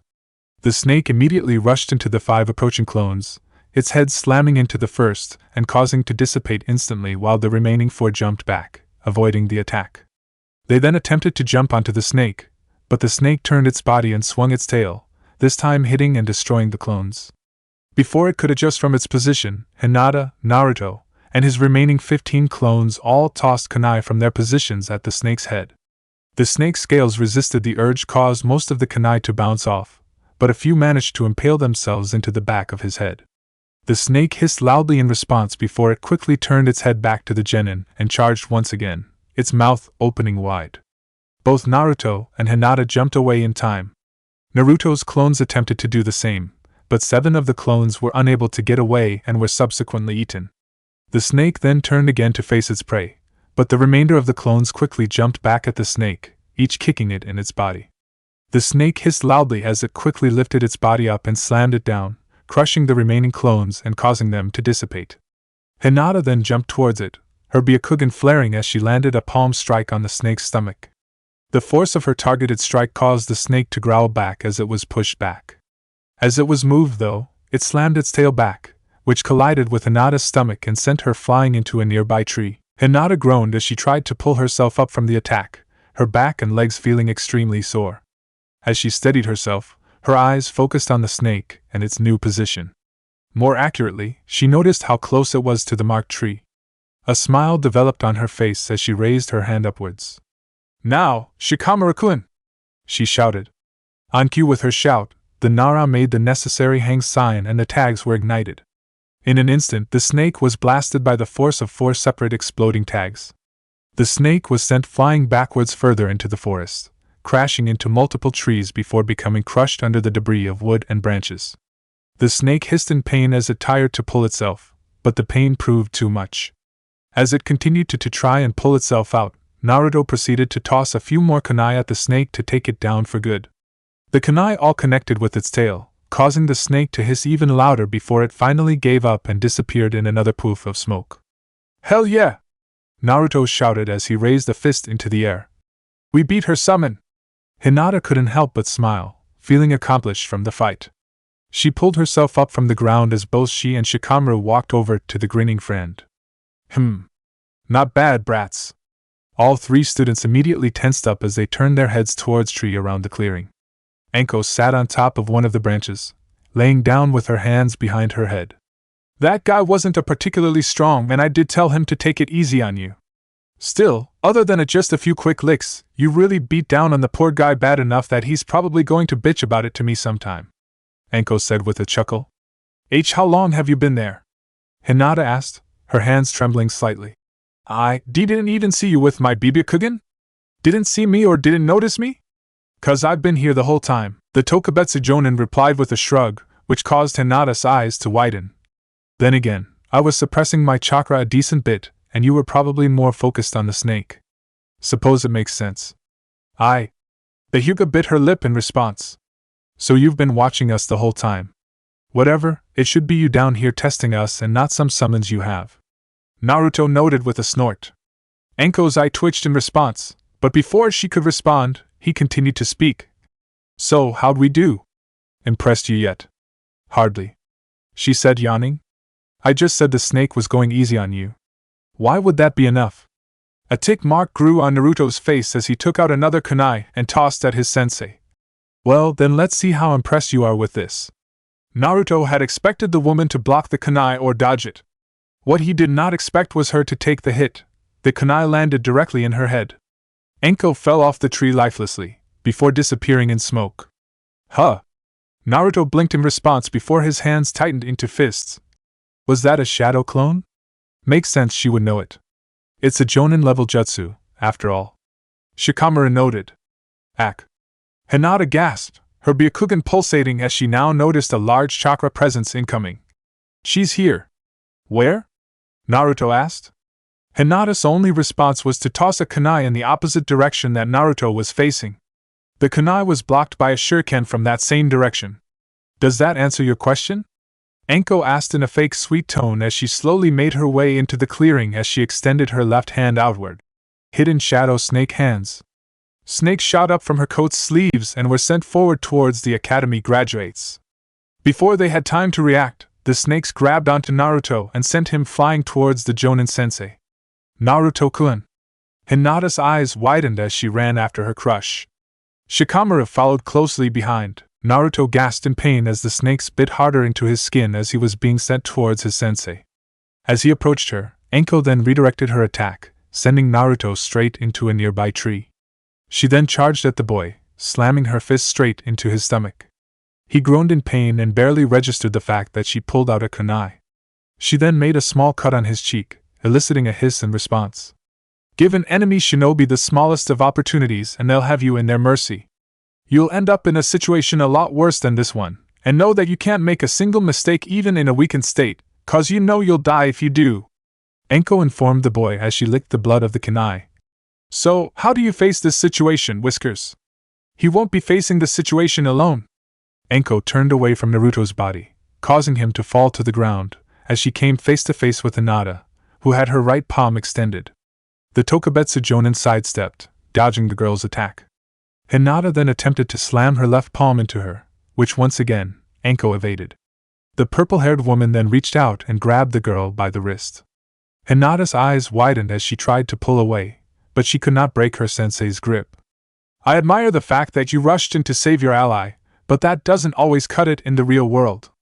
You can't just rush in blindly to save a friend, 'cause you may just end up needing to be saved yourself. Anko informed the girl sharply as she tightened her grip on her wrist. Hinata's eyes widened and an involuntary shout escaped her lips as her knees began to buckle. You need to be more careful next time or else you'll both be dead. I was sensei. Hinata managed to spit out. You should be more careful yourself. Anko was about to reply but was cut off when she lost all feeling in her body. Suddenly, her grip on Hinata's wrist loosened until the girl was finally freed. Anko then felt her body turning until she was able to see the body of Shikamaru, whose shadow was now connected to her own. Hey sensei, he replied. Even though his head was turned so that she could see not him, Anko knew the boy had a smug grin on his face. I'll give you guys this, I didn't expect that. I wasn't really expecting you to actually try and trap me in your shadow while Stutters-chan was attacking me. Didn't know you could make the effort, Anko admitted, slightly teasing the boy in her praise. Her tone of voice then took a slightly mischievous and sadistic twist. But you do know that I have enough chakra that I can easily break from your control, right? And something tells me that unlike Whiskers and Stutters-chan, if I try and fight you head-on, you'll stay down after you're beat down. I'm aware. However, I didn't really intend on trapping you for too long. Only to stall you. Shikamaru told her, his grin still on his face. Stall? What? Anko immediately broke Shikamaru's hold on her through overpowering it with her chakra. She was about to start preparing for an attack, but she was too late. Naruto immediately pounced on her. He slammed her body down hard to the ground and delivered a punch to the face. Anko hissed in pain slightly, but Naruto's only response was to bring a kunai to her neck, the edge of the blade touching her skin. Give the enemy any opportunity and they'll have you at their mercy. Isn't that right, sensei? Naruto asked her, taunting her with the words she used on him. So, the two others were really just distracting me so that he could recover and actually land a pretty damn good hit on me. Not too bad. I see the Mizuki thing wasn't just dumb luck. They work well together, and could do some serious damage if trained more. Anko noted. That's right, Whiskers. However, I did ask how you would respond to that situation, didn't I? Well, this is how I would, she replied aloud before disappearing in a poof of smoke, replaced by a log. Heh, I figured as much. Naruto mumbled with a smirk. He turned to Shikamaru, who was grinning in response back as he made a hand sign. Anko was sitting in a nearby tree branch after she used the substitution jutsu. She was watching the three kids, wondering exactly what they were doing. Why are they just standing still? Shouldn't they be flustered or shit? Trying to prepare for an attack? Or maybe hunting me? Why are they just standing still? Anko thought in confusion, still watching her students. She was finally about to give up wondering and just charge at them when she noticed Shikamaru make a hand sign. All of a sudden, she noticed a noise coming from her coat's pocket. She reached in and pulled a kunai out, a kunai with an explosive tag on it. The explosive tag was in the process of activating. So when Whiskers was recovering while Stutters-chan attacked me, he got an explosive tag from Lazy Ass. He then put it on a kunai and slipped into my pocket when he had me on the ground. Clever son of a bitch. Anko thought, impressed. And I didn't even think they'd be capable of sneaking something like this by me. Anko quickly tossed the kunai before it could explode, but she was a little too slow in her getaway. When the explosion went off, she still managed to get hit by the blast, burning a part of her coat. That's another hit they got on me. I may not be giving near my full strength at all on them, but that's damn impressive. Even when going easy, I should still be too much of a match for most genin. They really will end up being something special if someone puts some time into them. She noted. A chill ran down her spine as the thought echoed in her head. I'm that someone. I really am gonna have to pass them. The Tokubetsu Jonin soon reappeared in front of the three kids. Naruto and Hinata, still recovering from her attacks on them, tensed up at the sight of her. Shikamaru, meanwhile, pulled out a kunai and took up position in front of them, prepared to lead for this next phase. We're ready for whatever else you have planned, Shikamaru said. Is that a challenge? Anko snorted in response. Believe me, I haven't even shown a fraction of what I can do. After finishing her sentence, Anko glared at the three academy graduates, releasing the same amount of killing intent that she had at the beginning of the test, the same amount that had kept the three frozen in place for a moment. This time, however, none of the three appeared to be phased. They were all still in position, waiting for her to make her move. A few more seconds passed by before Anko finally released the killing intent. A chuckle escaped her lips as she brought both her hands to the back of her head. But yeah, anything else at this point would be a waste of time. You all did a lot better than I expected, to be honest, and I guess I'm not so petty to fail a couple of talented brats like you just cause I want to. Anko stated. So yeah? You all pass. Hell yeah! Naruto shouted. Filled with adrenaline, the boy seemed to momentarily forget any exhaustion or injuries from his fight and started to jump up and down, unable to stand still. His excitement was so infectious that even Hinata appeared to be jumping in place in excitement. Shikamaru, while calmer than his other two friends, was still equally as proud as he grinned at the news. From now on, Team 3 is official. You all are officially genin in the eyes of the village, but more importantly, you're my team, Anko stated. And because of that, that means it's my responsibility to whip you all into shape. So you three better be prepared, because I'm going to make you all the greatest damn shinobi this village has ever seen. Anko's words only made Naruto even more ecstatic as he brought his hands together. We're going to make you proud, Anko-sensei. All right. Hinata nodded her head, a sigh of relief escaping her lips. We all managed to pass. I didn't end up letting them down. Thank goodness. We're excited to be here. Together, Shikamaru added. Their mood was infectious enough that Anko, despite her own previous misgivings, was now grinning in pride for the three. She quickly shook her head as she turned away from the kids. Anyway, the test was going to be our only assignment today, so consider yourselves dismissed. This training ground is going to be our designated meeting spot, so report back here tomorrow at 8 o'clock again, then we'll get into our routine from there, she stated. Job well done, guys. Go celebrate or some shit.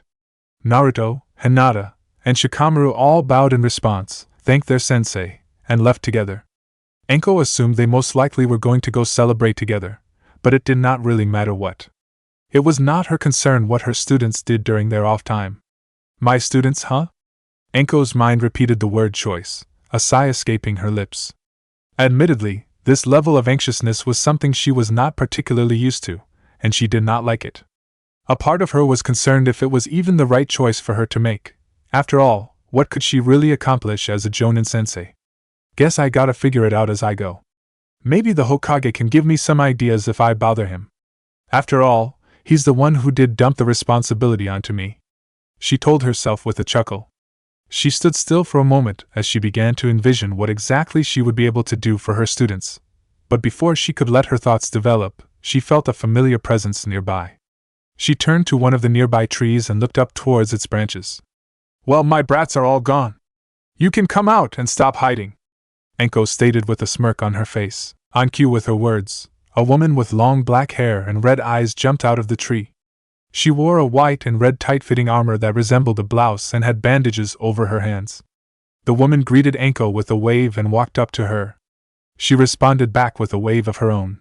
"You've been there for a while, Kurenai. Don't you have your own kids to fail? Should you really be wasting too much time with me?" The Tokubetsu Jonin asked with a laugh. "Already did." The woman, Kurenai, sighed. "I had a team already planned out that I had assumed was going to pass, but then Hokage-sama felt the need to change up my request. Instead, I got a different team of kids that should never have passed the Academy's initial graduation test, let alone the true one. Well, we all know the Academy standards aren't shit.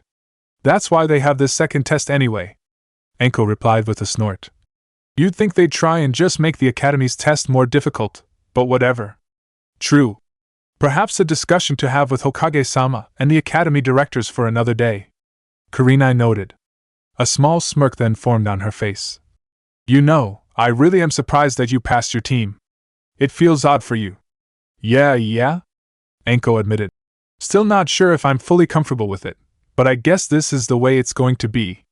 I just need to figure out what it means to be a good sensei. Oh, I have no doubt in my mind that you'll excel there. I think you underestimate your skill and your character. I'm sure you will do a great job with them and help all of them develop their skills to their full potential," Kurenai noted.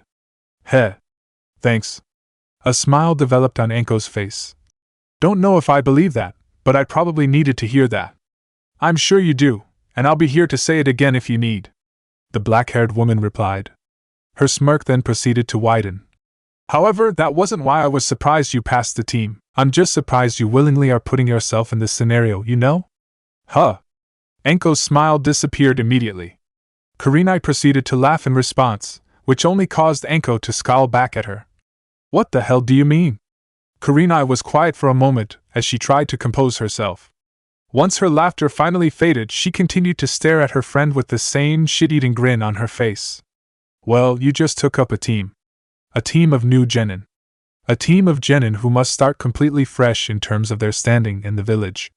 So, hope you have fun doing D-rank missions for a while," Kurenai informed her friend cheerfully before making a hand sign and disappearing with a flicker. Anko blinked. She blinked twice. Memories started to fill her mind. Horrible memories from her time as a genin. All those hours, those boring hours. The painting, the babysitting, the grocery shopping, the cat. That damn cat! Anko's mind replayed various mental images of menial tasks around the image. The image of her chasing after a cat replayed multiple times. Wait, that cat's still alive, isn't it? It's still here. It was too much for the Tokubetsu Jonin. She lost her balance and fell to the ground, her eyes still filled with shock. No more meaningful missions. Less time for torture. No more fun. More lame chores. More hours of boredom. More time with that damn cat. Anko fumed within her head. Damn it. This is the last time I take up a fucking genin team. Chapter 6. Life as Genin. Naruto was grinning as he ran down the streets towards Training Ground 17. Today was his first day of training. Today would also be the day of his first mission. The blonde truly felt like a shinobi, and he was happy about it. This is it. This is where my journey to become Hokage truly begins, Databeo. He mentally declared to himself as he left the houses of Konoha and was reaching the outer areas where the training grounds were. It didn't take long for the Uzumaki to find the training grounds. The boy was cutting it close on time, however, which explained why his other two teammates and his sensei were already present. Last one here? I expected more from the future Hokage. Anko taunted the boy. Naruto's eyes narrowed on her. You be quiet, Anko-sensei. I'm on time, Databeo. Lighten up, boy. Just a joke. For a prankster, you take things too seriously. The woman laughed in response. Naruto didn't say anything in response. He only slightly frowned as he made his way over to his two friends. He greeted both of them with a high five before he turned back to his sensei. It was at this time that Naruto noticed that the woman had a large, plain brown bag that she was carrying on her back. Well, we are all here, why not we just start now? He asked. Why not? We are only 2 minutes ahead of schedule anyway. The snake summoner shrugged before beginning her explanation. Okay, just giving you all a heads up, this is how our daily schedules will work. We start each day with a warm-up, which could take anywhere from 20 minutes to an hour, depending on my mood. After that, then I'll work on some group training work. This may include teamwork, chakra control, jutsus, weapons, etc. Really anything you all can be trained on as a team. Finally, after that, I'll make 2 shadow clones and then I, or my clones, will work directly one-on-one with each of you on specialized training. When that's all done, we will go to the Hokage's tower and see if there are any missions available. Is all of that understood? Yes, sensei. All 3 genin replied. Alright, now, before the warm-up and before I forget, take one of these. Enko informed her students as she gave them each a slip of paper. And what are these for, sensei? Naruto asked as he stared at his paper. Well, Whiskers, these chakra papers are for finding out your natural element. She responded with a smirk. Naruto's look of confusion morphed into one of excitement. Thanks to his last-minute paying attention to Irika's lessons, he remembered the discussion on nature affinities. He knew exactly what they were, and he was excited. Just a heads up, I won't really be teaching you brats nature manipulation just yet. Enko informed them. But I still want to do this for 2 reasons. For one, I can have it for a reference for later on. And 2, when I start teaching you guys jutsu, I know what type of jutsus will be easier and more effective for you all to learn. The Tokubetsu Jonin pulls out her own chakra paper and applies her chakra into. The paper immediately lights itself on fire and starts to burn. Whoa! Naruto gasps, staring wide-eyed at the fire. Pretty cool, huh? The purple-haired woman asks as she crushes the paper in her hand, putting out the fire. If it wasn't obvious, the burning and fire means I am a fire type. Naturally. But enough about me. This about you brats. Now, put some chakra into your papers and let's find out your affinities. The 3 genin nodded and followed their sensei's request. Hinata was the first to have her paper react. Her paper was soaked, causing water to drip down the girl's hand. Water element. Nice. Enko informed her. Probably the most flexible and versatile element of all 5. Great offense and defense, and it's good with short and long range. You've got a lot of things you can do with it, especially if you actually get good with it. Yep, you've got a pretty damn good element. Really? Hinata asked, a smile growing on her face. She seemed proud to hear she had an element that could be useful in multiple areas. Enko nodded, then turned her attention over to Naruto. His chakra paper was split in half. Wind element, huh? Very rare in Konoha. You're like, what, the second one we got? Enko noted. Nevertheless, great element. Single greatest attacking element in close and mid-range and also great for support techniques. Very useful element indeed. Heh, awesome. Naruto cheered loudly. Enko didn't pay too much attention to his screaming. Instead, she was currently gaping at the sight of the Nara boy. The paper he was currently holding had lit on fire. Really? Really? Enko mumbled in disbelief. Of all 3 of you, Lazy Ass is the only one with my natural affinity? Really? Troublesome. Shikamaru simply stated as he stopped applying chakra and ended the fire. I'll just stick with my clan's shadow techniques. Oh no you don't, boy. If you have a fire affinity, I'll be working on that thing. Who knows, maybe I'll get you to be more active or something. The Tokubetsu Jonin informed him. She was now sporting a grin at how training with Shikamaru's fire affinity will go. The Nara was starting to grow nervous. Anyway, yeah, I just wanted to get that in for a reference for later. Enko stated, getting everyone's attention. Anyway, let's get to work with warm-ups. Let's begin. Yes, Enko-sensei. The 3 genin said in unison as they faced their sensei, ready to do any warm-up she had planned. What started off as a harmless, normal warm-up turned into a training session from hell for the genin. Naruto, Hinata, and Shikamaru laid on the ground, tired and panting while Enko stood above them, frowning. Ah, come on brats. It wasn't that bad, she replied. Not that bad? You call doing 100 sit-ups, 100 push-ups, and 50 laps around the training field not that bad? Naruto asked incredulously. That's also not mentioning the kunai you would throw at us whenever we stopped for a few seconds, or the times where you forced us to start over because of some troublesome reason. Shikamaru added, glaring at the woman in front of him. She's worse than my mom. Good lord, this is a pain. Seriously, it isn't bad. You should see what Guy does to his genin squad. Anko responded nonchalantly. Despite all of his rude remarks towards her, Hinata felt deep sympathy for her cousin Niji, if Anko's words about his sensei were true. What could honestly be worse than this? Anyway, that concludes your warm-up for today. The Tokubetsu Jonin told them with a smile. The three genin took this time to get up. Now on to group training. Today's focus, chakra control. Damn it! This is going to be just like with Mom, but worse, again. Shikamaru groaned in his head. Naruto and Hinata were experiencing similar thoughts with Yoshino in mind. Now, just curious, do you guys know how to climb trees with only your feet? The sensei asked. The genin nodded in response. Oh, I see. I take you to practice water walking, but there's no water here. Guess I'll have to do that later. For now, I'll just work on improving your tree walking. The snake summoner led the genin members of Team 3 towards the forest near the training grounds. She stood in front of 3 trees in particular. Okay, brats, today's lesson plan is this. Climb up the trees and get to the branches. Then keep walking underneath the branches and hold your positions there. Anko ordered. Huh? That's it? Naruto asked. We'll see. She shrugged in response. Anyway, the day's going on. Get a move on. With those words, the 3 genin rushed up their tree as quickly as they could. They all got on the underside of the top branch on their trees and stood there. Heh, this won't be that bad, Naruto told his 2 friends with a laugh. He had no clue how wrong he was. Once again, all 3 genin were laying on the ground by their trees in exhaustion. This time, chakra exhaustion was added with their physical exhaustion. Anko had decided that they weren't being challenged enough, so she ordered them to hop from tree branch to tree branch in the forest, while underneath the tree.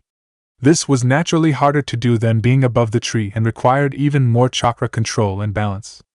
Anko would also, once again, throw kunai at her students when they showed signs of tiredness to urge them to keep moving and training. Come on, brats, get up! We need to do individual training now, Anko reminded them with a smile.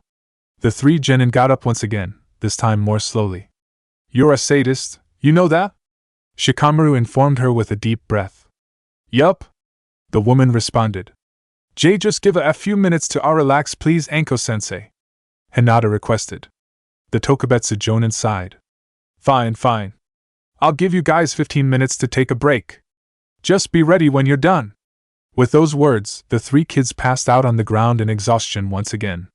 Well, at least I'm getting stronger, Databayo, Naruto told himself, thinking on the positive side. When all 3 genin were finished calming themselves down, Anko made the hand sign for the shadow clone jutsu. 2 clones appeared in a poof of smoke and stared at the genin. Okay, brats, just saying, my clones will be working with Whiskers and Lazy Ass. They'll lead you somewhere else on the training grounds. That means Stutters-chan gets time here with me. Hinata released a small eep while Shikamaru and Naruto merely nodded. Anko's clones ushered for them to follow down different paths. The 2 boys did just that. They were eventually gone, leaving Hinata alone with her sensei. Well, just you and me, the purple-haired woman stated with her trademark sadistic grin. Why yes, her student replied nervously. No need to be nervous. Now, for today's first day of training, I am going to teach you how to use a weapon, Anko informed the Hyuga heiress as she started digging in the bag she was holding. What? What weapon? Hinata asked, a little curious and nervous. And why a weapon? And most Hyuga D don't use weapons in their F-fighting style. Anko was about to pull out the weapon of her choosing before she registered what Hinata had just said. She put her bag down for a second with a sigh and turned to her student. Hinata, I actually don't mind you, so I feel I should ask you, can I be brutally honest about your clan? The Tokubetsu Jonin asked. The Hyuga heiress nearly gasped at her sensei's words. For starters, this was the first time she actually referred to her by her real name, not the nickname she was assigned. Also, her sensei was actually asking for permission to say what's on her mind. Oh, of course. Say anything, Hinata replied.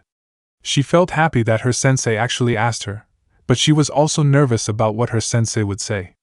Your clan is the biggest group of idiots in Konoha, Anko stated rather bluntly. Hinata's eyes only slightly widened, having expected an insult. She merely remained silent, however, waiting to hear her sensei's words. You see, you guys possess the Byakugan, A Digitsu that allows you 360-degree vision in addition to see through walls and see people's chakra. However, the only thing your clan really uses it for is the Gentle Fist. Now, don't get me wrong, the Gentle Fist is pretty damn deadly and effective and makes a Hyuga a hell of an opponent. Having said that, that is really all you use your eyes for. Anko explained her reasoning. A Hyuga would make probably one of the best damn medics, since you can see directly through a person and into their body's systems, but you guys never become medics because of tradition. The snake summoner rolled her eyes at her own words. Hinata frowned as well. She actually had an interest in medical ninjutsu, and even designed her own healing salves and medicine. Still, she knew she wouldn't be allowed to become a medical ninja. It would be considered impractical, a waste of time, and disgraceful to her clan. There's also another thing your clan fails to use your eyes for: long-range attacks. Anko continued in her rant. You guys have such great vision that you could see enemy shinobi coming from far distances. And yet you are all close to mid-range fighters only? Yeah, just no. Anko finally ended up going back to her bag and pulling out the weapon she was getting earlier. Hinata's eyes wandered to it and gasped at what she saw. Her sensei was holding a bow and arrow set. Yeah, I decided that you should capitalize on what your eyes can do. So I'm going to work with you on developing your long-range skills. I'll teach you some jutsus later on when you can learn them.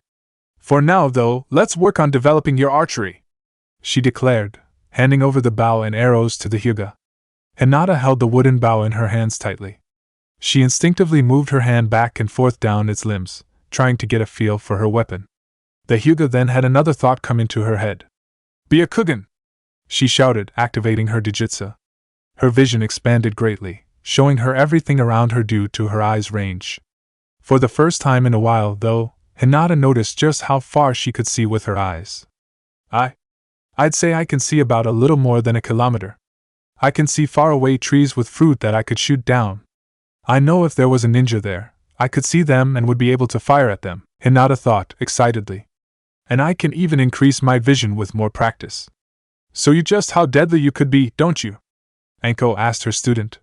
Get you some practice, and you could make yourself Konoha's single greatest long-distance fighter. And if somehow an enemy survived past your assaults from a distance, you'd have the gentle fist for when they get too close. Hinata felt determination rush through her body. She immediately took out an arrow and placed it on the arrow rest as she started to aim at a faraway apple in a tree. Anko saw this determination and her grin grew even larger. Now I may not be good with a bow, but I have some scrolls and I know the basics. So, Stutters-chan, let's work on your skill with a bow, the Tokubetsu Jonin declared. Naruto was led by one of the Anko clones to a separate area of the training ground. They were near the edge and were surrounded by nearby trees with targets on them. Are we done walking? Can we begin now, Anko-sensei? Naruto asked in a bored tone. Can it, Whiskers? But yes, we are done. This'll do, the Anko clone replied as she came to a stop. Awesome! Then, what do you have to teach me? Huh? The blonde questioned, getting up in his sensei's face. Whoa! Back up there, brat! The purple-haired woman ordered with a sigh. Anyway, because of your large chakra supply, it's safe to say you're the ninjutsu type of shinobi. So, we're working on teaching you some wind-style ninjutsu. Naruto proceeded to jump up and down in place, excitement running through him. Hell yeah! Time to learn some kick-ass ninjutsu, he declared. Simmer down, kid. We aren't teaching you that good of ninjutsu yet. You got to learn and work your way up through practice. Anyway, I have a jutsu I think you might could learn now, the clone informed him. The Tokubetsu Jonin stepped forward and made a 5-hand signs. After her last one, she took in a deep breath and faced the target. Futon, great breakthrough. The clone then released a gust of wind that blasted forwards. It cut into the nearby trees in front of her and obliterated the targets on them. Naruto stared in awe at the work of the ninjutsu. The blast of wind actually knocked him back a little bit, and he could see just how much damage the jutsu did to the trees and the targets. He was very impressed and excited. That's the great breakthrough. It's C-rank and primarily a short to mid-range offensive type. As you can see, it packs a pretty good punch, the Anko clone noted, impressed by her work. It can be made better with practice though, especially if the user actually is a wind type. Naruto's eyes gleamed at that. Hell yeah! I'll make that jutsu mine database. Anko-sensei, Can you show me the hand signs again? The boy asked, clearly ready and excited. After watching Anko make the hand signs one more time, Naruto turned to face the same trees that his sensei was in front. He made the same 5 hand signs before taking a deep breath himself. Futon, great breakthrough. Naruto released his breath and tried to release the wind. No wind shot forward, however. A tiny breeze of wind could be felt, but Naruto couldn't tell if that was cause of his jutsu or not. Anko's sweat dropped. To be honest, I was expecting him to fail at the first time cause of putting too much uncontrolled chakra. How the hell did he fail to create it? Damn it! The boy complained. Whatever, I'll get it down this database. The Anko clone continued to watch Naruto practice the jutsu, ready to give any hints she could to help him learn. Naruto continued to practice, dead set on learning this jutsu. Shikamaru couldn't help but feel suspicious and slightly nervous as the Anko clone took him to his separate part of the training ground. Every few seconds the clone would turn its head and stare at Shikamaru as if he was prey. The look would then go away as the purple-haired woman would pay attention to what way she was going. That didn't stop her from still looking at him like that though. The boy continued to watch with her suspicion. Finally, Anko stopped walking when they reached a small area in the training ground. Their location was a simple wide open field with nothing present, no trees, no practice dummies, nothing. It was in this area that Anko immediately charged at Shikamaru, readying her fist to punch him. The young Nara's eyes widened as he barely managed to get out of the way in time. He then put distance between him and the clone as fast as he could. Anko-sensei, what are you doing? He asked, his voice a little shaky from being caught off guard. Training you? She replied as she charged at him again, this time going faster. Shikamaru was unable to avoid this blow. He took the fist straight in his face and fell to the ground in pain. He got up as quickly as he could and glared at his sensei as he made more distance. You should have seriously been able to dodge that, Anko pointed out. What's the point of this? The Nara grumbled in response as he got into position to fight off another blow. Sure enough, the clone charged at him again. The boy was able to block this hit and began to engage his sensei's clone in a fight. Well, basically, I noticed something about you, lazy ass. Your reflexes and physical strength suck. The purple-haired woman told him bluntly as she attempted to deliver a kick at him. She made contact and knocked him down after a strike to his stomach. I noticed that in the test yesterday you didn't get involved really in the physical fighting, just all the planning and strategy. And according to the academy tests, you have one of the worst taijutsus. So, until we can work on your weaknesses and improve them, you're going to be stuck fighting me each day. Shikamaru groaned as he got himself up, both in pain and annoyance. He had heard the complaints about his taijutsu already too many times, from the academy teachers and his parents. This was nothing new to him. He couldn't help but get annoyed at his sensei's training. Is that all? He grumbled after he was finally up and ready to continue fighting. Yeah? Basically, I am going to force some physical strength skills into you, lazy ass. So be prepared, she shouted as she charged again. Shikamaru sighed, mumbling something about pains in the ass before he got into position to fight off his sensei. After an hour of individual training, Anko ended the sessions and closed training for the day. All 3 genin seemed to be excited about this concept. Shikamaru was the most excited. He was completely exhausted having to deal with Anko's one-on-one physical training in addition to the previous sessions with his teammates. The boy was completely drained and he was surprised he was still standing. I am taking the first chance I get to take a nap. I really need one. Troublesome woman, he complained. Hinata was not nearly as tired as her lazy friend was, but she was sore in her hands and her eyes. She had been practicing her skill with the bow and arrow the entire time, attempting to hit faraway targets to make herself a skilled long-range fighter. At first, in the words of her sensei, she sucked horribly. Still, with each arrow fired, she was getting better. By the end of the session, the Hyuga was finally starting to get the concept. If I can get it down perfectly, that'll make me even better of a ninja. It'll make me stronger for my team, for Naruto-kun, she mentally thought, creating more determination to learn to use the bow. Naruto was the least tired in the group. His endurance and stamina was finally starting to kick in, and he was able to spend his entire time practicing his jutsu. After many failed attempts from using too much or too little chakra, Naruto finally was able to create a slightly strong gust of wind with the great breakthrough. Now, he only needed to perfect it and make it a stronger jutsu. I just need to work on it. More practice, then I'll move on to the next. Naruto thought excitedly.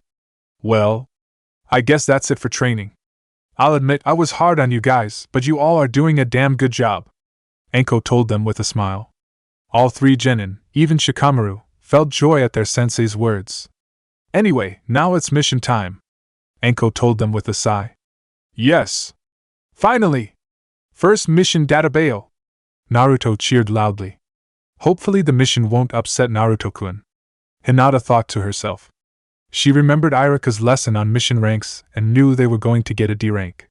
She knew it would be too easy for Naruto, and she was worried for his reaction. Damn it! I really wanted to get some rest.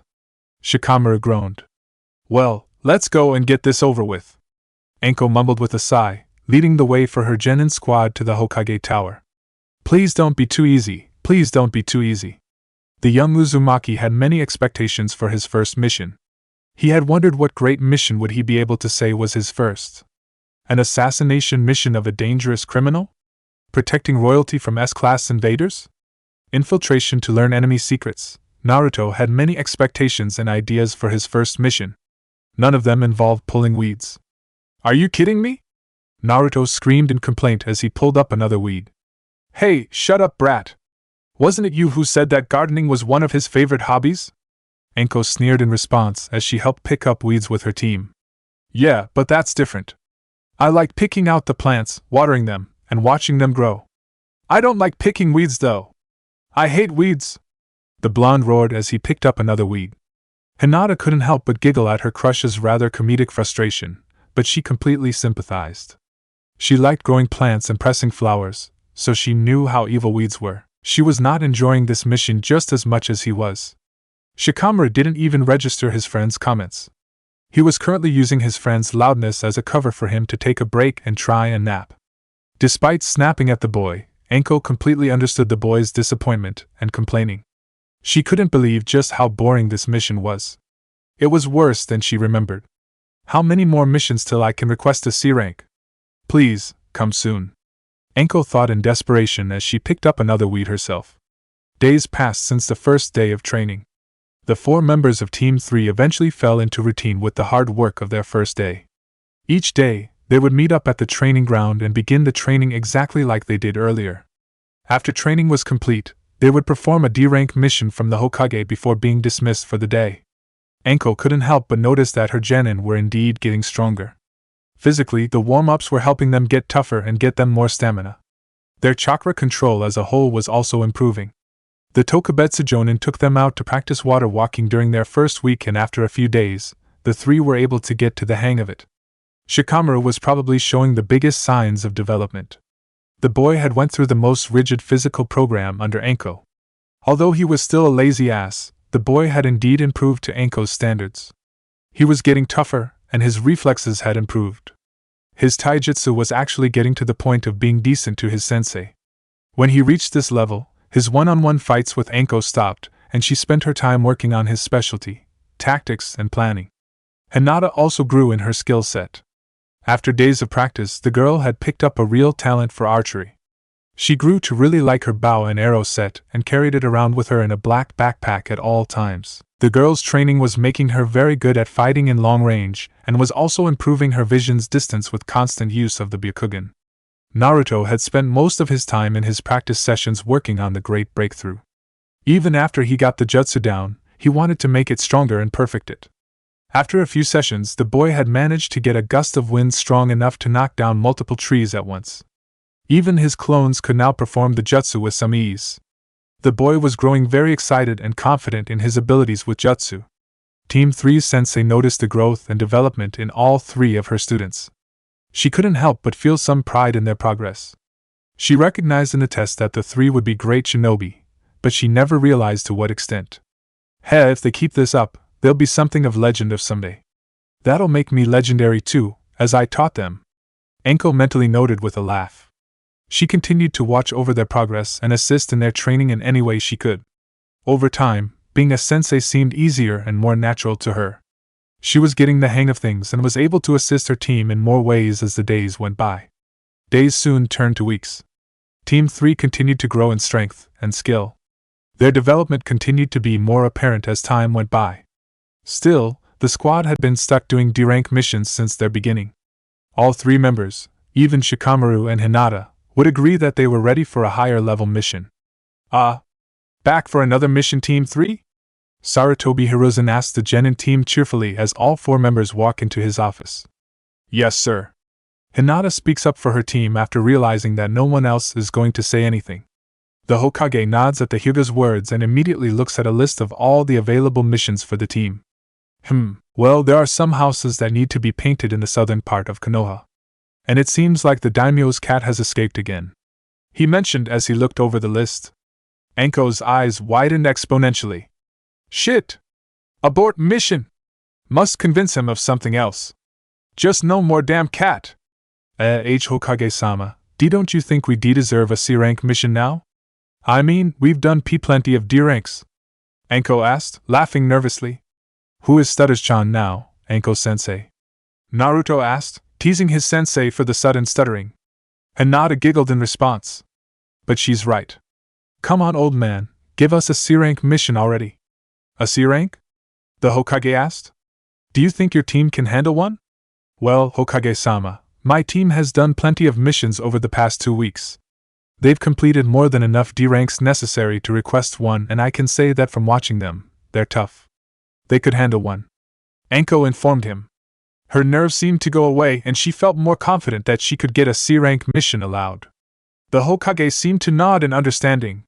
He took out another list of missions and started to look at it, to see if there was an appropriate mission to assign to Team 3. Anko crossed her fingers while the Hokage searched. I think I found one, he declared as he pointed to one. He then started digging through a scroll with the mission contents in more detail. Anko and Naruto began cheering loudly at the Hokage's words. Yes. No cat, she screamed excitedly. Finally. A real mission. Naruto yelled nearly as loud as her. The boy, in his excitement, immediately latched on to the person standing next to him. That person happened to be Hinata, who immediately turned a dark red and promptly fainted in his arms after a surprised meep escaped her mouth. Oh, sorry about that, Hinata. Naruto started to say before he realized that the girl in his arms was unconscious. Hinata? Hinata! Are you okay? Wake up. Hinata's fainting only caused Anko to burst out into even more laughter. Shikamaru merely rolled his eyes in response. How does that idiot not know that she likes him? He'll have to learn eventually. Or maybe someone will point it out to him someday. But even then, he'd probably still be confused. Troublesome. Shikamaru thought to himself about his friend and his obliviousness. The Hokage couldn't help but chuckle at the display in front of him. Oh, to be young again. After getting out all of the laughter, the Hokage started to speak to the awake members of Team 3. Your mission is an escort mission to Kusa no Kuni. You'll be escorting a wealthy merchant from Tsuchi no Kuni, who is currently traveling in Hai no Kuni to see family. You will take him to the Tenchi Bridge, where you will meet a team of IWA shinobi. They will then take the merchant and escort him back home in your place. The Hokage gave a brief synopsis of the mission. Sweet! IWA is involved. This isn't some normal boring C rank. This is a good one, guarantee. Anko inwardly cheered. IWA? Naruto frowned in response. Why do we have to deal with those punks, Databao? We could just take him all the way home. For various reasons, Naruto. First of all, this was how the client requested the mission. He already sent out the request to IWA and Konoha months in advance about the missions, so IWA already has the mission. Second, IWA is in Tsuchi no Kuni, and it only makes sense that they bring the merchant home themselves. Finally, this mission is one of a few ways that I'm hoping can bridge the hostility between Konoha and IWA. The war ended years ago, and it's time that we look past what happened during it. The Sandaime explained the reasoning. Naruto seemed to accept the reasoning of the old man, but he still didn't seem happy. Stupid IWA. So, what exactly is the mission? And who is our client? All we know is that he is just some rich merchant, Shikamaru asked for the group. Your mission starts tomorrow. That's the day your client is expected to leave Konoha by. As for who he is, I will have Anko meet with him in his hotel room after we are done here. The rest of you will meet him tomorrow. Sarutobi informed him. Hokage-sama, What about Hinata? Naruto asked, his voice with concern towards the girl still passed out in his arms. Sarutobi let out another laugh. Just inform of the mission, and what you will be doing when she wakes up. Naruto nodded in response, still looking at his friend. If there are no more questions, then the genin are all dismissed. The Hokage informed them. Naruto and Shikamaru said goodbye to the Hokage and their sensei before leaving the room, with Naruto carrying the still passed out Hinata. Anko and Sarutobi watched the genin leave, both laughing at the display. Oh, those brats. Something about them. Anko stated in between her laughter. You've seemed to taken a soft spot to them, Anko. Enjoying your time as sensei? Sarutobi asked cheerfully. He knew he had kind of forced the position of sensei onto the woman, so he was pleased to see that she was actually enjoying it. Well, I don't mind it. They aren't bad kids or anything. The snake summoner shrugged. No, they aren't. The Sandaime nodded in agreement. Anyway, on to business. Let's go introduce you to your client. The Hokage made the hand sign for the shadow clone jutsu and created one clone. The clone Hokage led Anko out of the room and directed her to where her client was staying.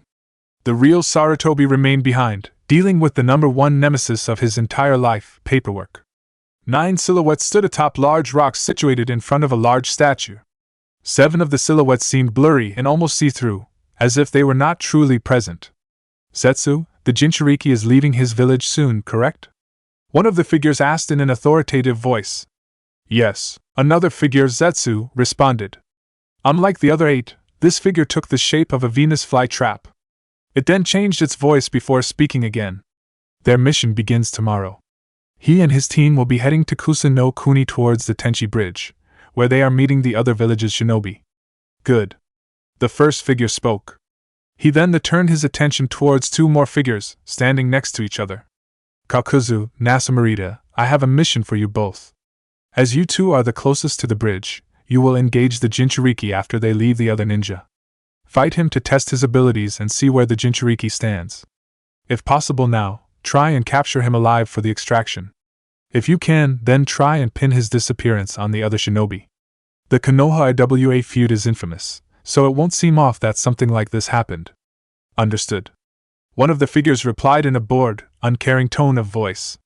Anyway, if that's all the orders you have for me, then I'll be on my way. Later. With those words, the figure disappeared from view on his rock.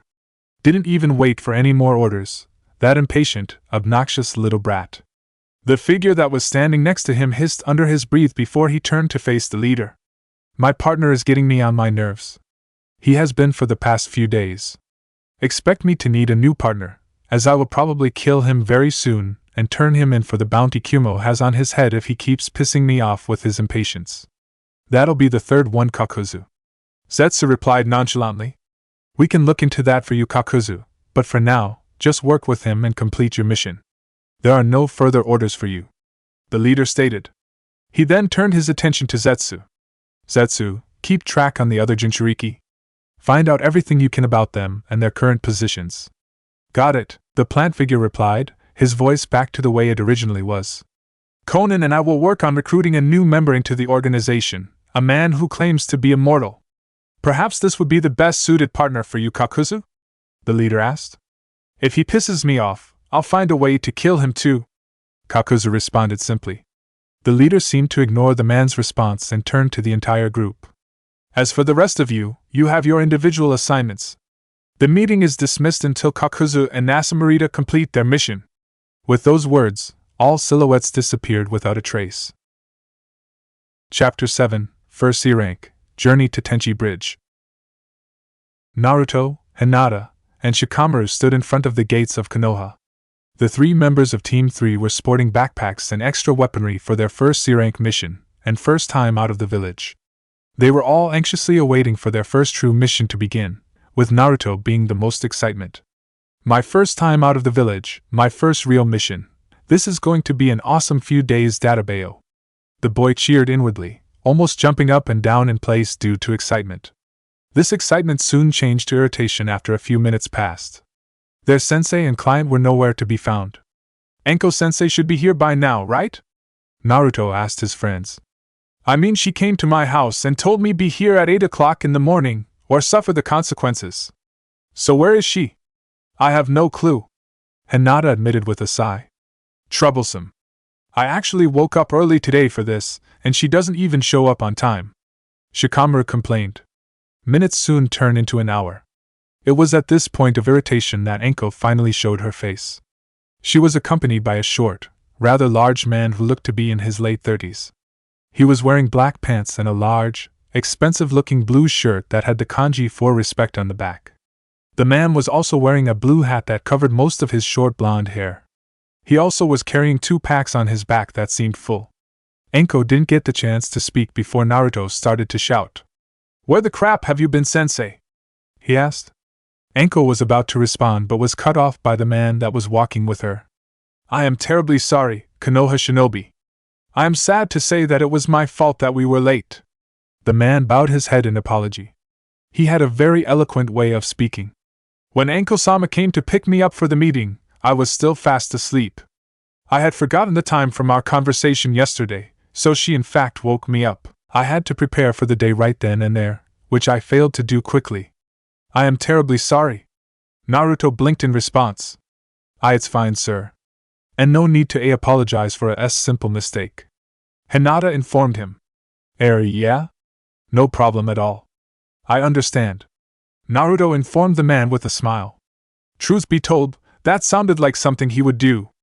Granted, he wouldn't say it so wordy, but the point still remains. I'm jealous. Shikamaru noted, upset he didn't have the luck of oversleeping.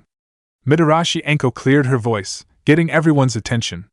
Well, brats, you just heard the man. That's why we are late leaving.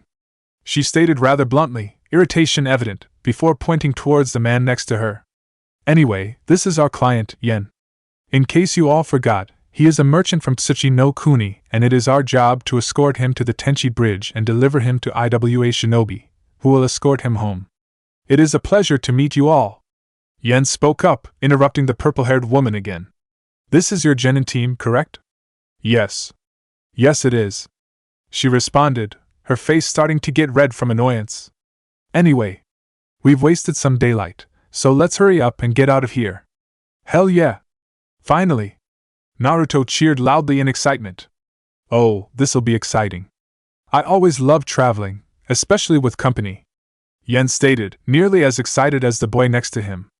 The 2 blondes hurried off outside the gates of Konoha, heading towards their mission. Hinata, Shikamaru, and Enko watched the 2 speed off in silence. Enko was the one to break the silence with a sigh. I forgot what it's like to deal with clients like this. Kill me now. She grumbled to herself as she started to walk off. Her 2 genin started to follow her. Yes, seems nice though. Hinata noted quietly. Oh, he's very polite. But he doesn't shut up. I've only known him since yesterday afternoon, and I've already heard his voice too much, Enko complained. Just what we need, another loud-mouthed blonde. Shikamaru noted with a sigh, slightly joking and slightly serious. When the 3 Konoha shinobi made their way out of the gates, they noticed that Naruto and Yen were standing off to the side of the road. Naruto was rubbing the back of his head sheepishly while Yen was looking down in embarrassment. Forgive me, Konoha shinobi.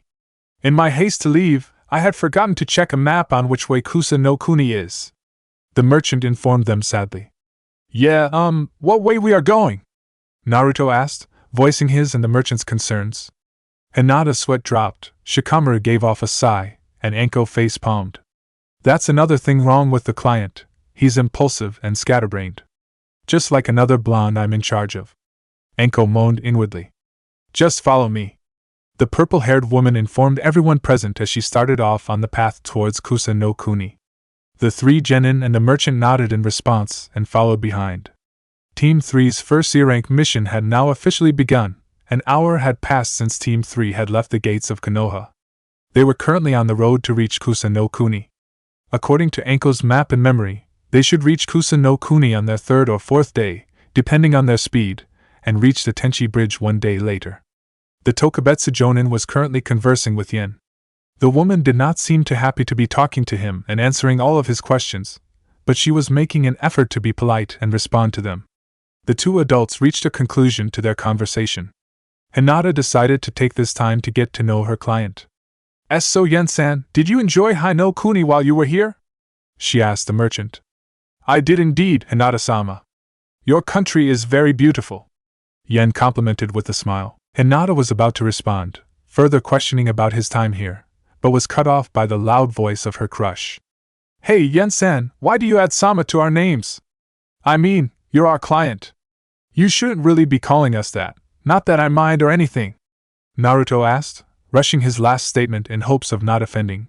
He was just simply confused. On the contrary, you all deserve the title, Naruto-sama. After all, you are shinobi, the merchant informed him as if it was a simple concept. Sure, I'm paying you all and you're working for me, but you are protecting me. You all have the power to do that, something I don't have. That's what makes you worthy of that title. You are all stronger than me and are protecting me.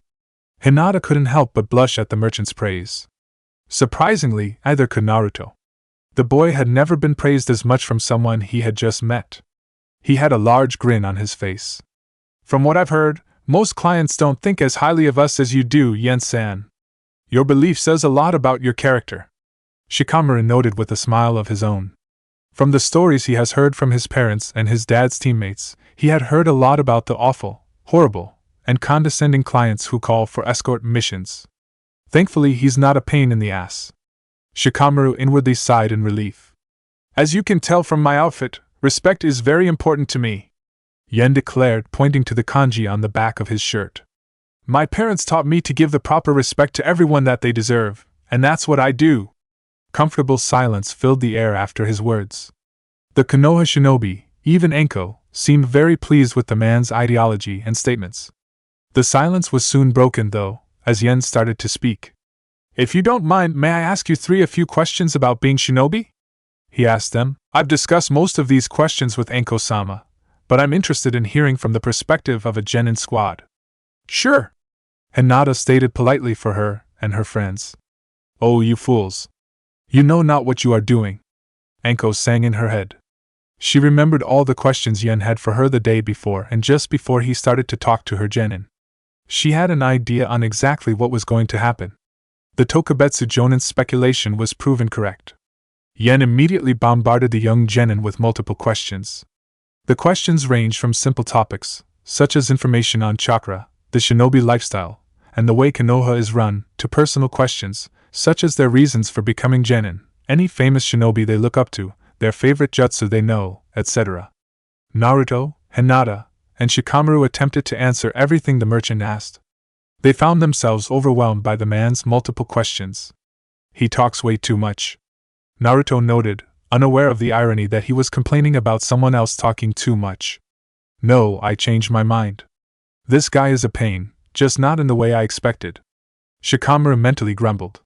Despite the internal complaining, the questions continued throughout the rest of the day. They only stopped when the group stopped traveling for the day and could sleep for the night. The genin members were all grateful that Enko was taking first watch, as they wanted to sleep and get some time to relax and sleep after the long question session they went through. Day 2 of traveling began shortly after everyone got up. After a small breakfast that Enko prepared from the supplies she brought, Team 3 and their client were off again towards the Tenchi Bridge. Time passed by. Yen continued to chatter with the 4 shinobi in his presence, asking them even more questions about Konoha and being shinobi. After a few hours of walking, the group noticed that a young man was walking down the path going the opposite direction. He gave a wave to the group walking, but seemed to pay special attention to Yen. His eyes were focused on the merchant. Enko noticed this and immediately readied a kunai. When the group finally passed the man, he made a signal with his hands. At that moment, 10 more men jumped out of the forest, each holding axes. All men charged at the traveling group. Ah! Yen gasped in surprise, almost falling to the ground in shock. As if on cue, the man was surrounded on all sides by the members of Team 3. Stay calm, we'll handle this. They're just common bandits, Enko informed him as she tossed one of her kunai knives. It landed directly in the temple of one of the bandits, killing him instantly. Naruto, Hinata, Shikamaru, defend your client by any means necessary. The 3 genin nodded and immediately went to work. Naruto used the futon, great breakthrough, to blow away 2 of the incoming bandits. They flew backwards into the forest again, hitting their heads against trees and knocking themselves out. Hinata activated her Byakugan and attacked the chakra network of 2 incoming bandits. Considering the little amount of chakra they possessed, the two men passed out from chakra exhaustion immediately. Shikamaru activated his shadow possession jutsu, freezing two incoming bandits. He dropped the hold just before Anko tossed two kunai at them, killing them. The remaining bandits were handled by Anko, who hit them directly into their heads and killed them all instantly. The young man who signaled for the attack was the only one not unconscious or dead. I always find it funny when bandits like you think you can take on shinobi just because you outnumber them. Face it, you made a serious mistake in judgment when you attacked us. Anko told him with a grin as she walked towards him, a kunai raised. Why you shinobi are so cocky, the man blurted out in a mix of anger and fear. Just you wait. Our remaining men will find you. They're waiting out in the forest later on and they'll kill you all. Oh really? Doubt they'll be much of a threat. But thanks for warning us about your friends and their sneak attack. You're a smart one. The purple-haired Tokubetsu Jonin laughed. As a reward, you'll get a painless death. The sensei of Team 3 immediately tossed her kunai at the man's head. It connected and death came instantly. Is it safe? Yen mumbled nervously, still in shock from the attack. For now, yeah. Unfortunately, the guy said there were more weakling bandits. They won't be much of a challenge, but they'll be annoying. Anko noted with a sigh. She then turned to Hinata. Do you think you can spot them from here? Hinata focused her vision further along the path they were heading. As she looked further, she saw 3 bandits hiding in trees a little less than a kilometer away. If you can see them, mind taking them out for me? The woman asked. The Hyuga heiress nodded as she took out her bow and arrow set from her backpack. She readied an arrow, aimed, and fired. The arrow hit one of the bandits straight in the neck. The man, who was sitting in a tree, gasped in pain and fell off of it in shock. His head hit the ground hard, killing him. The other 2 bandits looked at the sight in shock and immediately fled, in fear of dying as well. There were 3 bandits. I fired an arrow and killed one. The other 2 fled immediately after. Hinata reported to her sensei. Oh, thank you. Thank you all so much. I knew there was a reason I needed to request shinobi company. You all saved my life. Yen informed them gratefully. Hinata was about to smile back when the reality of what just happened occurred to her. The girl had just fired an arrow and killed a man. She had just killed someone. She had just made her first kill. Anko, Shikamaru, and Naruto accepted the praise and smiled in response. Hinata, however, started to shake in response. She remained quiet as she started to stare at the ground. Hinata? Hinata-chan? Are you okay? Naruto asked. Hinata didn't say anything. She just continued to stare downward. Hinata? The blonde asked, his concern growing even more. Okay, team, let's make a move on. Time's wasting. Anko informed everyone, interrupting the boys' questioning. Hinata was the first to start walking forward, with Yen and Shikamaru following closely behind. Naruto and Anko carried up the rear, as Anko decided she needed to talk to the boy. Naruto, I know you care for her, but let her be for a little bit. She told him. Huh?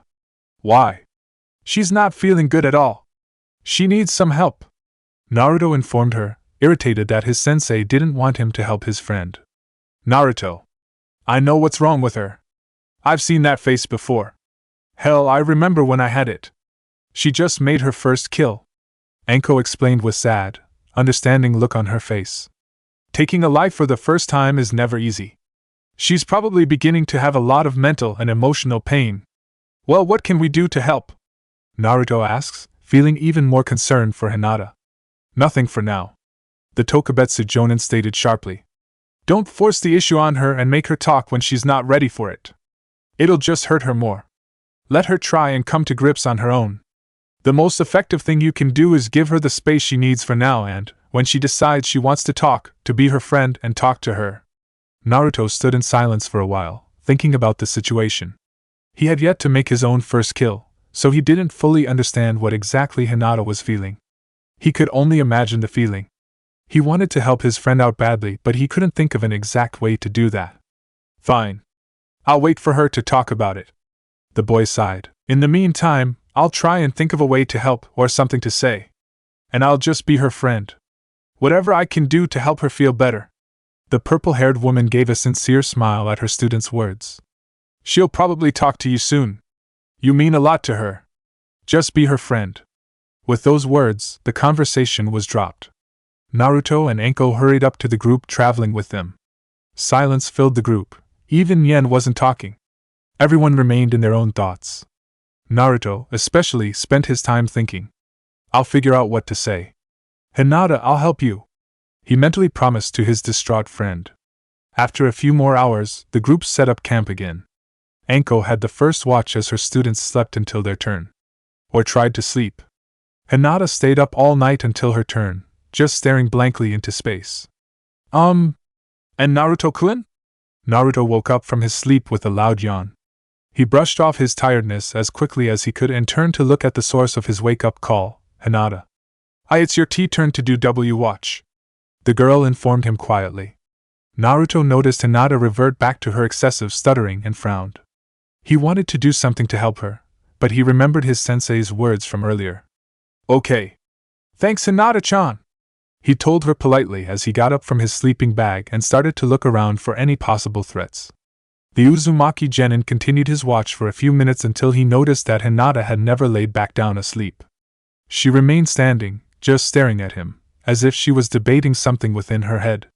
Naruto realized something then and there. Does she want to talk? The boy made the hand signs for his shadow clones, who started to perform his duties of keeping watch. He then walked over to his friend. Hinata-chan? He asked quietly. And Naruto-kun? She responded back, hesitantly.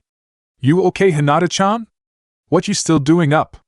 He asked. Naruto felt he needed to make sure she really did want to talk.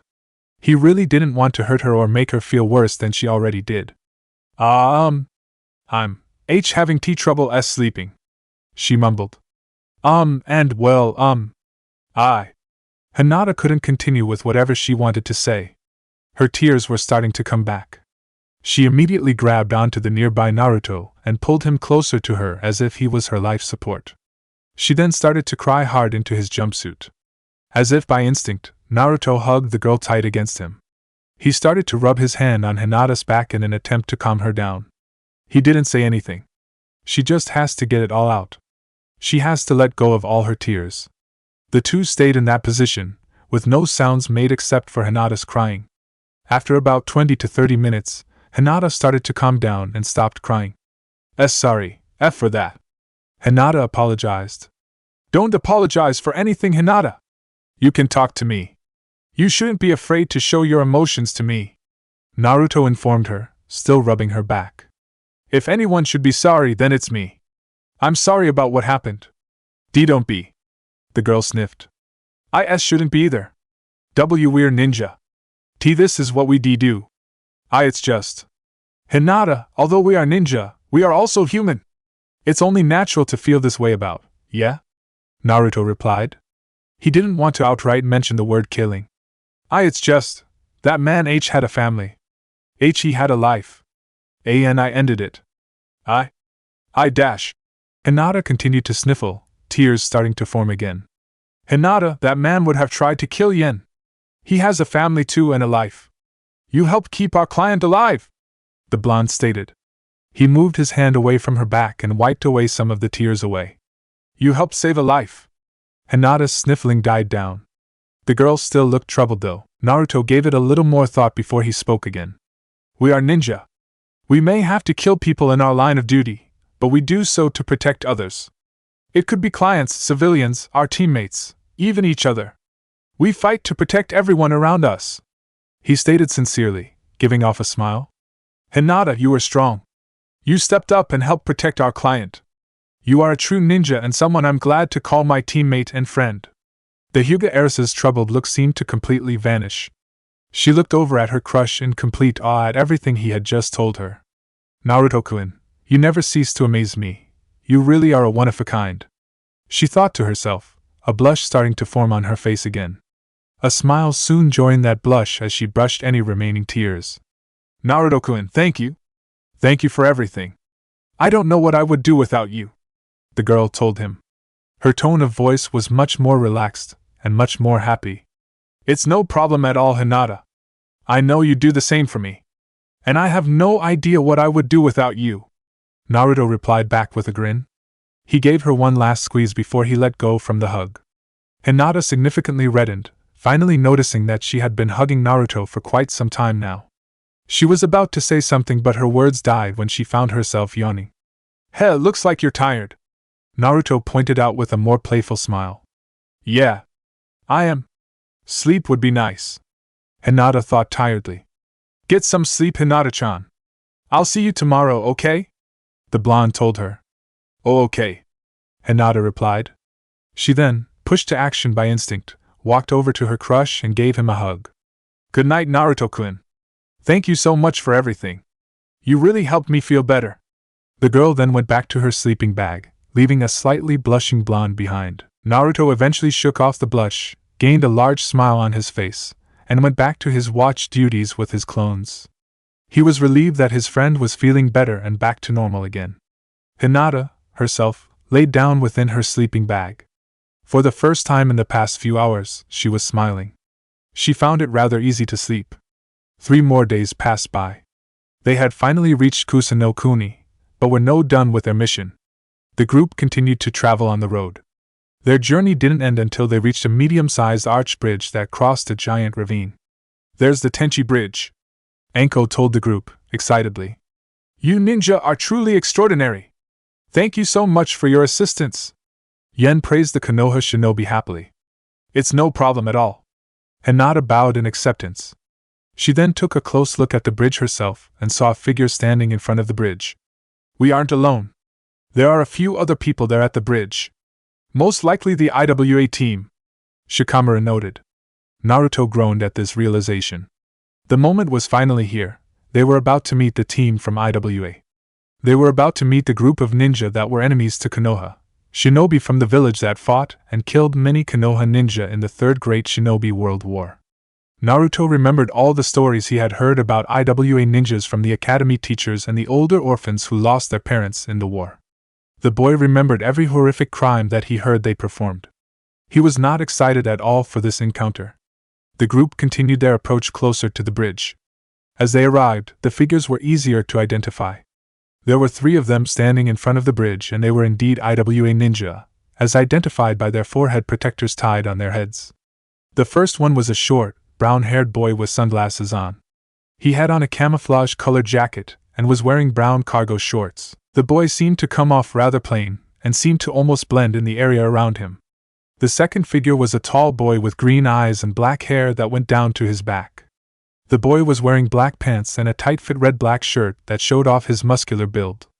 He also had a scabbard attached to his pants, a sword sticking out of it. The final figure was a girl with short black hair and pink eyes. She was wearing a red shirt that lacked her right sleeve underneath a brown jacket. She also had on fishnet tights underneath a red skirt. The girl was the first of the 3 IWA genin to see the approaching Konoha shinobi. She immediately put on a slight scowl as she rushed over to them. Her teammates followed right behind to meet the Konoha shinobi. "About time you guys got here. We've been waiting for a while," she informed them, her scowl turning more into a frown as she thought about how long she was there. "Well, sorry, we had to make sure we got our client here safe. You know, since that's the point of the mission," Naruto pointed out to her, giving her a scowl of her own. "Of course it is. We know that, you idiot," she replied. "However, you obviously didn't do that good of a job if you ended up taking this long to get here. Kuratsuchi, save your breath. The Konoha Baka probably thought they were making good time," the sunglasses-wearing IWA ninja informed her with a laugh. "What did you say, punk?" Naruto shouted, turning his attention to the boy who just spoke. "Roto was just saying the truth, Konoha shinobi," the sword-carrying ninja informed him, emphasizing the words Konoha shinobi as if it was venom. "Naruto, calm down! Don't start anything!" Shikamaru informed his friend sharply before he snapped at the IWA ninjas anymore. Naruto fumed inwardly, glaring at the IWA genin. He had many things he wanted to say to these 3, but he knew that saying any more could maybe ruin the mission. This would ruin any chances of this mission creating peace between Konoha and IWA. Listen to him. He seems like the smart one in the bunch. Not that it means anything truly special to be smart in Konoha, the sword-carrying IWA ninja told Naruto. While I don't mind a little joking, the Konoha ninja is right. That means you shouldn't antagonize them either, Risho, Kuratsuchi informed him sharply. Silence seemed to fill the area. The two IWA male genin, Roto and Risho, were glaring at the Konoha genin. Naruto was glaring back. Kuratsuchi and Shikamaru were looking annoyed by the situation. Hinata and Yen were standing off to the side awkwardly.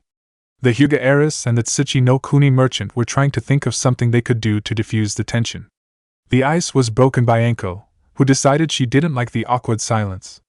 Name's Mitarashi Enko, and this is my genin squad. We were assigned the mission of delivering the merchant, Yen, to an IWA team. I need to clarify that you guys are the team we are handing Yen off to.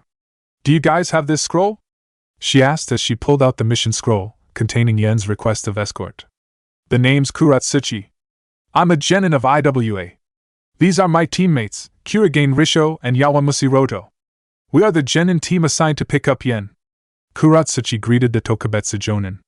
As for the scroll, our sensei has it. Roto informed her, slightly nervous. He seemed to be trying to show more respect to a Konoha sensei, considering she was probably tougher than him. Well, where is your sensei? Naruto asked, slightly out of curiosity. He has more important duties than dealing with you worthless Konoha shinobi. Risho answered sharply. Risho! What did I just say? Kuratsuchi informed him sharply. Worthless? Who are you calling worthless, IWA scum? Naruto fired back. He was starting to get fed up with the remarks and was very close to reacting against his better judgment if they continued. Naruto soon found himself face to face with the sharp glare of the IWA female. Kuratsuchi was now in front of him with cold eyes focused on him. IWA scum? She hissed. I'll keep my fellow teammates in line, but you should keep yourself quiet as well. Don't ever speak that way about my village. Wait. Kuratsuchi started to study the blonde more closely as she was now in his face. He looks just like the Yondaime Hokage. Is he? No. Why is she staring at me like that? Am I some meat to her or something? Naruto wondered, his scowl getting even larger. Damn it. Things aren't going good. Enko cursed, looking at the situation. I can feel the tension between them. We can't have any conflict happen. I have to do something. The snake summoner was about to intervene and try and quell the tension when she was stopped. A new figure jumped in between Naruto and Kuratsuchi, pushing them both back away from each. The new figure was a man wearing red-plated armor that covered nearly his entire body. A furnace was attached to the back of his armor, and appeared to be letting out steam each second. Over his armor, he was wearing a black GI and had on black gloves over his hands. There was cloth that covered his mouth and the side of his head, and he was also wearing a red straw hat. Enko gasped at the sight of the man.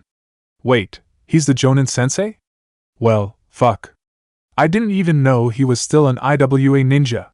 Kuratsuchi, Risho, Roto, I thought you would not antagonize the Konoha shinobi.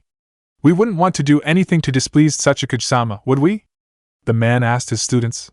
His voice was notably cold and distant. And no. And not at all, sensei. Roto stammered nervously, bowing his head in shame. He was actually starting to shake under his sensei's hard stare. No. Kuratsuchi simply replied. She looked saddened as she stared into her sensei's eyes.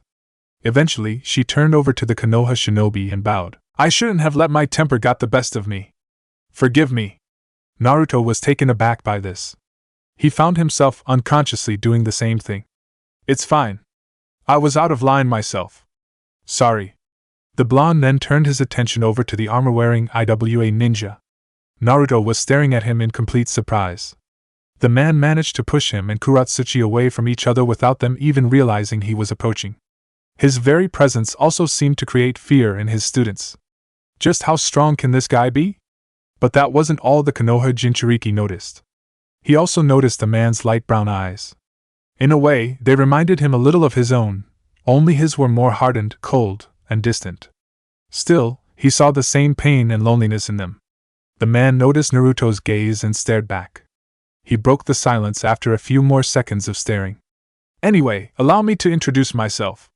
I am the IWA Jonin in charge of these genin. My name is Han. The man informed everyone. Omake, teach me that Jutsu Day 3 of traveling was unusually quiet for the group.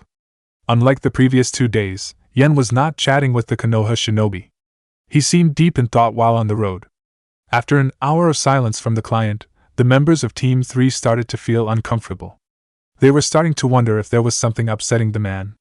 Enko, surprisingly, was the one to finally address the issue. "Hey, Yen-san. Are you okay?" she asked her client with concern in her voice. "Oh, I'm fine. No need to worry. Just thinking about something." Yen dismissed her worries with a smile.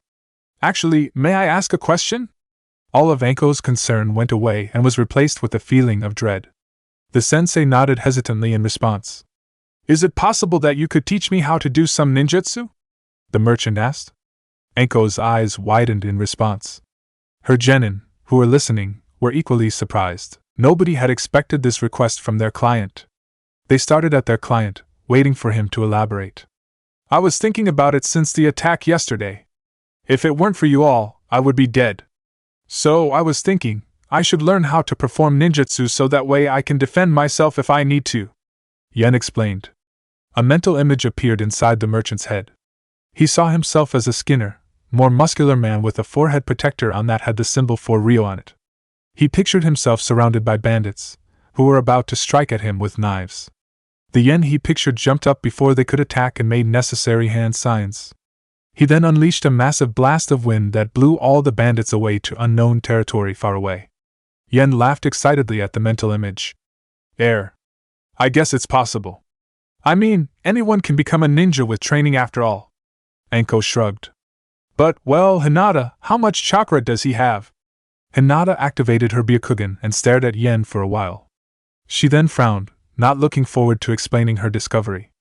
Well, he does have some chakra. But he has a really small amount. And not enough to do most ninjutsu," Hinata said quietly. Her stutter worsened, knowing that Yen was not going to like her answer. The merchant frowned in response. "But aren't there ways to improve one's chakra capacity?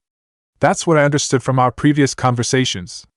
Maybe you all could help me work on chakra exercises. I could then teach myself various jutsu." "Well, I guess. Why not?" Enko mumbled, not really looking forward to the idea. "Ooh. I know a jutsu he can learn," Naruto stated excitedly.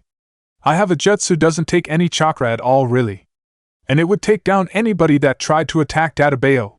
"Really? You know a low chakra style jutsu?" Enko asked, incredulously. "What one? Why haven't you used it before or said anything about it?" "Well, Whiskers, show it to us." "Oh God, I think I know what it is." Shikamaru groaned inwardly. He had a feeling he knew exactly what jutsu his friend was going to show. Naruto smirked at his sensei's request and made a hand sign. "Transform." Smoke then appeared covering his body. "Transformation? Really? I know it doesn't take much chakra, but that's lame," Enko complained mentally. The smoke dispersed itself. Naruto was no longer in sight. In his place, a fully nude woman stood there, posing in a provocative manner. A few smoke clouds remained covering her assets, but that didn't change the fact that they could see everything else. "I knew it," Shikamaru grumbled as he tried to fight his nosebleed. "Naruto-kun." Hinata frowned and blushed in embarrassment at her crush's antics. He may have been her hero, inspiration, and crush, but that did not mean she had to like this jutsu of his. "Why do you know this?" Enko and Yen made no comments. They merely stared in surprise. Enko broke from her stupor first and immediately smacked Naruto across the head. The impact Naruto's transformation away. He groaned in pain, which only got louder when Enko smacked him again. First time was for using such a stupid jutsu. "Why the hell do you know that shit?" The second time was for using such a jutsu in front of our client. Enko shouted. "Ah." Naruto grumbled in pain. Enko then turned her attention to Shikamaru, who she smacked across the head as well. "Ah," he hissed, grabbing his head. "What the hell did I do?" "Nosebleed. You stared for too long and enjoyed what you saw." The Tokubetsu Jonin deadpan. She then smacked him a second time. "Second time for talking back to me." Shikamaru grumbled about troublesome woman while rubbing his head in pain. Enko didn't really pay attention, as she turned back to face Yen. "I'm terribly sorry for my student's jutsu. It was completely inappropriate, and I hope that it doesn't change your view on us and Konoha." Yen still had a surprised face on. A minute after Enko's apology, his face shifted to a more neutral face. Naruto-sama.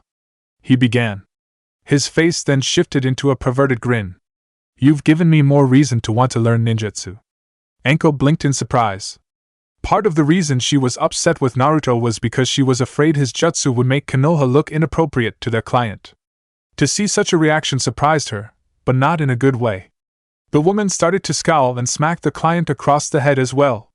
He grabbed his head in pain as well, joining the other two males. Perverts. All of you. She snapped. You know, we are taking a small 5-minute break. Heal your pain or whatever. I don't care. Just you guys don't bother me right now. Hinata, you come with me though. Eh? Why? The Hyuga questioned. Because I can at least tolerate your presence right now. Now hurry up and follow me. Her sensei responded. Hinata nodded hesitantly before following her sensei into the woods. Anko continued to storm off for a second, still very irritated at the jutsu and the other guy's reaction. However, there was a small thought running through her mind.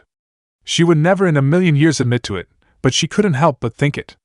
You know, I have to admit it, Whiskers did make a pretty sexy chick. I wonder what the guy version of that would like.